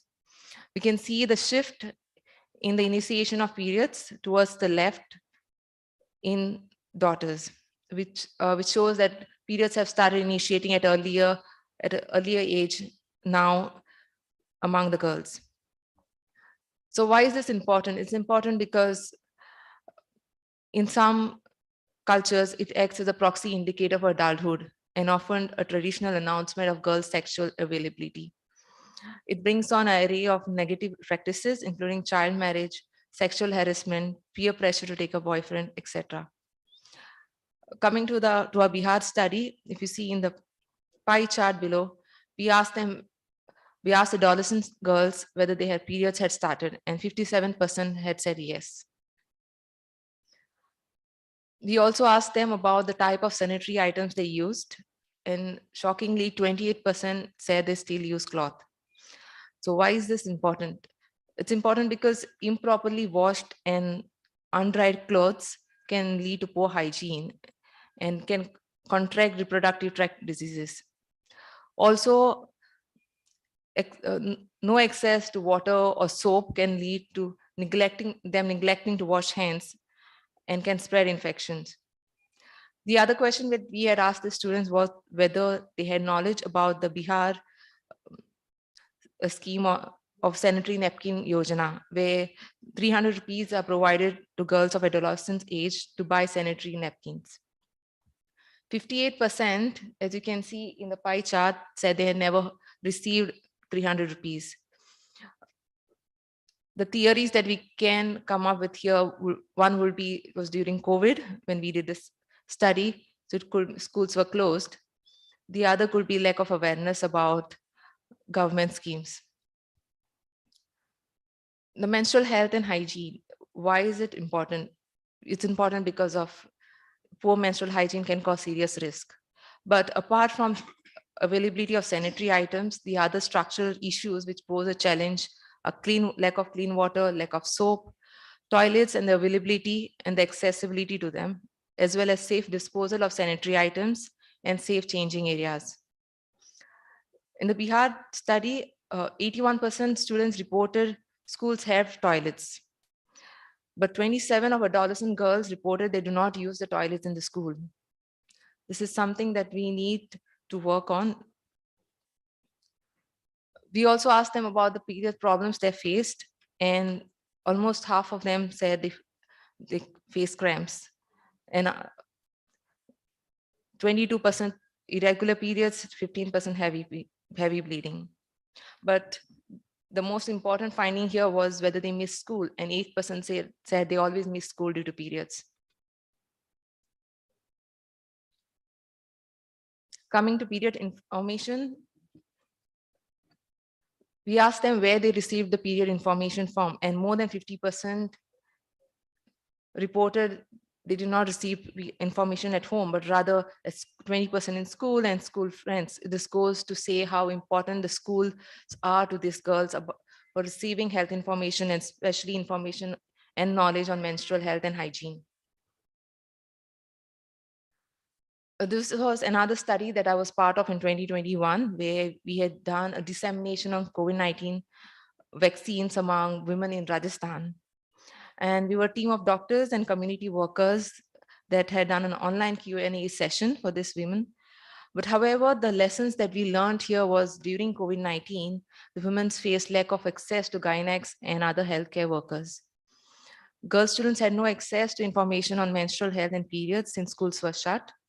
And routine women's self-help group meetings were shut and conversations on menstrual health couldn't take place.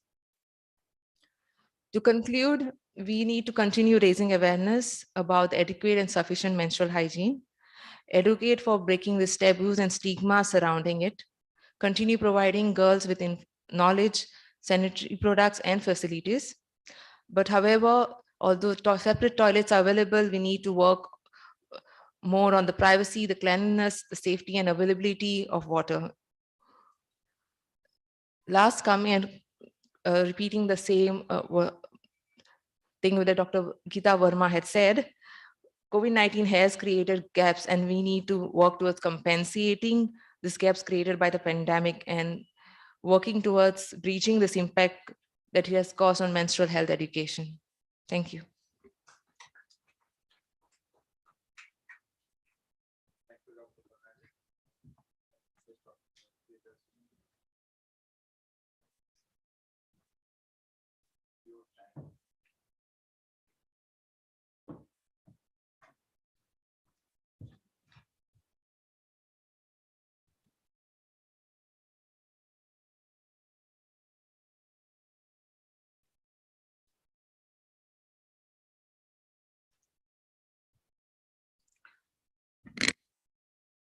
Good afternoon, all.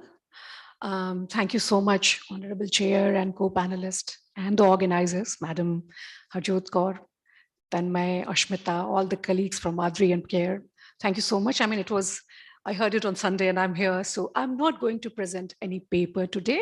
Rather, I would like to give an overview of gender and environment, because one important issue when we talk about gender and environment is that we do not see a lot of research. I had done one research in Uttarakhand in 14 and 15.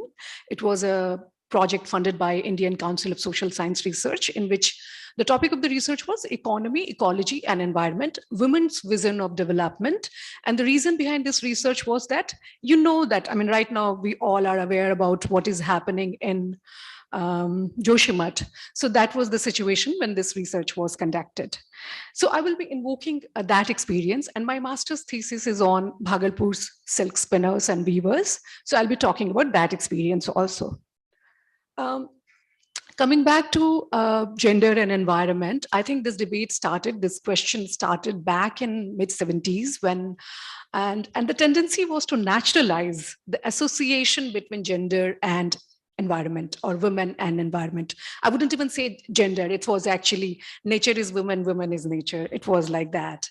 So that dualistic association that women are associated with nature and men are associated with culture. And that is why women have a better understanding of gender or environment, actually, and environmental issues. That was perceived. In fact, there were some people who, when associated oppression or domination of women is also deeply linked to oppression of nature or exploitation of nature. So that kind of argument was also there. Many people equated violence done to land with violence done to women's body. So land was largely seen as female body. But then, and this is largely some of the scholars were Vandana Shiva. In fact, environment, and when we talk about gender and environment, it's Indian feminist who has actually led this debate. This was the school that people like Vandana Shiva led. But then we have scholars like Veena Agrawal who tried to look at the material aspect of this debate. And their argument was that it's not natural. It's because of gender norms, we are supposed to do certain chores that brings us closer to nature. And then because of that cultural responsibility, we have this extra knowledge about nature. For instance, men may earn, but responsibility to bring fuel wood or fetch drinking water is women, and cook food for the family is women's responsibility. So that responsibility maybe brings them closer to nature and provides them extra or unique knowledge about environment. So in this way, they basically also kind of reinforce the argument done by women ecofeminists, but then the argument was that it is not natural, there is a material basis behind it.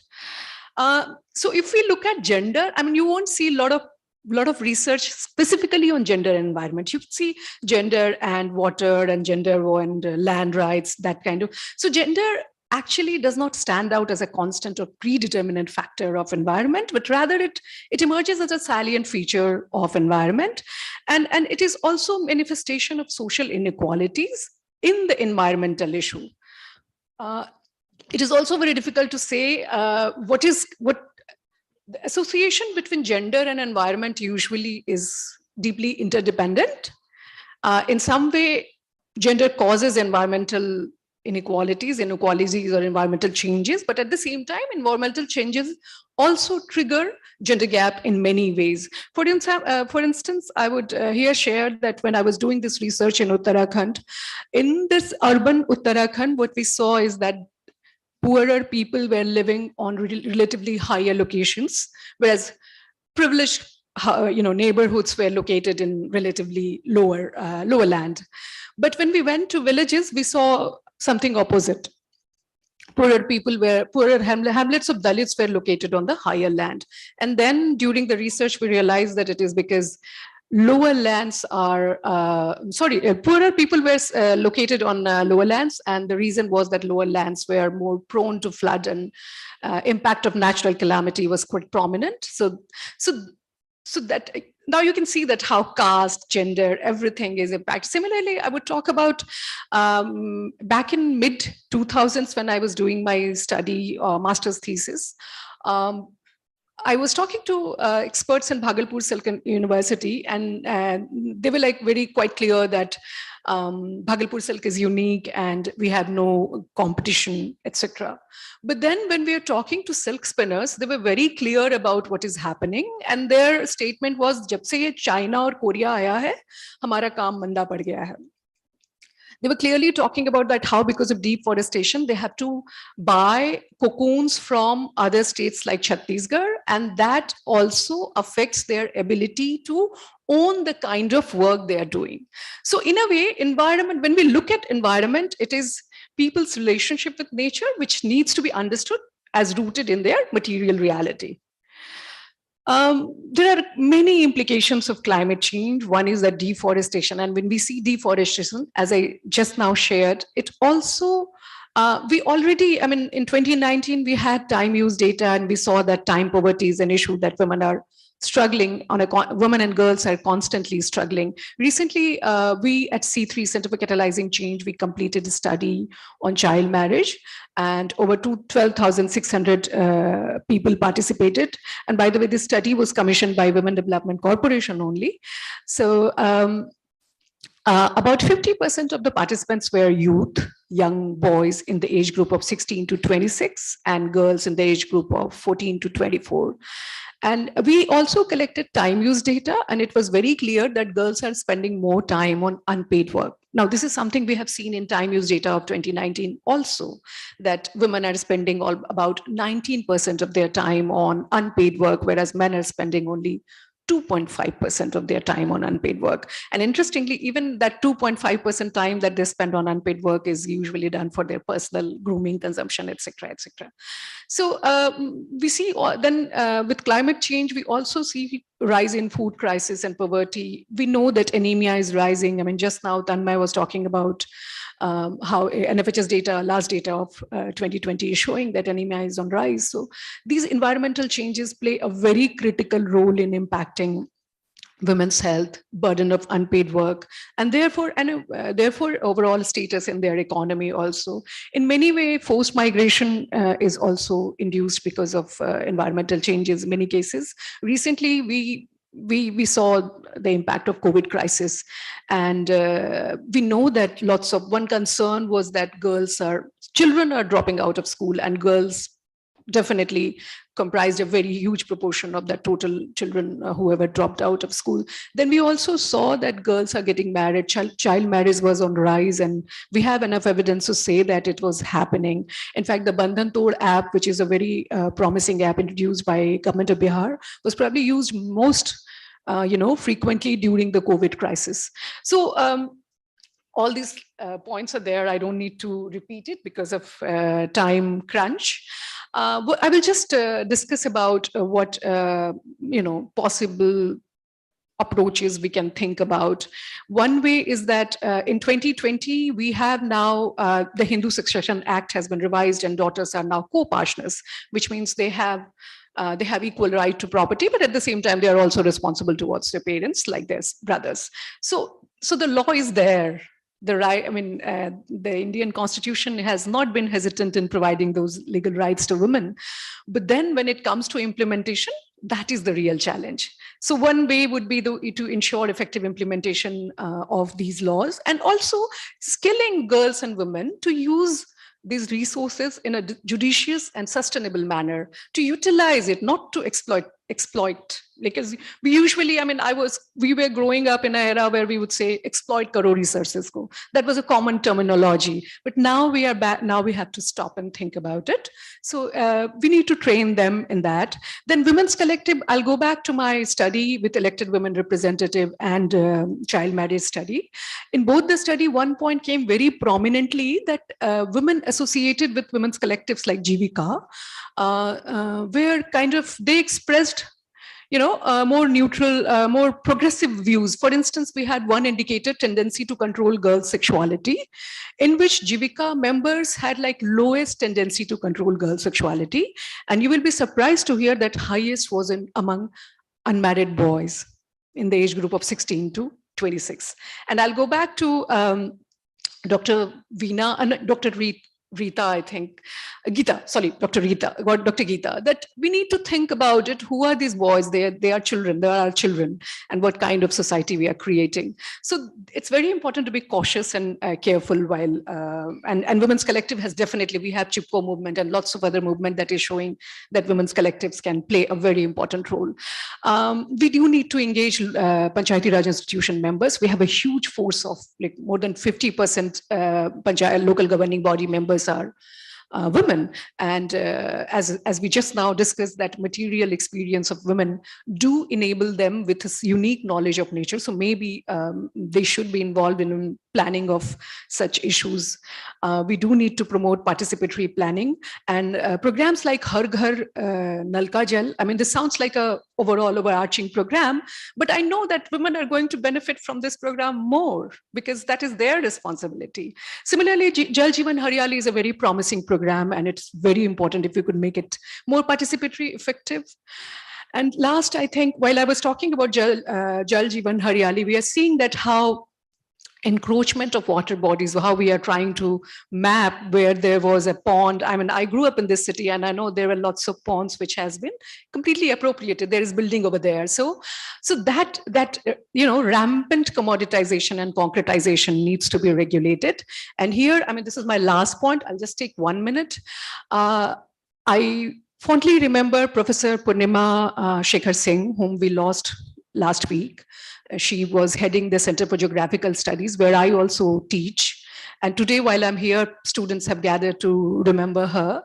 And she was quite passionate about it. One of her favorite, both of us discussed a lot about Karl Polanyi and Karl Polanyi's argument about defictionalizing commodity fetishism, because land, water, these are resources, these are not commodity. But how with colonialism, we have started looking at these things as commodities, and it's the fetish that needs to be defictionalized.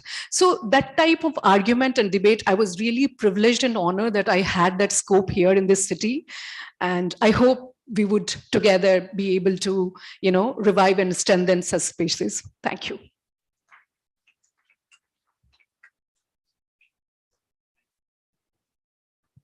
I would invite Dr. P.P. Ghosh, please, because actually I had to go for a meeting, so I would request you to chair the rest of the sessions and conclude the discussions. I would now invite Mr. Afrin Faridi for his present.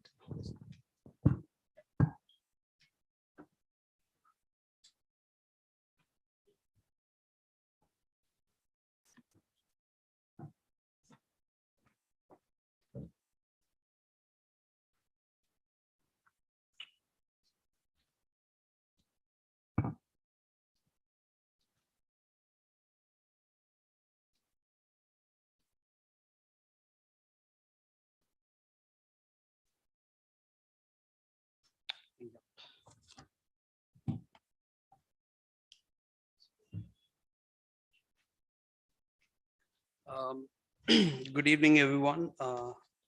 मैं क्षमा चाहूंगा कि मैं हिंदी में बात नहीं कर पाऊंगा। This is unfortunately not my first language, पर अगर आपको कोई भी सवाल हो तो आप जरूर आके पूछ सकते हैं। So I was going through all these presentations and talks, so I'm really grateful to the speakers who came ahead of me, क्योंकि डेटा काफी अच्छे से thoroughly explore किया गया है, and that unburdens me. So a lot has been spoken about health and nutrition by Dr. Tanmay and Dr. Geeta, and Dr. Anamika took cover about climate, caste, work, so that helps me a lot. However, what I want to bring to you is analysis of the law. We have brilliant administrators and managers amongst us, पर अगर law में ही दिक्कत है, if the values within the law are problematic, implementation चाहे जितना भी आप efficient बोले हैं, वो successful नहीं रहेगा. So that is one thing which I want to focus here upon, and I will specifically focus on the Child Labor Act in this regard, क्योंकि work is an intrinsic feature of humans. We work to survive. Unfortunately, the laws shaped right now make certain people work more than others do, who just extract a lot of value from work, and this is very engendered. Care work is done 24/7, जिसमें से बहुत extraction होता है, and because of that we can a lot of wealth is transferred to the rich. A lot of work is done by men जिनका उनको burden नहीं लेना पड़ता, and that disproportionately affects in an engendered sense not just girls but also people of other genders, right? So unka the ability to be included or excluded in their dreams and aspirations is limited. So I think this was an important preface that I wanted to give to you. So I'm glad that we have multidimensional approach mentioned right in the title, and I'll not speak much about it because it is done here. And thoda sa data set mein dikha raha tha, to but I think I'll just point out to a few of it in terms of child workers in India. The total number of child workers in India is an astounding over 23 million, or this is as per the census 2011 data set, and which constitutes 5% of the workforce in India. So 5% काम बच्चे कर रहे हैं इस country के GDP को बढ़ावा देने के लिए, and that is worrisome, right? And the decline of children engaging in work between 5 to 14 years has only been 1% over the years when we compare the 2011 data with the 2001 data. But इसमें भी जो दिक्कत आ रही है कि the proportion of children between 5 to 9 years of age as a portion of total child workers has increased from 14% to 24%. So children, as they are younger, they are increasingly participating in work. So ये तो थोड़ा we should be worried about that, right? और इसमें सबसे ज़्यादा the kind of work that where children do is in peasant and agrarian societies, so which is a significant part of the economy in India. हमारा काफी काम agrarian sector में होता है और यहीं सबसे ज़्यादा बच्चे काम कर रहे हैं. And जब हम 5% बोल रहे हैं, इसमें भी जो डेटा में एक प्रॉब्लम है कि we are not counting migrant children and children of migrant families because they're unlikely to be included in the data set being a migratory population. So it is more than 5%. So more than 5% children are working for us in India and we are benefiting out of it, right? And unfortunately, looking at the 2011 census data, UP and Bihar are the top two states with the highest number of child laborers in India. That is a hard reality, and So now the question is why, right?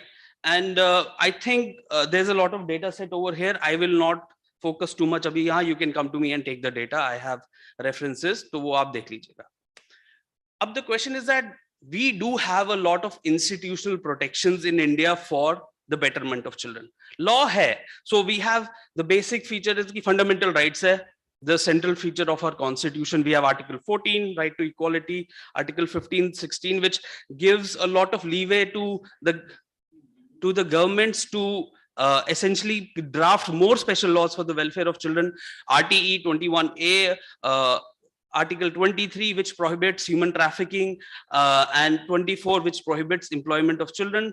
DPSPs में भी हमारे में बात की गई है कि the states can make sure कि children of tender age, 5 to 9 and below, कि उनको जो काम दिया जा रहा है, it does not affect their life. We have the National Policy on Child Labor. We have SC/ST Preventions of Atrocities Act. We have FRAs. We have Right to Education, of course, and then the amended Child Labor Prevention and Regulation Amendment Act of 2016. So laws to भर के हैं, right? So much so कि याद रखना मुश्किल हो जाता है. But still, there is a problem. Issue क्या है? Perspectives within the law.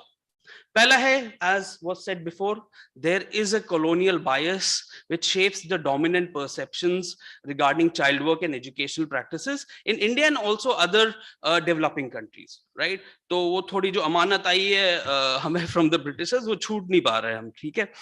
And this colonial policy discouraged at that time industrialization and sought to protect the household and local capitalist groups as the pillars on which the social edifice rests. तो हमारी society जो है बोले गया था कि house hold पे और लोकल कैपिटलिस्ट ग्रुप संभालेंगे हमारी सोसाइटी. अंग्रेजों ने कहा था हम अभी इंडिया में इंडस्ट्रियलाइजेशन होने नहीं देंगे, इनसे काम करवाओ आप.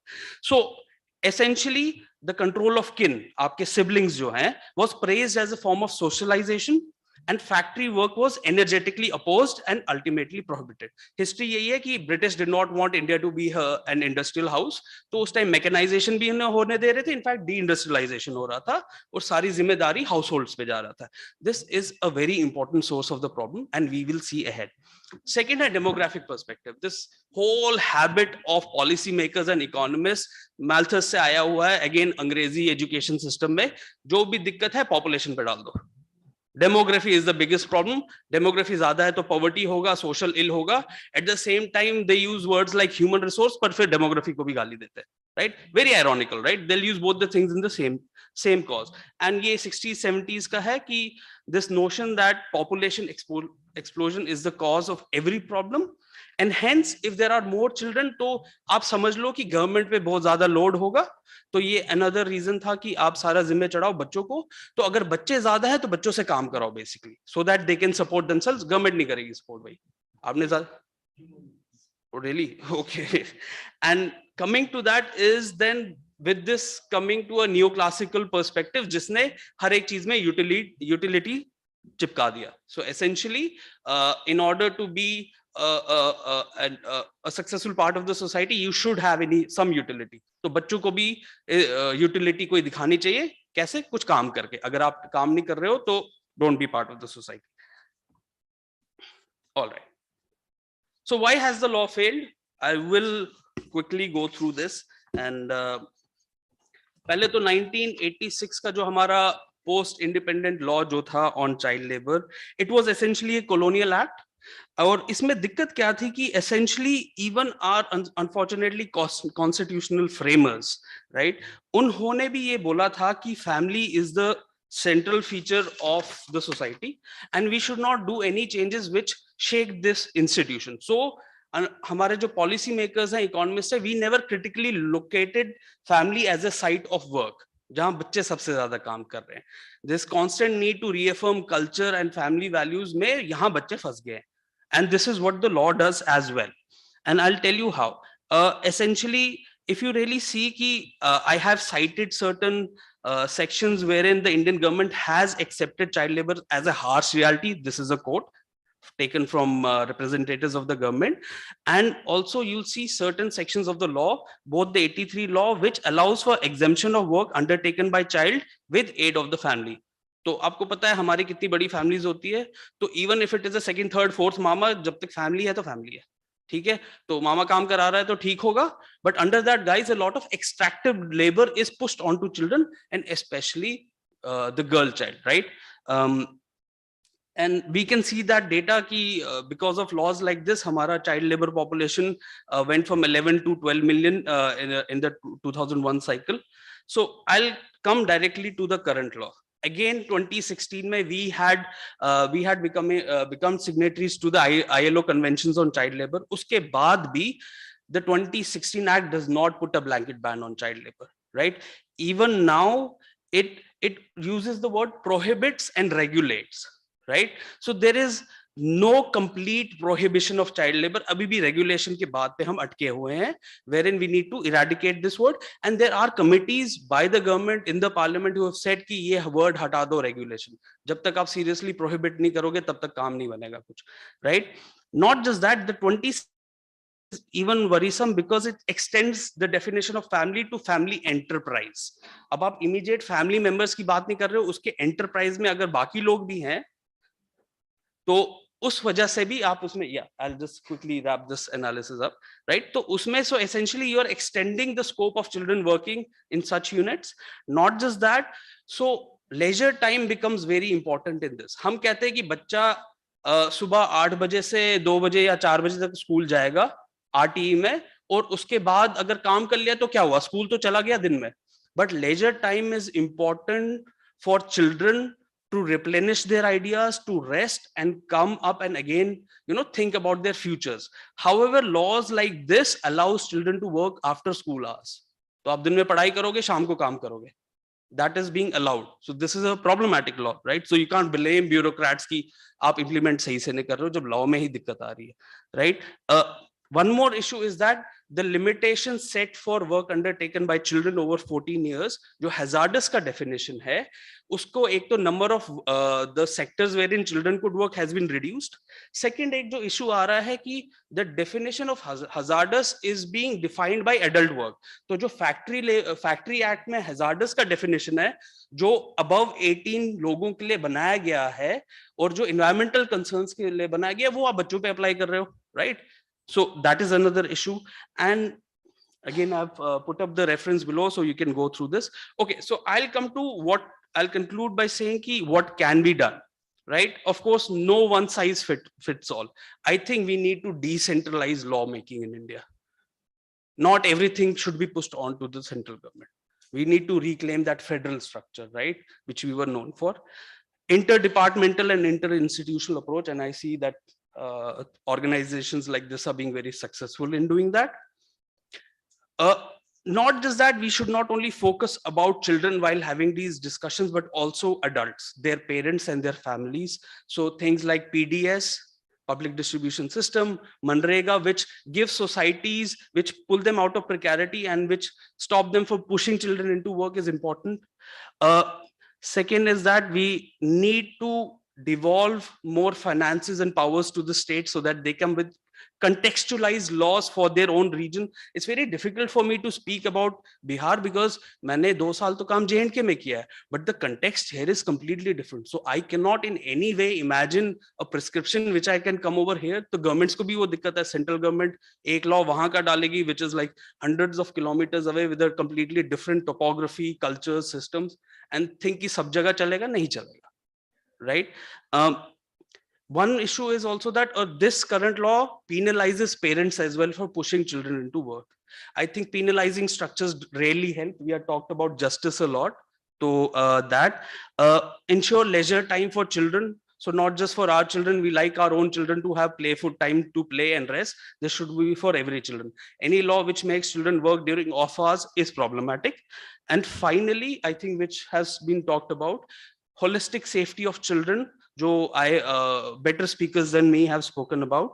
So essentially, we need to move from procedural to substantive justice. And I'll leave at that. And thank you for your time. And apologies for taking a bit more time. Thank you.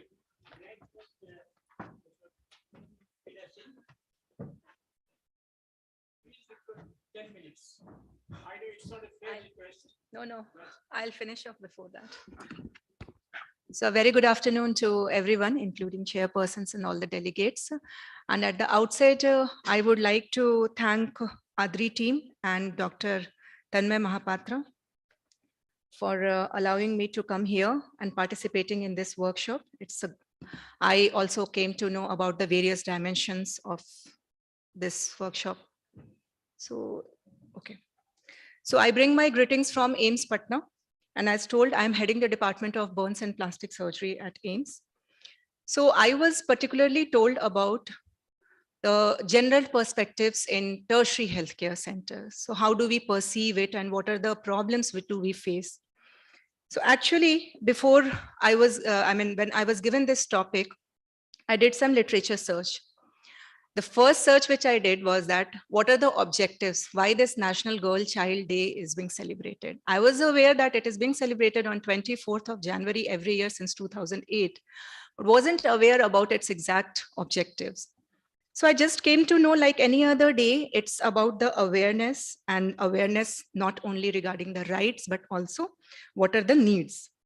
And the three things which are focused by the government is the health, education, and safety. So the first thing where I lie in the health. So in a tertiary healthcare center, whatever I'll be speaking, it is my own perception. So I perceive the gender perspective is divided into the patient perspectives and into the healthcare professionals. Because not only the patients, the doctors and the staffs, they also have few gender biased issues, maybe on the professional front or on the personal front. For the patient, it is not related to the medical problems only, but there are some social issues also, which we doctor have to handle. Many a times it is not only the medical condition, but the social issues. So coming to my first perspective, that is from the patient, I went through few papers, and in the Indian literature, I got this article where a study was done at a tertiary care center only regarding the gender bias in the presentation of the patients in a cardiovascular thoracic department. So just for sharing the information that the congenital heart diseases and the rheumatic heart diseases, they are more common in females. So when this survey was done, it was seen that there was a significant gender discrepancies which exist even in the behavior of the patient who seek healthcare benefits at a tertiary care center. In spite of the disease being more prevalent in the female patients, there was approximately only 37% female patients who actually presented for seeking the healthcare benefits. So this study actually intrigued me to search at my own institute. At AIIMS Patna, we run the Rashtriya Bal Swasthya Karyakram, and fortunately, I'm the nodal officer leading this program at my institute. So we started this program in year 2019, and we collected a data of 3 years from January 2020 to December 2022. So you can see these are the major departments. Again, for the sharing the information, Rashtriya Bal Swasthya Karyakram, RBSK, is a national project run by Government of India. I'm thankful to the State Health Society for running it very good in the state of Bihar. Every medical institution is having this project running. In this, the congenital abnormalities, जो जन्मजात बीमारियां होती हैं, which are surgically correctable, not the medically one, the surgically correctable, they are included up to the age of 18 years. So there is a whole system, whole chain from the district. There is a district coordinator who actually sees the patient, which has been brought by the ASHA worker, writes a diagnosis, and the patient brings that pre-authorization certificate to our institute. Once we see that, then we start our workup. So the major stakeholder departments are the burns and plastic surgery. In my department, we treat the cleft lip, the palate, the fusion of the fingers, many of the vascular anomalies, many of the craniofacial defects, and whatever congenital defect. In the ophthalmology, congenital cataracts are the most common type of patients which present. In pediatric surgery, the specialty which deals with the surgery of the children, they are also the major stakeholder. And the ENT, ENT department, which deals mainly with the congenital deafness. So it was seen that only the cleft lip and palate, these are mainly common, a combination is mainly common in the male patients, but isolated cleft palate, only cleft palate, they are common in the female patient. But in spite of the common presentation, in more common presentation in females, you can see the data.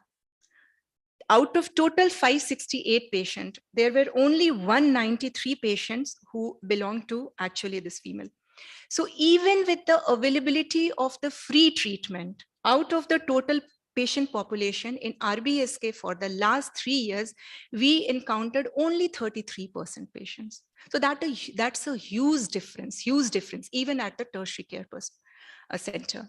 So I do believe that the things has to start at the grassroots level, and only the type of the patient, the type of the people who are involved in the welfare of a girl child has to be more actively, because at the tertiary care center, we receive only the patients which are referred from the other centers, either from the district or the other medical colleges. And this, I personally attributed it towards the knowledge, the awareness, and the behavior of the patient attendants. So this was only a small example, because at AIIMS Patna, we do not have any formal study exactly relating to the gender perspective in tertiary healthcare center. But seeing only the RBSK data, we got to know this very important point, that still there is a gender bias. This was regarding the medical. Social biases I mainly encounter in my own department. If just for 1 or 2 examples, if a patient comes for a scar revision, they are the majority, the 90% patients belong to the female population. And the most important concern is the matrimonial. So even if you say this is a good scar, this is not a bad scar, and there are no more improvement which is possible, then also the patient and the family members, they keep on insisting you to let the scar vanish or do something to erase the scar, which is actually not possible, even for the white patches. And all these, why I'm saying social biases, because at times I have an argument with the patient attendants that instead of getting rid of that scar, who is telling you, why don't you educate your girl, your daughter, and make her so competent that people are after her for the matrimonial alliance, not you are after them. So at times to joke with the patient attendants, I tell them, just bring me that groom or the family who is wanting to the girl to get rid of a scar, even if it is at a very, very unnoticeable area on the forehead, or maybe somewhere under the chin, but they want to get rid. This goes true with the correction of the deformities and even for the cosmetic surgeries. In the cosmetic surgeries, it has been seen mostly the patient do not come, the female patients especially, they mainly come because of the family pressure, the groom's family pressure, the social pressure, not because they are very much aware and they want a correction. On the other hand, when the males, they do come for any cosmetic surgery procedure, it is mainly because they are aware of the looks. They do not do it under any pressure. I have never encountered a male patient telling me that I want to get rid of this scar because my family is saying, or the bride's family is saying. So that's a very interesting example which I wanted to share with you. And the reasons which we could perceive was, these are the different which we have already discussed in the various presentations. There are social, familial, relative pressures. The parents are not convinced that they should spend enough money on the education rather than the surgical procedures, or rather than seeking the medical benefits. So this was regarding the patient perspectives. And from the healthcare workers perspective, I'll tell you, everyone would agree with me that in spite of all the changes, there has been a lot of changes. I'm in government job for the last 10 years, and I have seen these changes. But the females still face bias. So I went through this article in which a female surgical resident did a survey that what are the problems which a surgical resident face at their workplace. And the most important conclusion was that A gender sensitization program is a must, which I also agree totally in 100%. It has to be done from our UG level, UG, PG, faculty, staff, nursing officer, whatever cadre of staff and the doctors are present, in the administrator, everyone.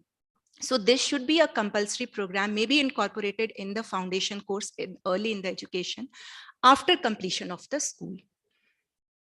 So this was my final perception. I won't take more of the time. That even as healthcare professionals, it is our responsibility to keep awareing the patient and the attendants, which I personally keep doing these things, talking to the patient and the attendants, talking to more of their relatives, trying to convince them what is required, what is not required. And still when when we say apart from the health, the second thing is the education, which is the target of the National Child Health Day. Then this education, it has come a long way, no doubt, from what way we were in the school to now, but still requires lots of improvement. And obviously we talked about the policies also.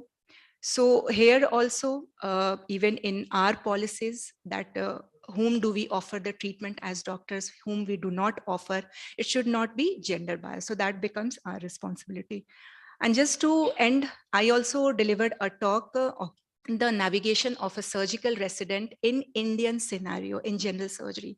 So here in this talk, I just discussed, I wanted to keep the healthcare professionals aware, even the society also, that what are the problems, what are the challenges which are being faced by a doctor itself who wants to walk on a path which is different from the other taken by. A female has to face lots of struggle.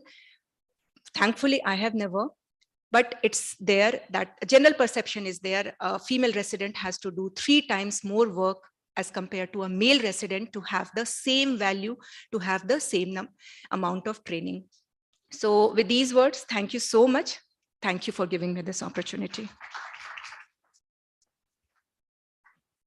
Thank you very much for the 10 minutes limit.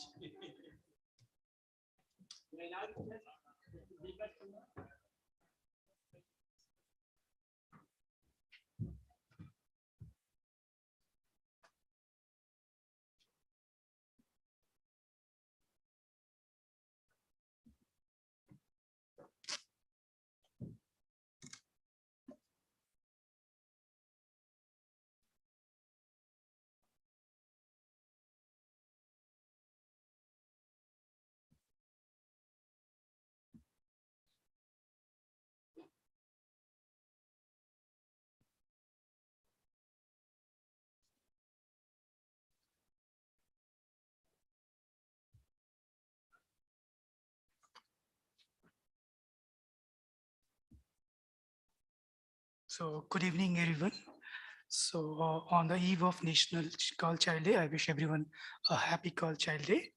And since morning, we have been hearing a lot of things, issues pertaining to gender in particular and gender in general and girl child in particular, globally and nationally, and various steps being taken nationally and at the state level in Bihar.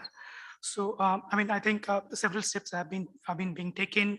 I think, and we shouldn't be complacent about that, and should strive for a gender inclusive society with adequate focus on the quality of the life of the girl child. And I think for achieving that, improvement and investment in social infrastructure is very crucial.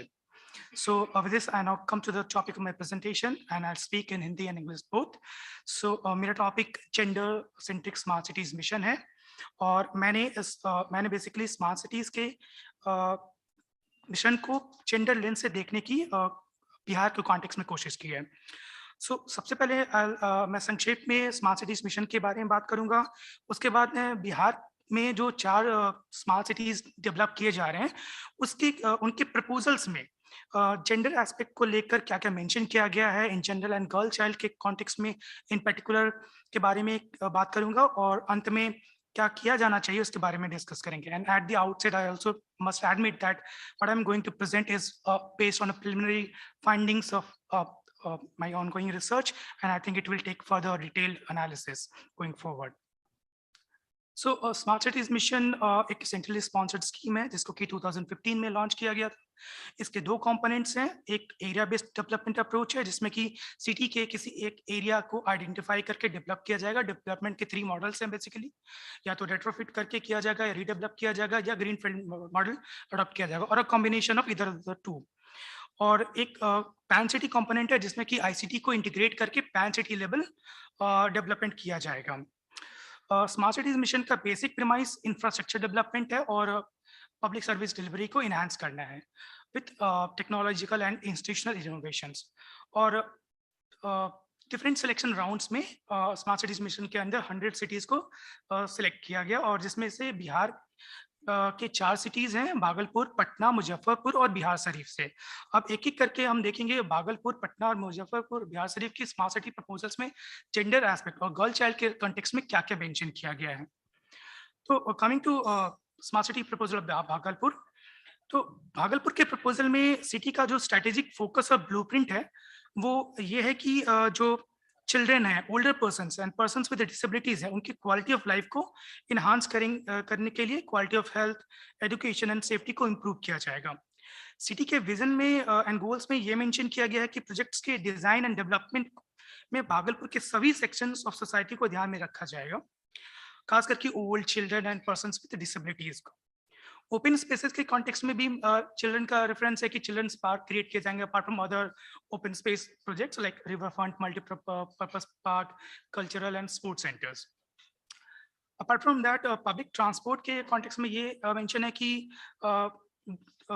Mobility को improve किया जाएगा दोनों motorised and non motorised traffic के लिए, और pedestrians के safety को भी ध्यान में रखा जाएगा, खास करके चिल्ड्रन एंड ओल्डर पर्सन्स के लिए, और इंसिडेंट रिस्पॉन्स टाइम को भी इम्प्रूव किया जाएगा।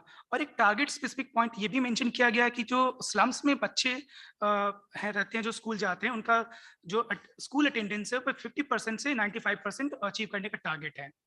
सो that this is about the smart city proposal of Bhagalpur.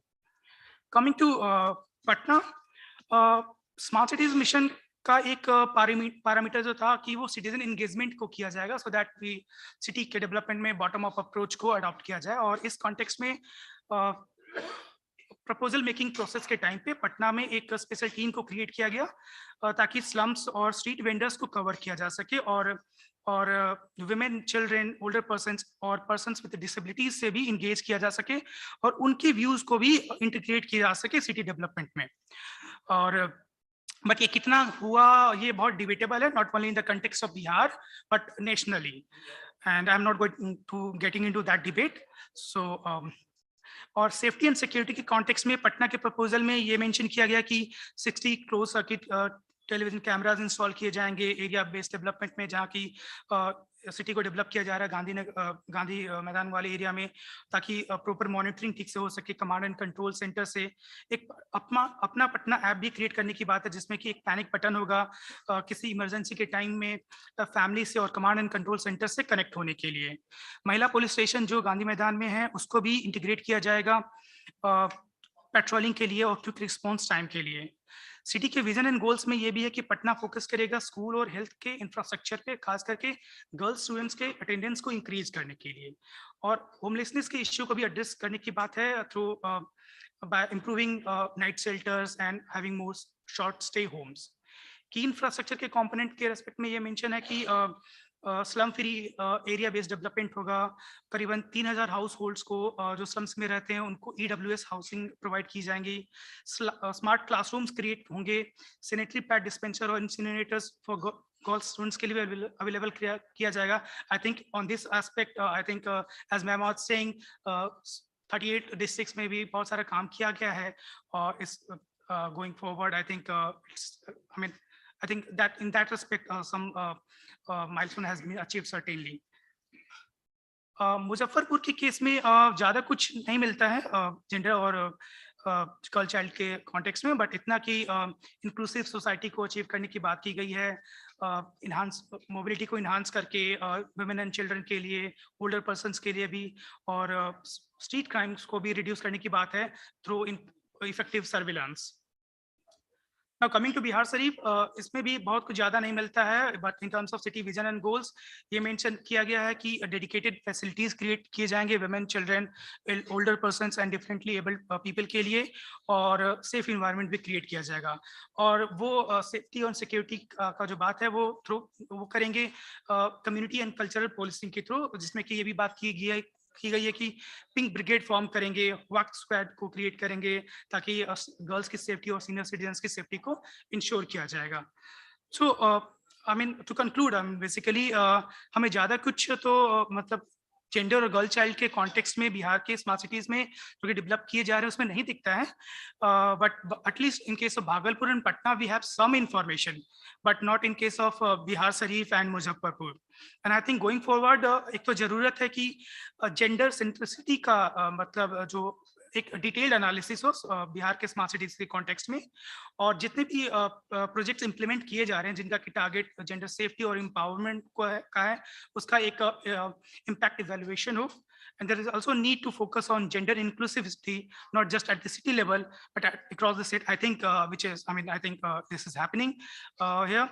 And lastly, we need to integrate all the schemes of the state for girl child under the Smart City project implementation. With this, I'll stop here. Thank you. Thanks again for 10 minutes.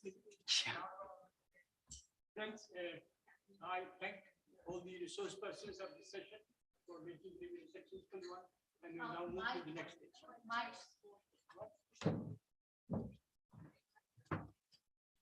Okay, no, because you were not speaking on the mic, so I was like, okay.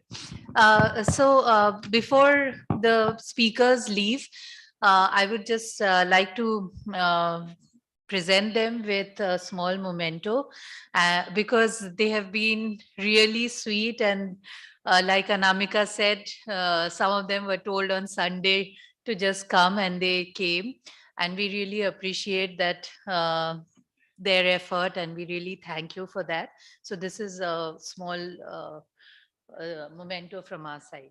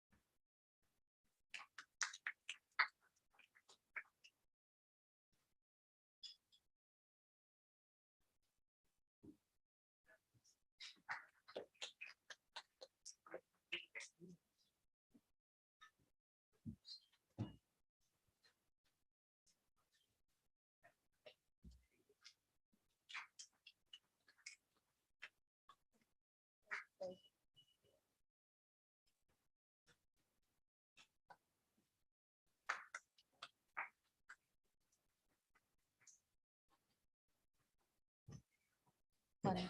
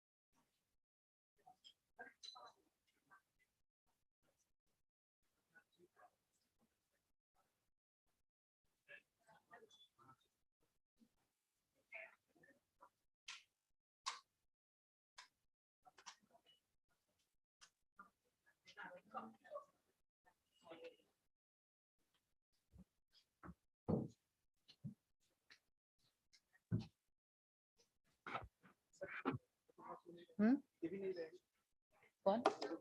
हाँ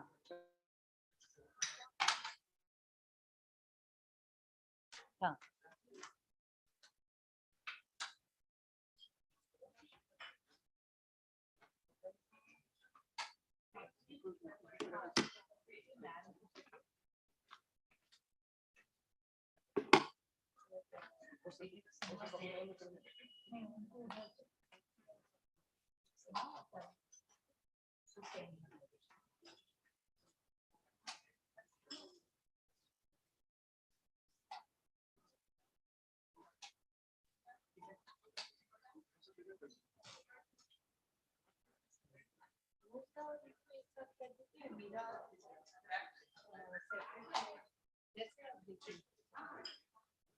just for symmetry.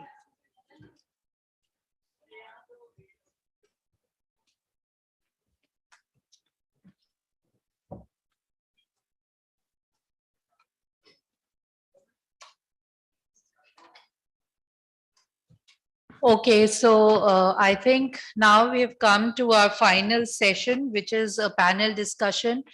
We've had a very stimulating day-long discussion on various dimensions of the girl child. And the idea of this session is that together we have a brainstorming session wherein we could take away some of the things that we learned today.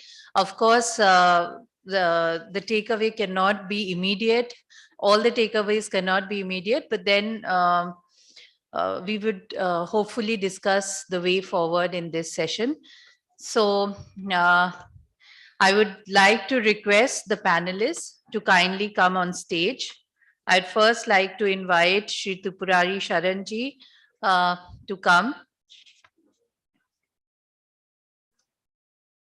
Oh, sorry, sir, I didn't realize you've not finished your tea. I'd like to invite Shri Harjot Kaur ma'am to. Okay. So I'll just name the people. Please take your time. I know that this has been an extremely tiring day, but I'd like to invite Shri Tanmay Mahapatra. I'd like to invite Shri Dilip Sinha, and I'd like to invite Professor Ghosh. Yes.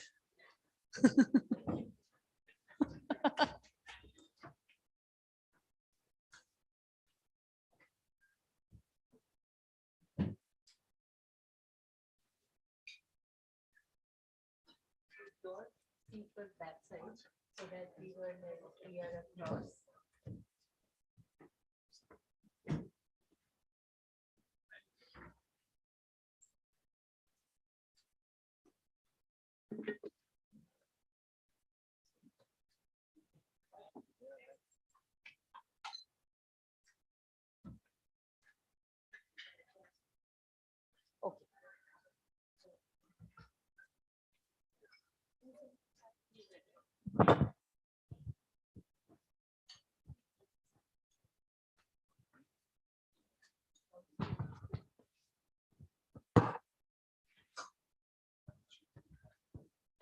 Hello.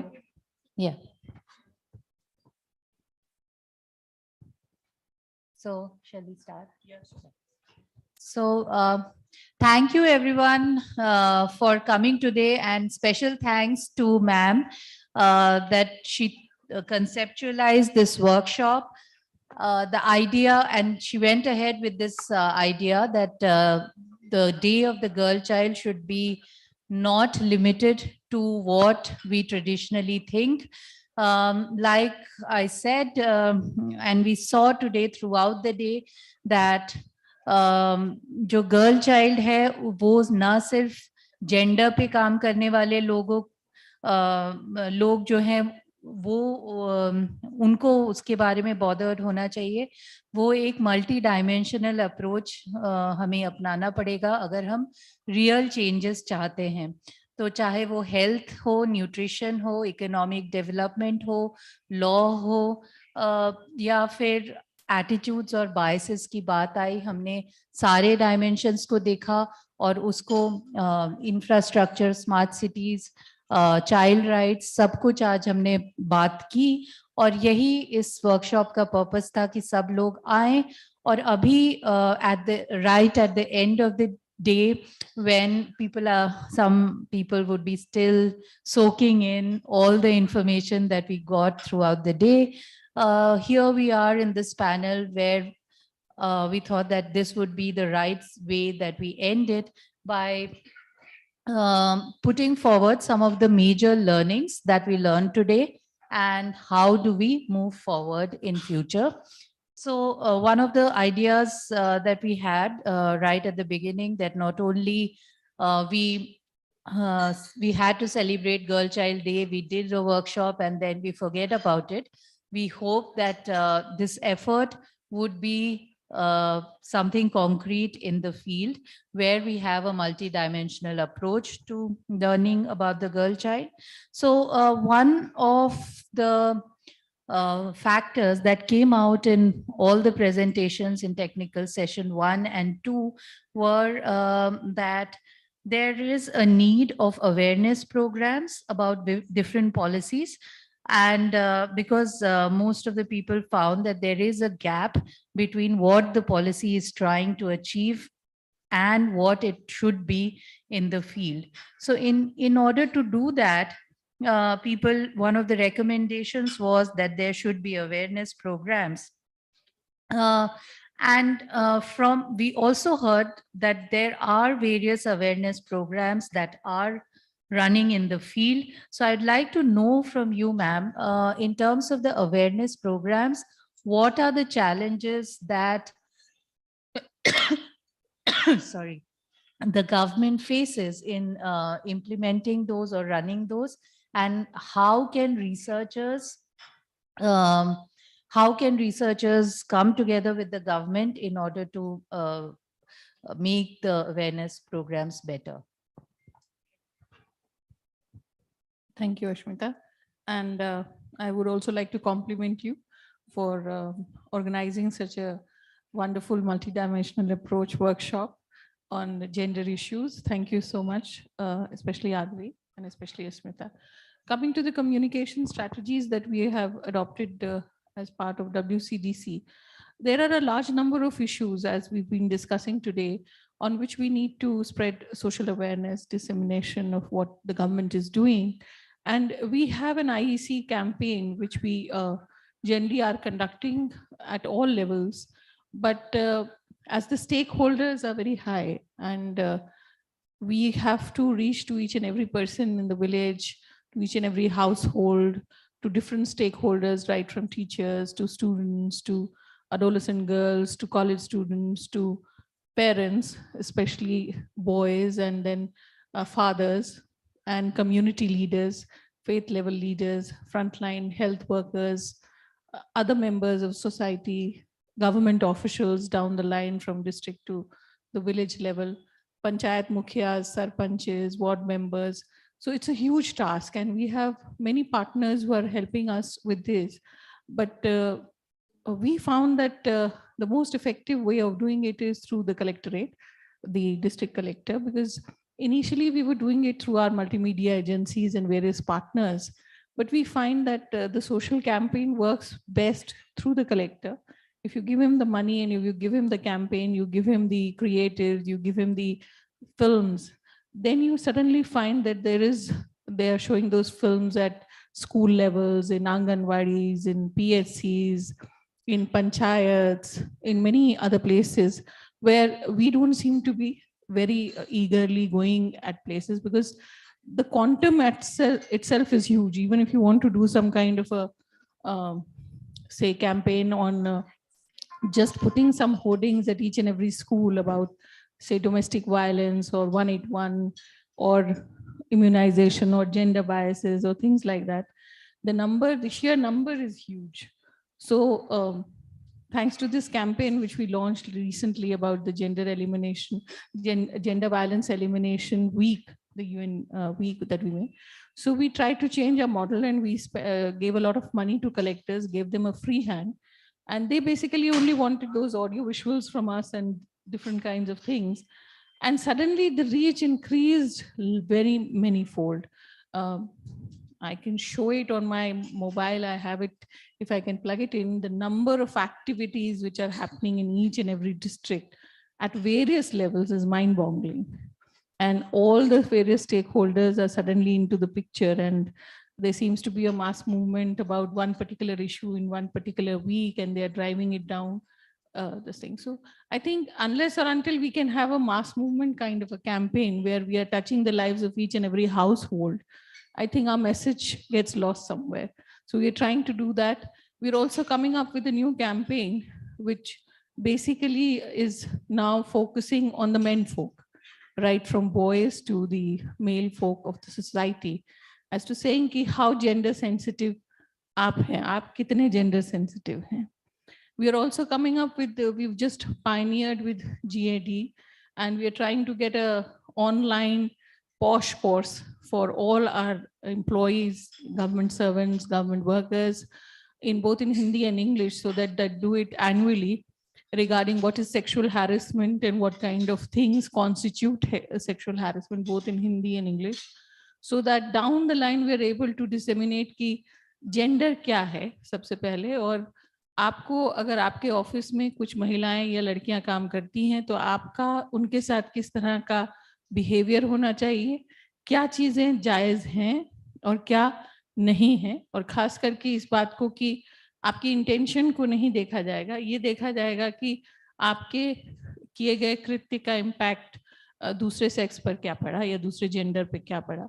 तो ये जानकारी का भी अभाव है, खास करके अब जब बिहार सरकार ने दरवाजे खोल दिए हैं रिजर्वेशंस करके महिलाओं के लिए, और काफी तादाद में अब महिलाएं आ रही हैं सरकार में, तो ये बहुत जरूरी है कि सरकारी ऑफिसेज भी उनके लिए कंड्यूसिव हो जाएं और सेक्सुअल हैरेसमेंट के बारे में सब सरकारी कर्मी जानकारी ले सकें। इसके अलावा अगर आप देखिएगा तो महिला एवं बाल विकास निगम का सबसे बड़ा कार्य ही सोशल डिसेमिनेशन है, चाहे जेंडर हो, चाहे चाइल्ड मैरिज हो, चाहे डाउरी प्रोहिबिशन हो, चाहे डोमेस्टिक वायलेंस हो, 181 हो, हेल्पलाइंस हो, या PCPND एक्ट जो कि मतलब हेल्थ डिपार्टमेंट भी करता है और बाकी सब भी करते हैं। तो एक हम लोगों की अब एक कोऑर्डिनेशन कमेटी भी बन रही है जिसमें सारे डिपार्टमेंट्स आए और अपने अपने क्रिएटिव्स या जो जो उनके कैंपेन्स इन मुद्दों पे चल रहे हैं एक्सचेंज करें, ताकि कोई अगर कैंपेन मान लीजिए हेल्थ डिपार्टमेंट कर रहा है तो वो सिर्फ हेल्थ ही के माध्यम से ही नहीं निकले, अगर वो कैंपेन है तो WDC भी उसको प्रमोट कर देगा। सिमिलरली मतलब हम सब डिपार्टमेंट्स ने कुछ ना कुछ कैंपेन्स किसी ना किसी विषय पर शुरू किए हैं, बट वो हम लोग कन्वर्ज नहीं करते। तो उसको कुछ फिल्मों के बारे में भी हमने देखा है कि कई बारी आप कितना भी लिख के या वैसे करिए, चित्र बोलते हैं, आपको उनसे ज़्यादा अच्छा समझ में आता है, चाहे एनिमेटेड फिल्म्स हो या चाहे कोई और तरह की फिल्म्स हो। दूसरा रेडियो जो कि जन जागरण में काफ़ी भूमिका अपनाता है, और ख़ास करके रीजनल रेडियोस जो उन्हीं की भाषा में समझाते हैं। तो जैसे अभी हम लोगों ने पार्टनर किया हुआ है दरभंगा में, लोकल कम्युनिटी रेडियोस हैं जो मैथिली भाषा में ही बोलते हैं, तो लोकल भाषा में उसी लैंग्वेज में आप वो सब चीज़ें समझाते हैं तो और अच्छे से लोगों को समझ में आता है। तो हम लोगों की कोशिश यही है, और हम लोग हमेशा अपने पार्टनर एसोसिएशंस CCC और यूनिसेफ के साथ इन मुद्दों पे काम करते रहते हैं। अभी तक तो हम लोग इतना ही कर पाए। I think somebody else would like to. Thank you, ma'am. Right. So apart from this, the thing is कि वो जो प्रश्न था कि हम इतने सारे चीज़ें तो सरकार करती हैं, पर फिर भी हमारे कुछ कैंपेन्स काम करते हैं, कुछ नहीं करते हैं। तो वो अगर हम उसको एक सिस्टमैटिक इंस्टीट्यूशनल तरीके से करें कि उसको एक इवैल्यूएशन करें, जैसा कि एक उठ के आया था मुद्दा कि जो स्टैंडर्ड प्रैक्टिसेस हैं to test out what works and doing it in an experimental way is probably what we can think about going forward. So abhi madam ne chitra ki baat ki, to I would just take this opportunity to go to Tripurari sir, because your passion is in filmmaking, I know that. So so in terms of this policy, and you have also been a very senior policy maker with more than, I mean, about 40 years of experience in policy making. And we are talking about this multidimensional approach to not only discuss the girl child in particular, but gender also. So how do you think the role of films and film the role of dissemination in dealing with this kind of information can be done in a way that has not been done before? Like if you kind of bring your two passions together, how is there something that we can do in this direction? Thank you, Ashmita. First of all, let me take a leaf out of what Harjot had said earlier.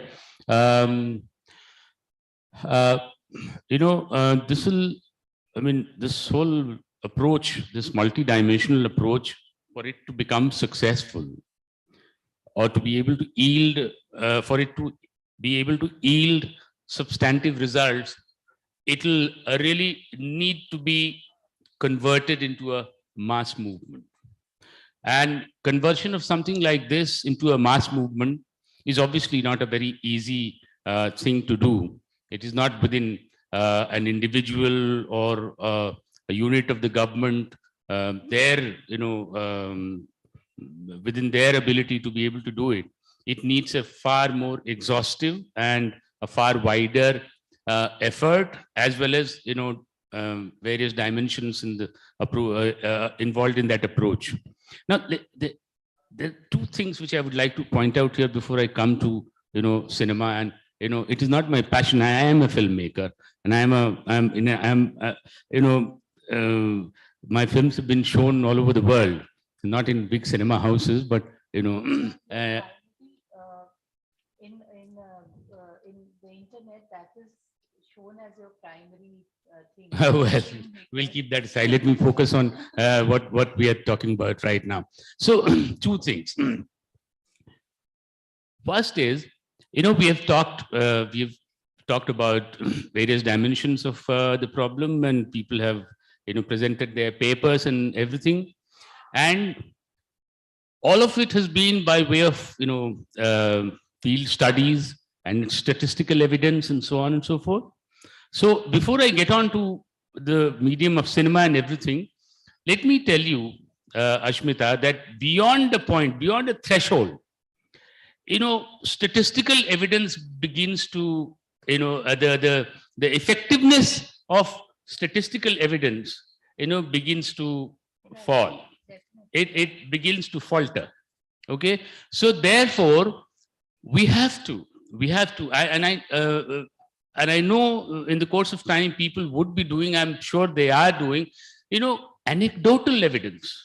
Anecdotal evidence will make so much more impact on your target audience.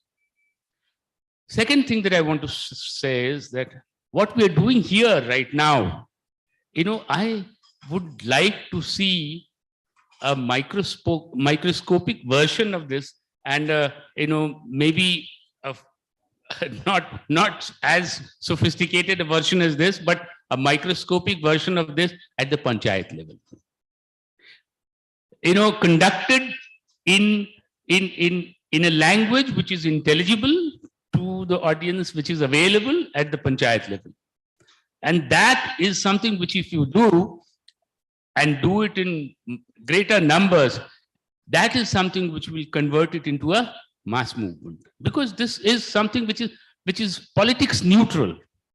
This is an area which is politics neutral, however deep the gender biases might be. But remember that at the end of the day, nobody wants his or her child, boy or girl, to fall a victim to the vagaries of social, oppression or whatever. So this is a politics neutral area. So therefore, it is so much easier to convert it into a mass movement, but the prerequisites are that your idioms will have to be framed in that fashion, in that easily intelligible and convertible fashion. It will have to be broken down in a way that you can take it right till the last man in the queue. And the second thing that apart from anecdotal evidence and everything, second most important thing I want to stress on is that, there is something called public policy and there is something called public discourse. In fact, later in the month of March, I have to do a public lecture on public policy and public discourse, the interconnections. Okay. Now, public policy, Harjot sitting with a minister and in her secretariat, you can come up with public policy. We all are sort of endowed enough to be able to cogitate and think of the logical building blocks in a public policy. But for public policy to be really effective and to be really relevant, it has to be very intimately connected with public discourse. And public discourse is something which we talk about very loosely, but we do not understand its intricate dimensions. And one of the determinants, remember, of public discourse is not just your literacy, higher literacy levels, and your books of literature and so on and so forth. But one of the major determinants today in India for public discourse is cinema. Cinema is a far more effective medium for dissemination of elements of public discourse than anything else that you can think of. I don't know how much work your machinery may have done in the field, but tell me, has all of that collectively been able to equal the kind of impact that one film called Padman did for the masses? So that is the kind of reach that cinema has, provided it is framed and scripted in the right way. So that is a big if. That is a big if. In fact, when I was the director of the Film Institute, this was something which I used to say ad nauseum at all forums, that the biggest bane of Indian cinema has been its script writing. And after all those 30, 40 years of its existence, I actually introduced a course in script writing at the Film Institute. The first course in script writing. And today, students who have trained there at the Film Institute, they are amongst the biggest script writers today in Bombay cinema. And you have seen there has been a qualitative change in the not just the content, but the way that content has been presented in Indian cinema, be it Hindi or Bengali or Marathi cinema. There has been a change. There's been a domino effect, so to say. So that is another thing, where, and this is where anecdotal evidence really counts, because I'm very fond of saying that numbers tell a story. Numbers do tell a story.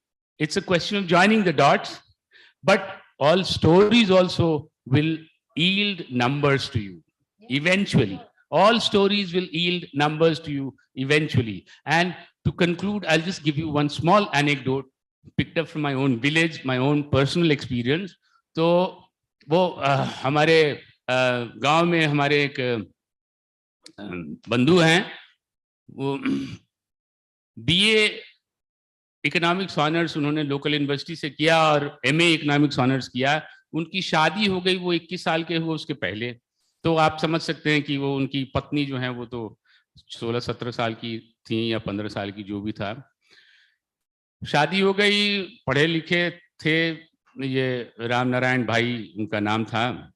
तो एक पहली बेटी हुई, उसके बाद कुछ सालों बाद फिर बेटी हुई, फिर उसके बाद तीसरी बेटी हुई। इस बीच में राम नारायण भाई ने बीए के बाद एमए इकोनॉमिक्स किया, कोई नौकरी वोकरी मिली नहीं, फिर बीएड किया उन्होंने। बीएड करने पर उस वक्त था कि बीएड करने पर तो मास्टर की नौकरी मिल ही जानी है, लेकिन अनफॉर्चुनेटली उनकी किस्मत ऐसी थी कि जिस दौरान उन्होंने बीएड किया उसी समय मास्टरों की बहाली बंद हो गई, तो 3 बेटियां हो गई। अब बेटे के चक्कर में 3 बेटियां हो गई, और सबसे छोटी बेटी के बाद कई साल बाद एक बेटा हुआ। अब ये बेटियां बड़ी होने लगी, मिडिल स्कूल तक तो ठीक है, चली जाती थी पैदल, हाई स्कूल उससे थोड़ा सा दूर था, और कॉलेज जाने की तो सोच भी नहीं सकते थे जब वो बच्चे थे। I am talking about they are growing up in the early part of the 90s of last decade, 19 early part of the decade before the last one. Okay, I'm talking about 2001, 2002. Fortunately, by the time they were of an age for going to college, the cycle scheme came, and despite the protest from the parents कि नहीं college क्या जाना है, अब पिताजी को तो डर था कि कॉलेज में पढ़ गई तो ज्यादा तिलक देना पड़ेगा, that was the biggest thing. But these girls, they all protested against they rose up against their parents, and I'm very proud to say, and I of course used to provoke them every now and then. I'm very proud, I can very proudly tell you, they all went to do their graduation from the local college because cycle se chal ke jate the, or one of them became a bank officer, one of them became a circle officer, matlab officer in the Bihar government, and the third one got married, and after her marriage she finished this teacher's training and became a teacher in a high school, all 3 of them. और उनके पुत्र जिनके ऊपर इतनी investment की गई थी, अभी भी मुझे पता नहीं कि कहाँ हैं, कोई नौकरी कर रहे हैं नहीं कर रहे हैं, लेकिन eventually in the ultimate analysis it's that cycle which really gave that confidence to them to be able to cycle all the way to college, 12 kilometers every day, up and down. So this is the result of some of these small elements that you infuse in your public policy, and it's a kind of mutually dependent interaction between public policy and public discourse. That for me is one of the important takeaways for a program like this. And as I said, you have to launch or mount a program of this kind at a micro level and at a fairly dense in fairly dense numbers. Thank you.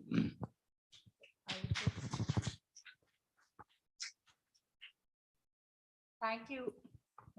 Is this working? Yeah. So thank you, sir, for this stimulating discussion. I completely agree with you. Hello.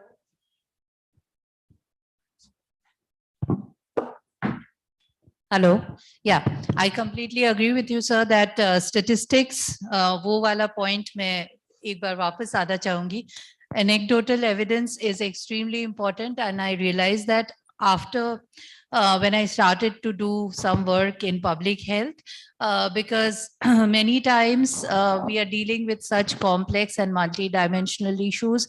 Importance of qualitative research comes up there, because many times इसमें data नहीं है, and running statistical surveys is extremely expensive. So sometimes we do have to make educated guesses, talking to a few people, उसमें से निकालना. And I do know this because my father was also, he had very interesting observations by talking to people and giving anecdotal evidence. But I think while this is important, we should also recognize that statistical evidence is equally important. Yeah, yeah, yeah. So I'm no, no, I completely understand that. And yes, exactly. We need a complementarity between the two. And sometimes, yeah, and also like some people, like we know, right? Like say some वो भ्रष्ट साधु वगैरह होते हैं, they have a very eloquent way of speaking. Sometimes people get misguided by what they are saying. So how do you counter them? You counter them by statistics, and because you cannot counter religion and emotions by like उसमें आप emotional उसमें पढ़ेंगे तो फिर बात बिगड़ जाएगी, तो तब हमें statistics दिखाना पड़ता है कि see this is how it is. So since we are talking about statistics, I will come to Professor Ghosh and just ask him to elaborate on his experiences of how statistics, what are the gaps in statistics that are there, in which needs to be fulfilled in policy making, and how he, from his experience, what he thinks how we can bridge some of these gaps. Thank you, Asmita. Working? No.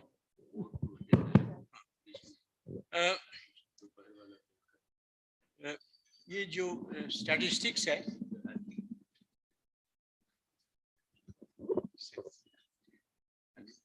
come again.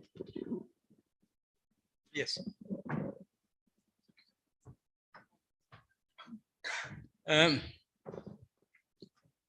आपके बताओ कि so far as statistics is concerned, how does it help? Statistics is divided into two parts. A huge part of what we call statistics is actually collection of data, simple collection of data. You don't have a statistician for that. Anyone could do that, you know. And then you prepare a report, etc., etc. And the second part of statistics, what formally called inferential statistics, that's another job. Let me tell you what is the importance of statistical data.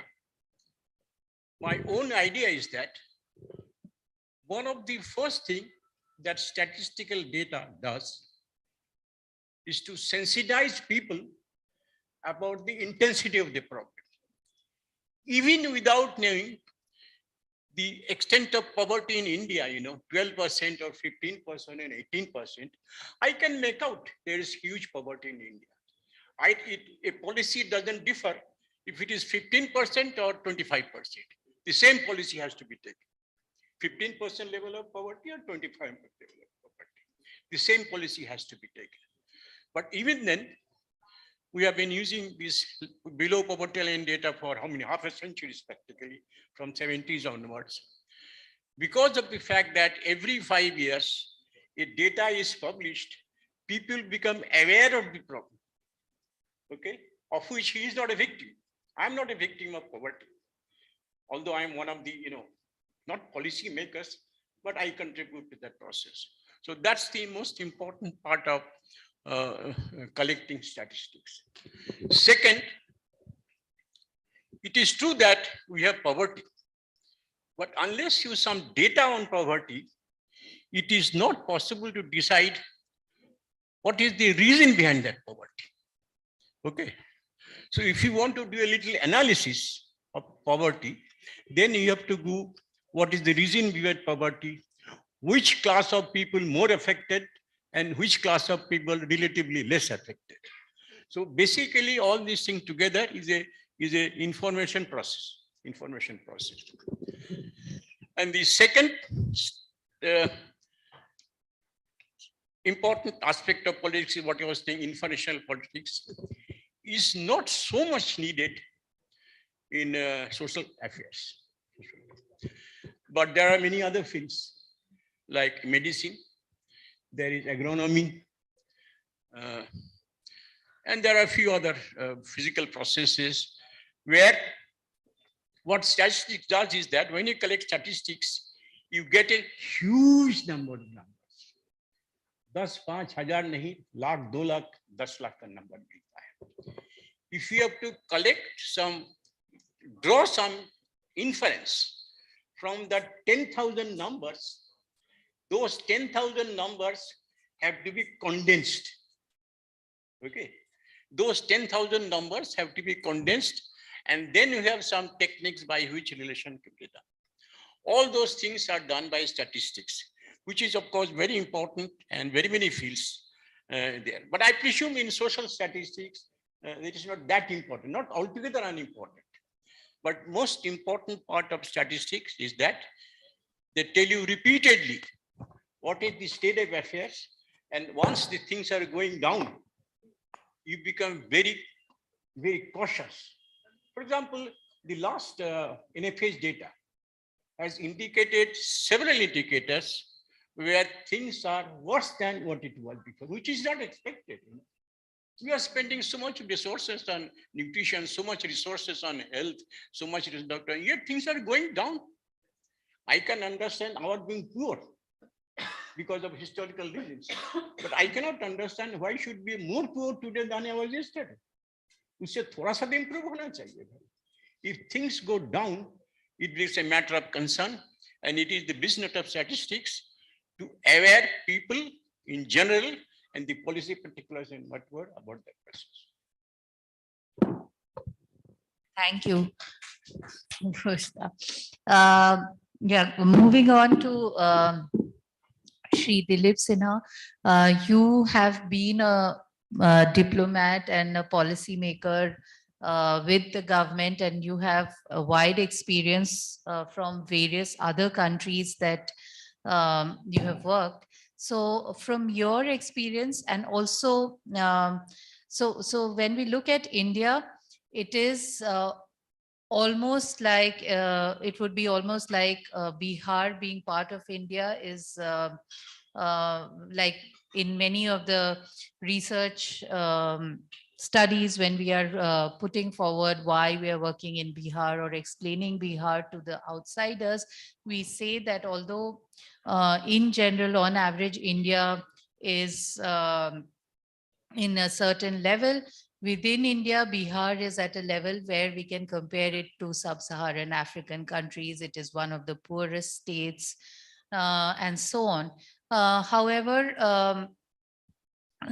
like there are also, I think, various dimensions in Bihar about gender that are much better than the relatively much developed parts. So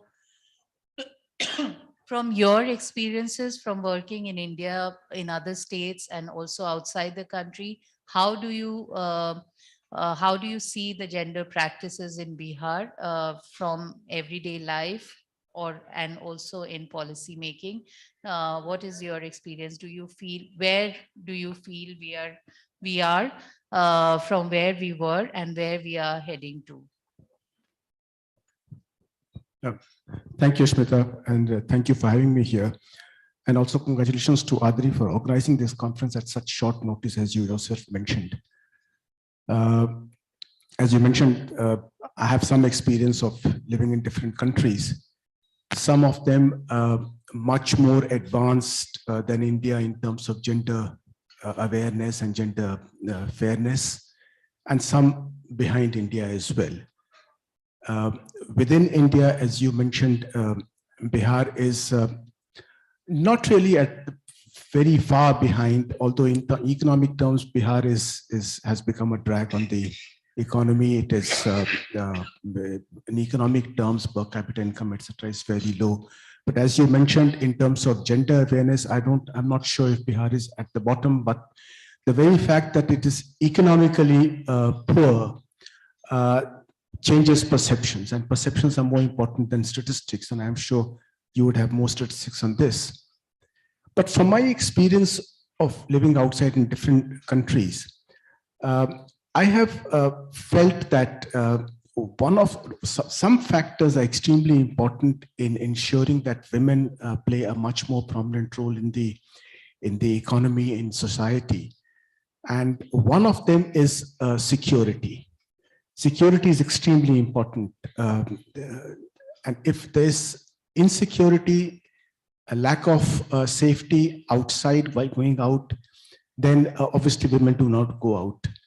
And the other factor that I find inhibits women from going out in India is the absence of toilets, which is a major inhibition. I know, for example, from what I've read in papers, that very often girls don't go to school because toilets are not there. Or even if toilets are there, they're not hygienic. So these two factors, I think, are extremely important. When you live in Europe, you realize that you can go anywhere absolutely. And yet you will find clean toilets, which is extremely important for women to go out. And security, of course, is extremely important. Women working late have to have security when they're going back. And that is something where I suppose India is not too bad, although there's a greater degree of feeling of insecurity in India. I think violence in some of the American countries, meaning North America, South America, is much more than here in India, even including gender violence and gender molestation. But the perception generally in India is that there is greater insecurity, and which is what when tourists come to India and women tourists come to India, they get the feeling that India is insecure and they have to be very careful. And we ourselves would also advise people when coming to India to be careful because they are coming to an unfamiliar country. But by and large, I think India is, in terms of women's safety, certainly better off than many other countries in the world. But nevertheless, there are perceptions that it's unsafe. And in Bihar, again, this feeling of insecurity is there, which inhibits people from going out. So I think these two are the factors. And of course, public discourse is extremely important. But mentality or mansikta is very difficult to change. And that can only change over a period of time by work of people like our Jyoti and others who are creating awareness. And of course, seminars like this and cinemas, as Mr. Tripureshwar mentioned. Thank you.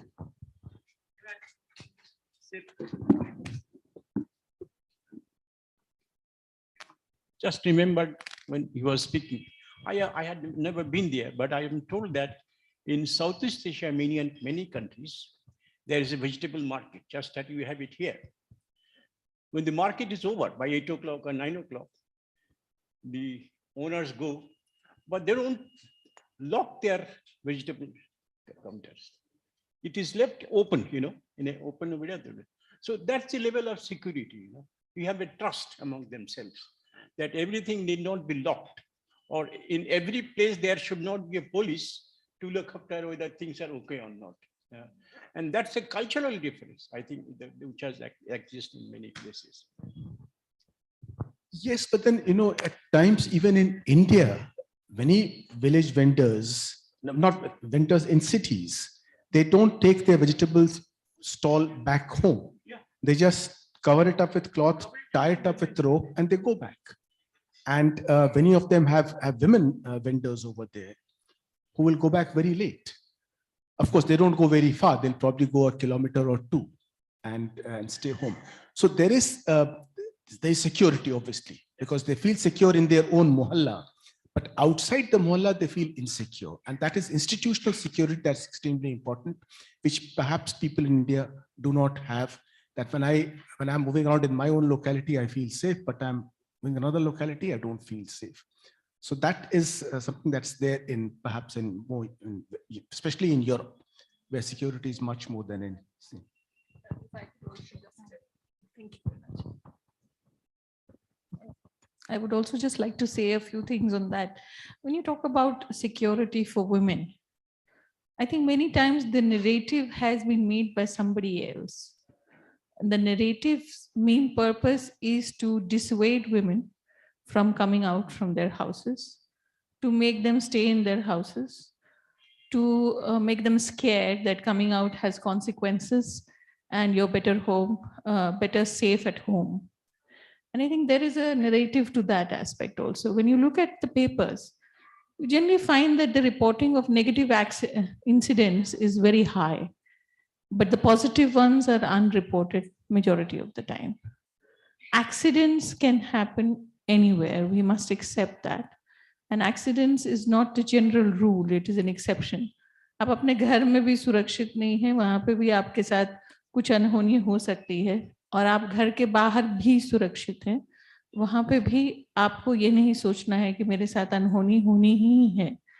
हम लोग सब इतने सालों से नौकरी कर रहे हैं, and I'm not talking about the fact कि when you come into this service you believe it, but I think अगर आपने बचपन से किसी लड़की के मन में बहुत ज़्यादा डर डाल रखा है, हमेशा उसकी कैपेसिटीज या उसकी कैपेबिलिटीज पर प्रश्न चिन्ह लगाया है, उसको बाहर जाने से रोका गया है।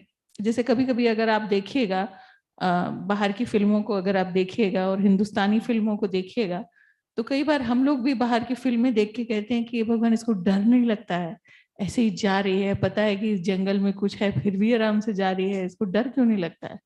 और हम हिंदुस्तानियों को बचपन से ही डरा दिया जाता है, भूत है, पुलिस अंकल मार लेंगे, ये कर देंगे, मतलब हर चीज में हमको डराया बहुत जाता है बचपन से कि तुम बात नहीं मानोगे तो उसके बहुत कॉन्सिक्वेंसेस हो सकते हैं। तो हम लोग एक तरह से डर के आदी हैं, और अगर ये डर लड़कियों को आप पहले से ही डाल दीजिएगा तो एक जैसा हम लोग इंसिडेंट बोलते हैं ना कि आपको किसी गाय को कुछ दिनों तक खूंटे से बांध के रखना होता है, उसके बाद वो रस्सी खुली हुई है या बंधी हुई है, वो चुपचाप खड़ी रहती है ये सोच के कि मैं तो बंधी हुई हूँ, मैं कैसे जा सकती हूँ। बहुत हद तक जब हम लोग महिलाओं की बात करते हैं या ऐसे तबकों की बात करते हैं जो दबाए गए हैं या शोषित हैं या कुचले गए हैं, वहाँ की मानसिकता इस चीज से भी बहुत हद तक निर्भर होती है। अब जैसे मैं इसलिए बोल रही हूँ कि एक महिला होने के नाते दिल्ली में पली बड़ी हूँ, जिस तरह से मेरी परवरिश हुई है, अगर मुझे कोई कुछ कहता है तो मेरा मन करता है कि उसको लड़ूं और उसका मुंह तोड़ दूं। मतलब घर की सिखाई हुई बात यही है। मतलब डर किस चीज का नाम है ये, मतलब हमारे उसमें है नहीं है। ठीक है, जब डर लगता है, मान लीजिए जान पे बन आती है, तो क्या पुरुषों को क्या कम डर लगता है? जान तो सबको प्यारी है। आई थिंक उस वक्त आप देखिएगा, और ये बात भी मेरे ख्याल से नैरेटिव्स में अगर आप देखिएगा, और ये बात सत्य है कि जब कोई अनहोनी होती है घरों में, तो आप पाइएगा कि महिलाओं में ही पहाड़ों जैसी शक्ति होती है कि पूरे परिवार को वो उस वक्त ढाढ़स दे देती हैं, और इस तरह की अनहोनी में पुरुष बिखर जाते हैं। ऐसा मैंने अपने घरों में भी देखा है। तो ये जो पूरा नैरेटिव है महिला को डराने का, महिला को अबला बनाने का, महिला को किसी ना किसी प्रकरण घर के अंदर रखने का, ये कुछ हद तक जो पूर्वी हिस्सा है हिंदुस्तान का, यहाँ कुछ ज्यादा है compare to many other areas. और आप मानेंगे, अगर कल्चरल एस्पेक्ट्स की ही बात करते हैं हम लोग, तो we talk about development, we talk about how reformist capitalism was part of the Catholic reformist movement, how those religious changes or the changes in the way people thought about economic activities helped the Western world to go in for industrial revolution and things like that. उसी तरह culture का बहुत बड़ा, संस्कृति का एक बहुत बड़ा योगदान है इन सब नैरेटिव्स में, जो हम लोग शायद पीछे छोड़ देते हैं। और बिहार वालों को, हम लोगों को शायद ज्यादा अच्छे से समझ में आता है, क्योंकि हिंदी फिल्मों में हम सब बिहारियों को फूहड़, बेवकूफ, बात करने की अकल नहीं, या साथ में बंदूक लेके चलने वाले ही दिखाते हैं, जैसे हम लोग तो पढ़े लिखे हैं ही नहीं, हम लोगों को तो कुछ भी नहीं आता है। जबकि नैरेटिव सही में ये है कि ज्यादातर सभी कलेक्टर, एसपी पूरे देश में बिहार के हैं ब्यूरोक्रेट्स। तो बिना पढ़े लिखे कैसे हो गए? कि आपके खुद के कलेक्टर वैसे बिहेव करते हैं जैसे आपने बिहारियों को देखा है फिल्मों में देखने के लिए? तो मगर आप अगर आम हिंदुस्तानी से पूछिएगा, तो जो बिहार नहीं आया है या बिहार को नहीं देखा, उसको लगता है कि शायद बिहारी ऐसे ही है। तो ये जो नैरेटिव्स हैं, जो कल्चरल इम्पैक्ट ऑफ स्टोरीज है, इसका बहुत दूर तक असर होता है, जो शायद हम लोग एज पॉलिसी मेकर्स निगेट कर देते हैं। बिकॉज कल्चरली इन्फ्लुएंस करना, जैसे सर बोल रहे थे कि एक पिक्चर का इम्पैक्ट बहुत ज्यादा होता है, एक दंगल का इम्पैक्ट शायद बहुत ज्यादा होता है, जिसमें वो फाइनली उसको समझ में आता है कि लड़कियां भी लड़ सकती हैं, पहलवानी कर सकती हैं, पीट सकती हैं।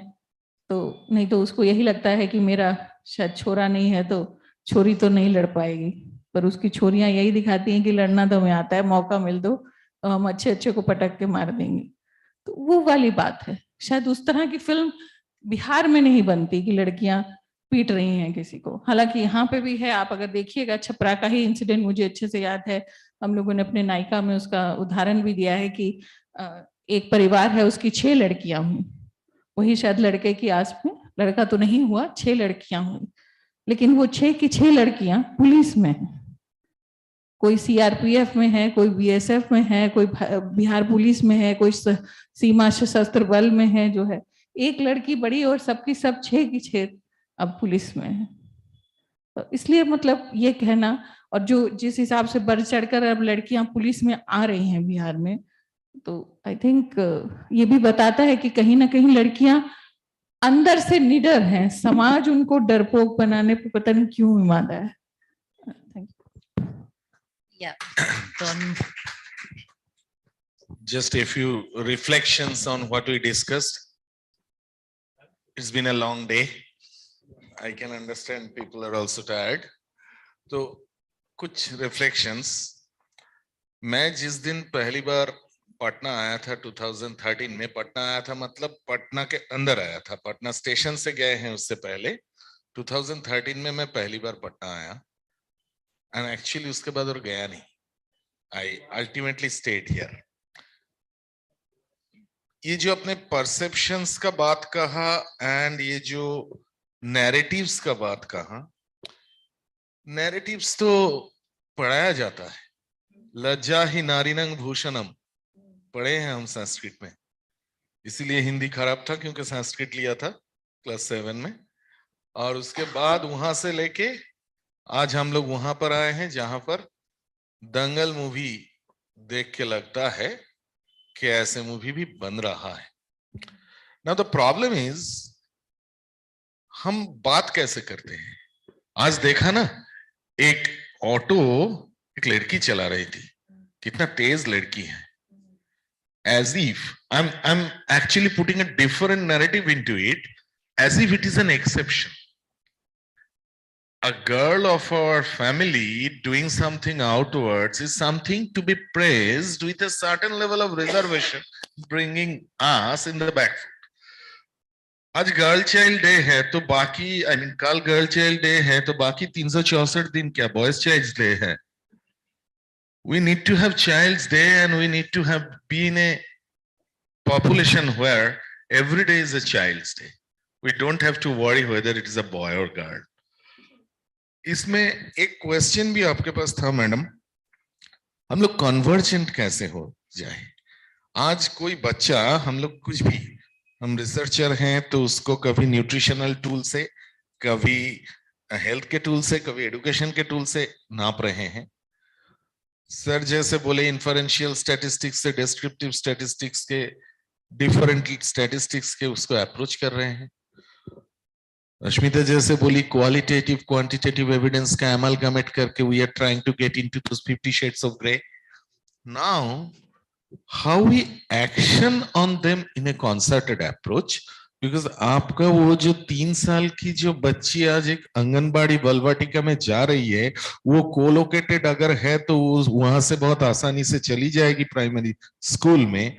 उसको खेलने के लिए डॉल्स दिया जा रहा है और उसका दोस्त को बॉल्स दिया जा रहा है, खेलने के लिए गन दिया जा रहा है। कि ऐसे टाइप का जो पेडागॉगी है, हम उससे कैसे बाहर आए और कैसे हम आईसीडीएस, एडुकेशन, हेल्थ, जीविका सारे प्लेटफॉर्म से वो हर दिन चाइल्ड्स डे में जा सकते हैं। Yeah.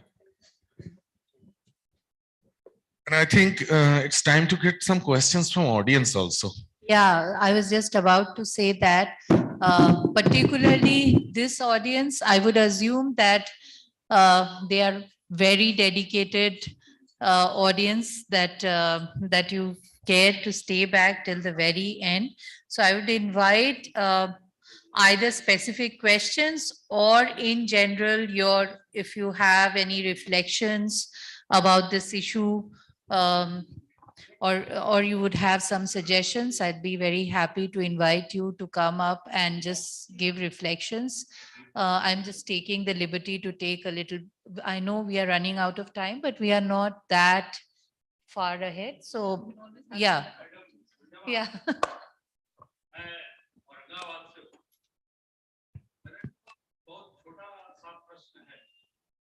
आपका ये गोल्डन, खास करके हरजोत मैडम से मैं कहता हूँ, ये आपका गोल्डन पीरियड है। जब से आप आई हैं, women and child development corporation Bihar जो है सो काफी ऊंचाइयों पर है और जा रहा है। हमारा एक बड़ा सिंपल सा क्वेश्चन है, आखिर ये सारे कार्यक्रम को हमें लागू कहाँ करना है? हमें लागू करना है गांव में। गांव में कौन प्रधान है? पंचायती राज इंस्टीट्यूशन में एक वार्ड है, एक पंच है और रिलेटेड वहां का सेल्फ हेल्प ग्रुप है जो गवर्नमेंट के द्वारा शक्तिकरण किया गया उनको।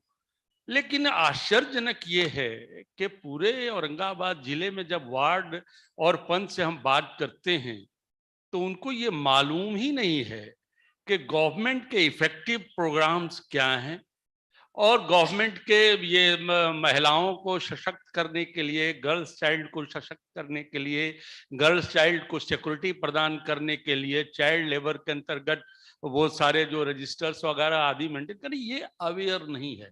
तो आखिर ये कमी हम कैसे दूर करेंगे? कौन सी पॉलिसी अडॉप्ट करेंगे? क्यों नहीं कार्यक्रमों को उन तक पहुंचा जाता है या उनको सशक्त करने के लिए गवर्नमेंट के द्वारा ऐसे कोई सर्कुलर्स नहीं है?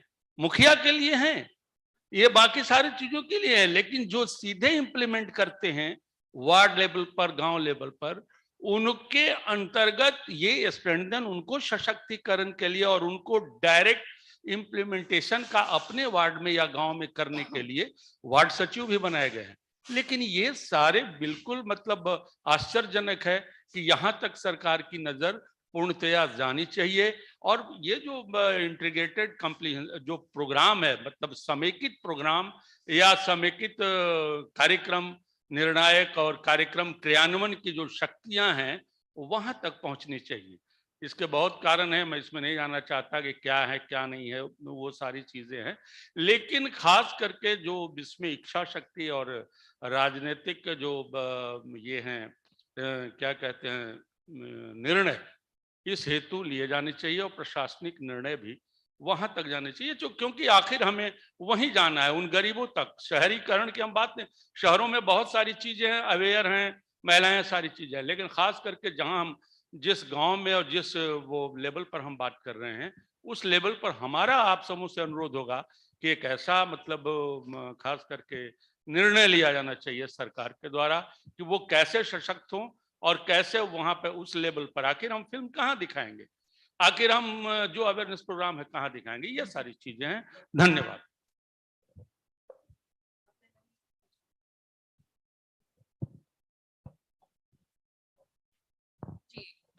बहुत बहुत शुक्रिया आपके सुझाव के लिए। आपने एकदम सही बात कही है कि बिहार आज भी अधिकतर ग्रामीण है। शहरीकरण की अगर हम स्थिति देखेंगे बिहार में, तो अन्य राज्यों की तुलना में सबसे कम शहरीकरण हमारे राज्य में है। और पंचायतें अगर सशक्त होंगी, खास करके महिला सशक्तिकरण के मुद्दों से अवगत होंगी, तो डेफिनेटली उसमें बहुत ज्यादा फर्क पड़ेगा। लेकिन मैं ये भी बताना चाहूंगी कि पंचायतों के साथ पंचायती राज डिपार्टमेंट भी काम करता है और एक हमारी अदर ऑर्गेनाइजेशन है UNFP, और उसके अलावा भी मेरे ख्याल से कई ऐसे सिविल सोसाइटी ऑर्गेनाइजेशंस और NGOs हैं जो काम कर रहे हैं इस बारे में। और सरकार की योजनाएं भी हैं जिनके माध्यम से हम लोग उनको अवेयर करते हैं। ये जरूर बात आपकी सही है कि हाँ, उसमें थोड़ा सा हम लोग पीछे हैं।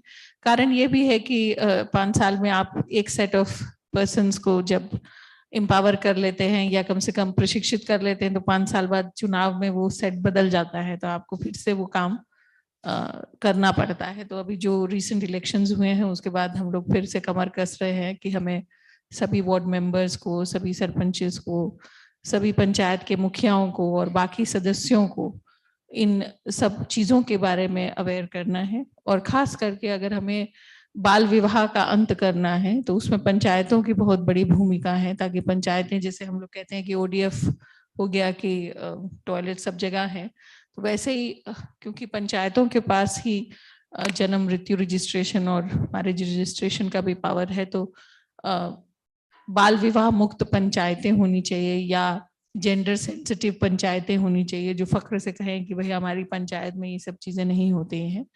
तो हम लोग उसके लिए प्रयासरत हैं और हम लोगों ने काम भी शुरू किया है जिसमें हम लोग जिला स्तर पर जाके मुखियाओं को भी बुलाते हैं और उनको उन्मुखीकरण कर रहे हैं। तो आपका सुझाव बहुत अच्छा है और हम इसको रेलेवेंट पंचायती राज विभाग के पास भी पहुंचा देंगे। लेकिन उसके साथ साथ हम लोग स्वयं भी इस मुद्दों पे काम कर रहे हैं, खास करके जेंडर अवेयरनेस पे, जीविका के साथ, पंचायतों के साथ, जितने भी फ्रंट लाइन वर्कर्स हैं डिफरेंट डिपार्टमेंट्स के, महादलित मिशन के साथ और SC/ST डिपार्टमेंट के साथ, ताकि हम लोग कहीं ना कहीं से, जैसा की बात हुई शुरू में, कि जब तक ये मास मूवमेंट नहीं बनेगा, हर एक आदमी के कान में ये बात नहीं पड़ेगी, तब तक शायद हम लोग धरती पर उतना बदलाव की रफ्तार को नहीं देख पाएंगे, जैसा आपने कहा। बहुत बहुत शुक्रिया।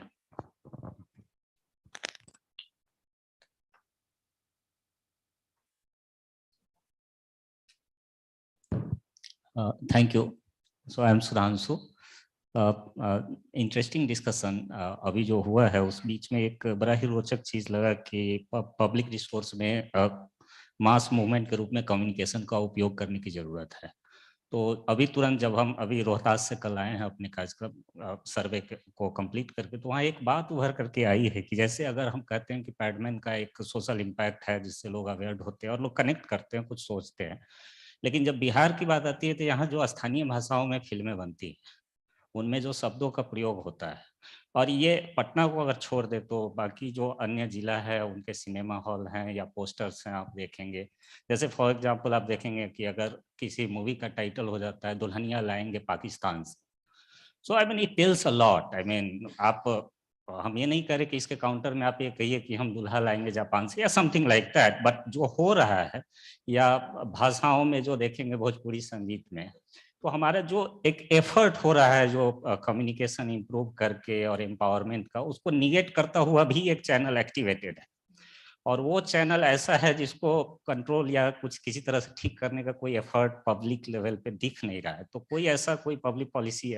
डिजाइन किया जा सकता है जिससे कि हम काइंड ऑफ अवेयरनेस हो कि भाषाई चैन, जैसे पशुन जोशी को हम सुन रहे थे रेखता फाउंडेशन के सर्वे में, तो वो बोलते थे कि वहाँ भी ये बात उठी थी कि जैसे गाना है बहुत सारा, जैसे एक गाना आता है कमरिया लचके इस टाइप का, तो वो बोलते थे कि ये गाना बना और हम बोल रहे हैं, तो कहीं ना कहीं हम बाहर में बोलते हैं खराब है, हमारे घर में ये सुना जा रहा है, जब चीजें सुनी जा रही हैं उसको हम बाहर आकर के कहते हैं कि ये चीजें खराब हो रही हैं, तो इन चीजों का नहीं होना चाहिए। तो इसके बीच में समाधान निकालना जो हमारे कम्युनिकेशन स्ट्रेटजी को स्ट्रेंथन करे, बड़ा ही चैलेंजिंग होगा। तो उस पर आप लोगों का विचार कि इसका कैसे कुछ ऐसा निकले जो पटना के बाहर का जो माहौल है उसमें जो कुछ किया जाए। Thank you. आपने एकदम सही बात कही है, बहुत बहुत शुक्रिया। कोई भी कल्चर, अगर आप थोड़ा भी मार्क्सिज्म के बारे में समझते हैं, तो मार्क्स ने यही कहा था कि जो सुपर स्ट्रक्चर होता है, आइडियोलॉजिकल सुपर स्ट्रक्चर, उसको हटाना सबसे ज्यादा मुश्किल होता है, क्योंकि वो आपकी हर चीज में रचा बसा होता है, आपके नैरेटिव्स में, आपकी शिक्षा में, आपके कल्चर में, आपकी बातचीत में, आपके पुरानी कहानियों में, आपको माँ दादा की जो कहानियां आती हैं उसमें, आपके गीतों में, आपके लोक गीतों में। तो बहुत सी चीजों पे आपको उसके ऊपर लड़ाई लड़नी चाहिए, और लड़ने की हम लोग कोशिश भी करते हैं। कभी कभी हम लोगों के साथ भी ये एक विडंबना हो जाती है कि आप जब महिला सशक्तिकरण या इन सब मुद्दों पे काम करना चाहते हैं, तो जैसा सर ने, त्रिपुरारी शरण जी ने कहा था कि स्क्रिप्ट राइटिंग, अब जैसे कई बार हम लोग कोशिश करते हैं, जैसे अगर आपको पब्लिक अवेयरनेस में यही समझाना हो कि भाई हिंसा गलत चीज है और घरेलू हिंसा गलत चीज है, तो आप कई बार अपनी एजेंसीज को या बहुत से मीडिया हाउसेस को बोलिए कि भाई आप एक कैंपेन डिसाइड करिए, तो 9 में से 10 लोग ऐसा कैंपेन आपके पास लेके आएंगे जिसमें वो बड़े अच्छे से दिखाएंगे कि एक महिला है, उसको एक पुरुष ने कस के थप्पड़ मारा, और उसके बाद नीचे लिखा आता है कि घरेलू हिंसा प्रतिबंधित है, ये नहीं करना चाहिए। तो हमारी कई बार यही जिरा होती है कि अच्छा इसको दूसरी तरह से दिखाते हैं कि एक महिला ने धराटेदार थप्पड़ मारा किसी पुरुष को, और उसके बाद हम लिखें कि घरेलू हिंसा वैसे भी खराब है। मतलब हिंसा अपने आप में खराब है, चाहे इधर हो चाहे उधर हो। लेकिन ये सोच आप जब स्क्रिप्ट भी लिखते हैं या जब आप कोई फिल्म भी बनाना चाहते हैं, तब आपको सही में अपने अंदर की बातें समझ में आती हैं कि आपके अंदर में ही बहुत कचरा भरा हुआ है जिसको शायद निकालने की जरूरत है। हम लोग खुद जब अपने आप को ही कई पहलुओं पर, कसौटियों पर अपने को एग्जामिन करते हैं तो पाते हैं कि हमारे अंदर, मतलब मेरे अंदर भी कहीं ना कहीं वो जो घुट्टी में हम लोगों को सिखाया गया है महिला पुरुष का रिश्ता, वो आज तक घूमता है। भोजपुरी फिल्में हो या कोई भी लैंग्वेज की फिल्में हो, ऐसा नहीं है कि हम लोग नहीं बना सकते। आप कल कोई कहिए कि कोई एक अच्छी स्क्रिप्ट आए, कुछ अच्छा इस तरह का निर्देशन या कोई लोग उसका बीड़ा उठाए, तो हो सकता है महिला एवं बाल विकास निगम उसको प्रोड्यूस कर दे। लेकिन अब आप हम लोगों से एक्सपेक्ट करिए, मतलब मैं तो एक करियर ब्यूरोक्रेट हूँ, मतलब हम लोग वैसे ही इतनी चीजें देखते हैं। आज आप महिलाओं के सशक्तिकरण पर भेजिएगा, कल हमें दूध बेचना है, परसों हमें किसी और चीज को देखना है, परसों किसी और चीज को देखना है। हम लोग भी एक हद तक ही काम कर सकते हैं, हर विधा में और हर चीज में हम लोग निपुण हो। ये मतलब हम लोग कोई देवी देवता नहीं है, इंसान है, हमारी भी अपनी बहुत सी जिसको कहते हैं लिमिटेशंस हैं। लेकिन अभी जैसे त्रिपुरारी शरण साहब ने कहा और उससे हम लोग जानकार हुए, तो अब हम लोग निकट भविष्य में सर के तत्वाधान में ही स्क्रिप्ट राइटिंग वर्कशॉप्स करेंगे विद रीजनल जो फिल्म मेकर्स हैं, उनको बुला के करेंगे और ये कोशिश करेंगे कि जितनी भी मीडिया एजेंसीज आए, हम लोग उस तरह की स्क्रिप्ट्स को लिख पाए जो आम जनमानस की जिंदगी से जुड़ी भी हो और उनको अवेयर भी कर पाए ये छोटी छोटी बारीकियों के बारे में जो जिंदगी की हैं, ताकि हम लोग समझ पाए और अश्लील गानों का या अश्लील डायलॉग्स का लोगों के ऊपर क्या असर होता है उसको हम समझ सके। लेकिन एक सवाल मैं भी आपसे पूछूंगी, महिला होने के नाते छोड़ूंगी नहीं, आई एम सॉरी, मेरा नेचर है। अगर आप इसके ऊपर इतना आहत होते हैं तो हम महिलाएं कितना आहत होती हैं। आज तक हिंदुस्तान में कोई गाली बनी है जो कि लड़की या माँ से संबंधित ना हो या महिला से संबंधित ना हो? तेरी माँ की, तेरी बहन की, तेरी फलाने की। हम लोगों को भी बड़ा मन करता है कि कभी बोल सकें तेरे बाप की, तेरे भाई की, तेरे उसकी। पर आप सोचिए ये गालियां किन्होंने बनाई? क्यों ये गालियां भी महिला सेंट्रिक हैं? क्यों आप किसी की माँ को या किसी के बर्थ को या किसी को उन सब चीजों के ऊपर क्वेश्चन मार्क लगाते हैं जो महिला से संबंधित है? क्यों? तो अगर आप संस्कृति के बारे में कहिएगा तो कहीं ना कहीं विश्लेषण शायद हम सबको करना है। और मैं तो इस मंच से अनुरोध करूंगी जितने भी हमारे बुद्धिजीवी हैं, सांस्कृतिक लोग हैं, चाहे नाटक लिखते हों, चाहे फिल्में लिखते हों, कहानियां लिखते हों, लेखककार हों, कहीं ना कहीं ये दायित्व आपके ऊपर भी है कि आप समाज को एक नया नैरेटिव दें, एक नई कहानी दें, एक नई सोच दें, एक नया गीत दें, एक नई फिल्म दें, ताकि आप और हम सब मिलकर इस समाज को बदल सकें। बिकॉज समाज सिर्फ सरकार का नहीं है, समाज में आप और हम सब हिस्सा हैं और हम सबको कहीं ना कहीं धीरे धीरे बदलना पड़ेगा, तभी समाज भी हमारा बदल पाएगा। बहुत बहुत शुक्रिया।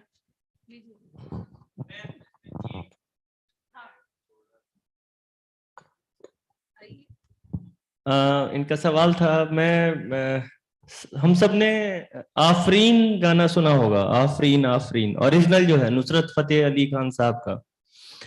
आप देखेंगे 6 साल में उसको लगभग 6 मिलियन लाइक मिले हैं। लॉलीपॉप लागेलू को 210 मिलियन लाइक मिले हैं। वो लाइक देता कौन है, पहले ये तय करना होगा। इस सवाल का जवाब यही है कि ये लाइक आते कहां से हैं, ये जिस दिन तय कर लेंगे हम लोग, शायद इसका सॉल्यूशन उसी दिन मिल जाएगा हम सबको।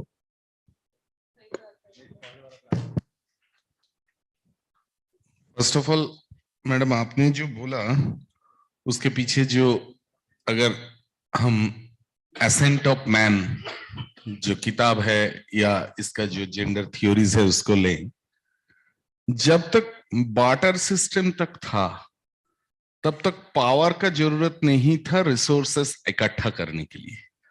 उससे पहले एवरी सोसाइटी वाज मैट्रियार्कल। तब जाके अगर हमारे पास कोई टाइम मशीन हो और गालियां तब से कहां से आ रहा है देखे, शायद उल्टा होने का चांसेस भी था। हो क्या गया उसके बाद से, जब सोसाइटीज अल्टीमेटली पावर सेंट्रिक होने लगा। जब मैं पावर बोल रहा हूं तो मसल पावर भी बोल रहा हूं और सोचने का पावर भी बोल रहा हूं, और उसके साथ सोसाइटल पावर ग्रेजुअली इकट्ठा होने लगा। तब जाके एक इनसिक्योरिटी, आप जो डर की बात बोल रहे हैं, उसके साथ हमारा गर्ल्स, हमारा वुमेनहुड को पहले से ही एक टैग किया दिया जा रहा है और सारे गालियां वहां से ही ओरिजिनेट कर रहा है। नाउ सुधांशु ने जो क्वेश्चन पूछा उसमें मेरे को एक चीज लगता है, आइडियाज कैसे चलते हैं, साइंस कैसे एडवांस्ड होते हैं, 1000 कॉन्जेक्चर्स एक रिफ्यूटेशंस में खत्म हो जाता है। Science advances by conjectures and refutations. ऐसे क्वेश्चन, ऐसे आइडियाज हमारे सबके अंदर है। हम क्यों नुक्कड़ नाटक बना नहीं सकते जिसमें इसके उसी लैंग्वेज में, सूर्यपुरी हो, मैथिली हो, भोजपुरी हो, उसी लैंग्वेज में हम लोग वो मैसेजेस सेल करें।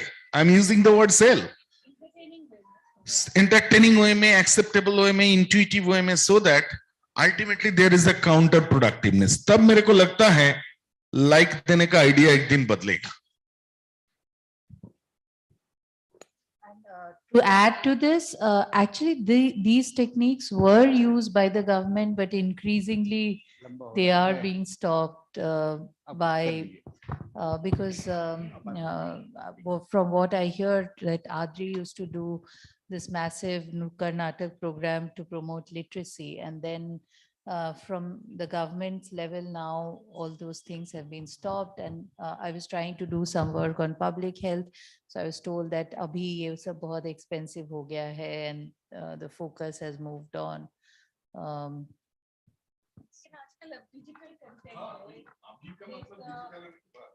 डिजिटल कंटेंट अब आ गया है, एक छोटे से मोबाइल में आप बहुत कुछ मैसेजेस दे सकते हैं, और अगर आप और हम रोज देखें तो हमें व्हाट्सएप पे क्या नहीं आता है, मतलब समसामयिक मुद्दों से लेके कुछ भी। लेकिन अगर आप नैरेटिव्स को थोड़ा सा ध्यान से देखिएगा तो कोविड में आंकड़े बताते हैं कि महिलाओं के साथ हिंसा काफी बढ़ गई, लेकिन नैरेटिव बताता है कि पति बहुत परेशान है झाड़ू पोछा करके, महिलाएं नहीं है, पति परेशान है।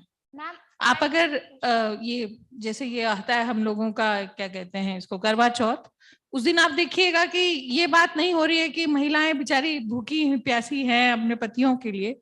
नरेटिव ये आएगा कि महिला रैंसम पे रखी हुई है पति को और बोल रही है कि हार देता है कि तोड़ू व्रत, अभी मर जाएगा तू। मतलब the narrative seems to be always the other way. ये क्यों है और ये लिखता कौन है, ये किसके दिमाग की उत्पत्ति है? लेकिन आप देखिए अगर उस तरह की उत्पत्ति होती है तो लोग मतलब उसको बहुत शेयर करते हैं। अभी कल ही हम ही लोगों का एक व्हाट्सएप ग्रुप है, उसमें किसी ने शराब के ऊपर बहुत अच्छा एक डाल दिया कि शराब तो अमृत के समान है, और इसको मतलब कहीं गलत नजरिए से शायद हमने उसको वो कर दिया। लेकिन अगर आप देखिएगा सोच के थोड़ा सा, तो शराब का हम लोग नैरेटिव जानते हैं कि मतलब घर तोड़ता है। आप देखिए ज्यादा से ज्यादा जो महिलाओं के प्रति क्राइम होता है वो इंटॉक्सिकेशन में आता है कि शराब पिया हुआ था इसलिए इस तरह की हरकत हुई। अभी दिल्ली में जो उस दिन एक घटना हुई कि एक व्यक्ति शराब पी के जो दिल्ली की राज्य महिला आयोग की जो अध्यक्षा है उन्हीं के साथ भिड़ गया, और बाद में उसको बेल भी हो गई कि नहीं नहीं ये तो शराब के इन्फ्लुएंस में था। इतने बच्चों के साथ घिनौनी हरकतें होती हैं जो हम लोग पेपर्स में पढ़ते हैं।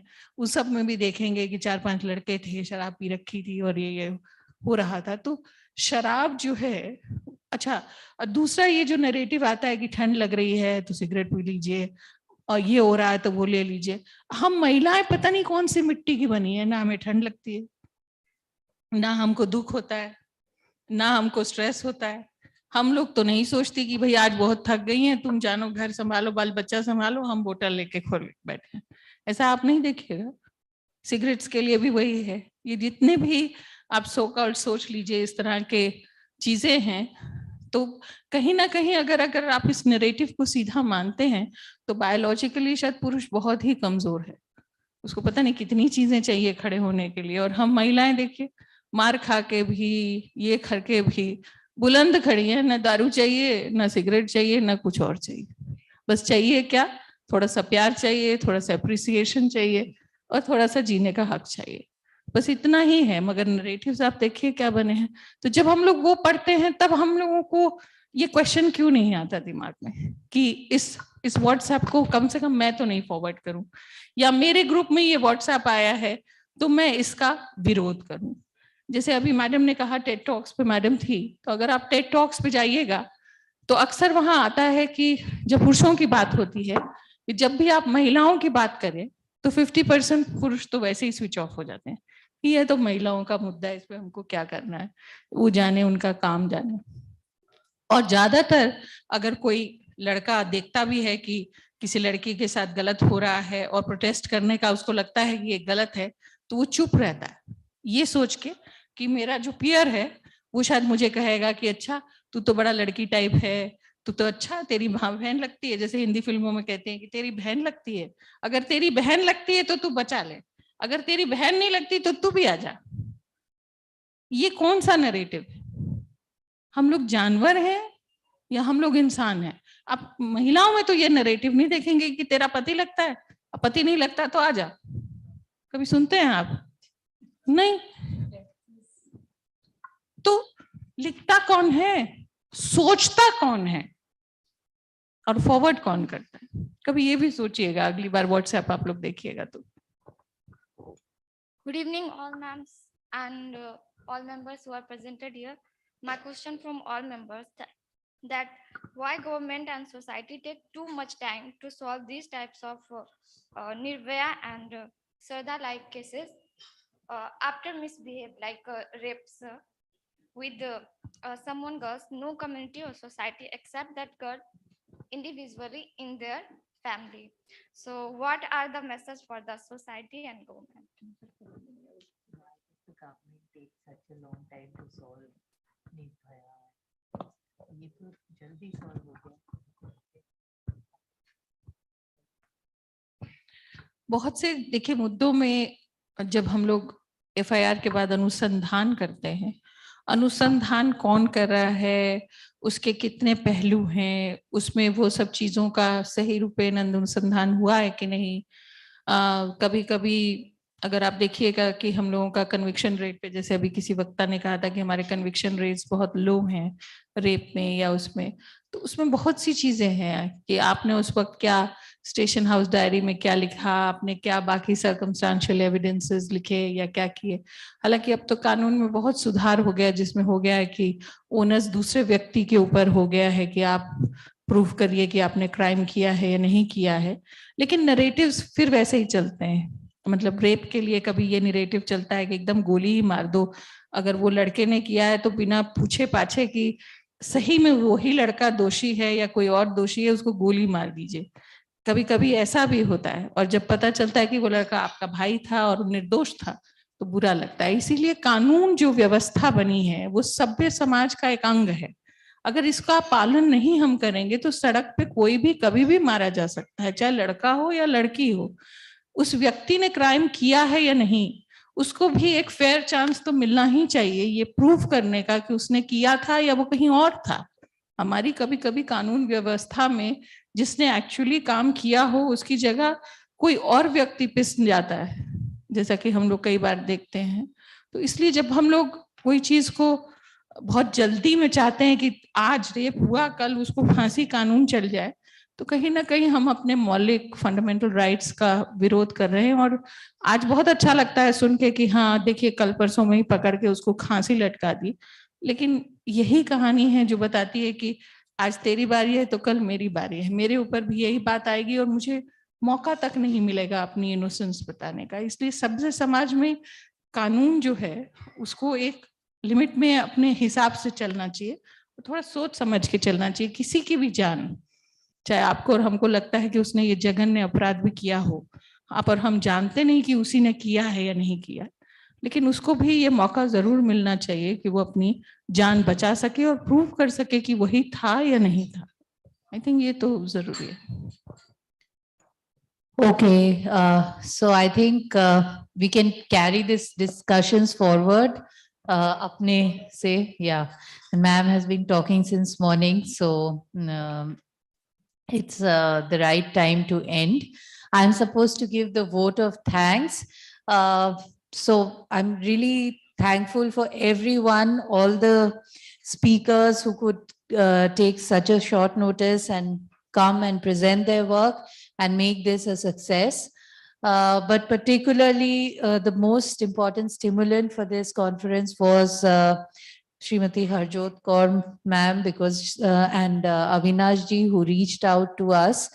And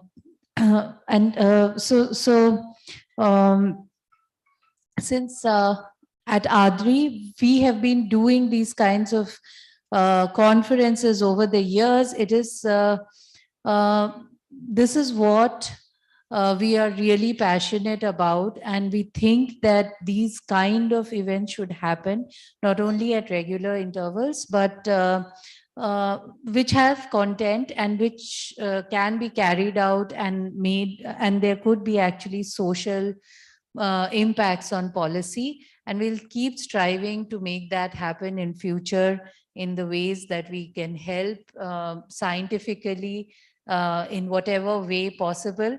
And of course, these are great ways to bring various partners together. Some of them are government, some of them are researchers, some of them are members of the media or members of the civil society. So it is in forums like this when all our well-wishers and partners come together, and we do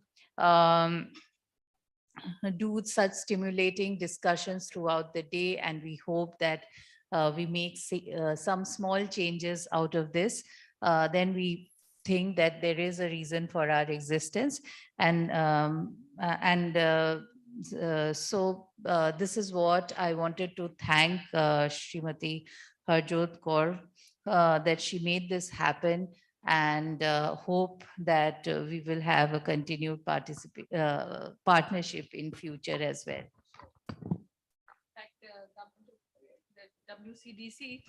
The WCDC would also like to request Adri that there used to be an IGC program going on along with the Adri, and there were a lot of gender specific research going on in those programs. So just like the Center for Financial research and things like that, I think maybe we can also have a collaborative effort on gender research, so that we are more focused about different nuances of gender and how to go about it, because there are, I think, so many small pieces which in that jigsaw puzzle which we are trying to make. So sometimes those pieces are just not in our horizon as such. So together we can, if we really think about it, and if we can collaborate on that, and also have an elaborative NGO network in Bihar, having more civil society partners, so that we can all partner together and try to make this more of a mass movement and bring it to each and every household or in each every person's ear. I think we'll be able to achieve that target. Thank you so much, Ashmita, and thanks to you also. You've done a great work. Thank you so much.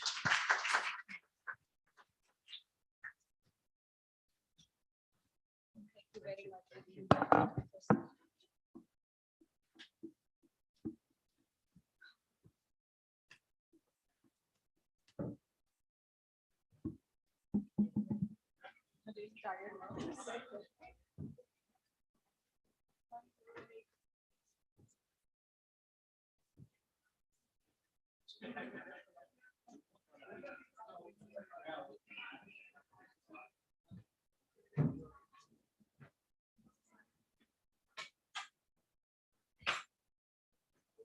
Yes.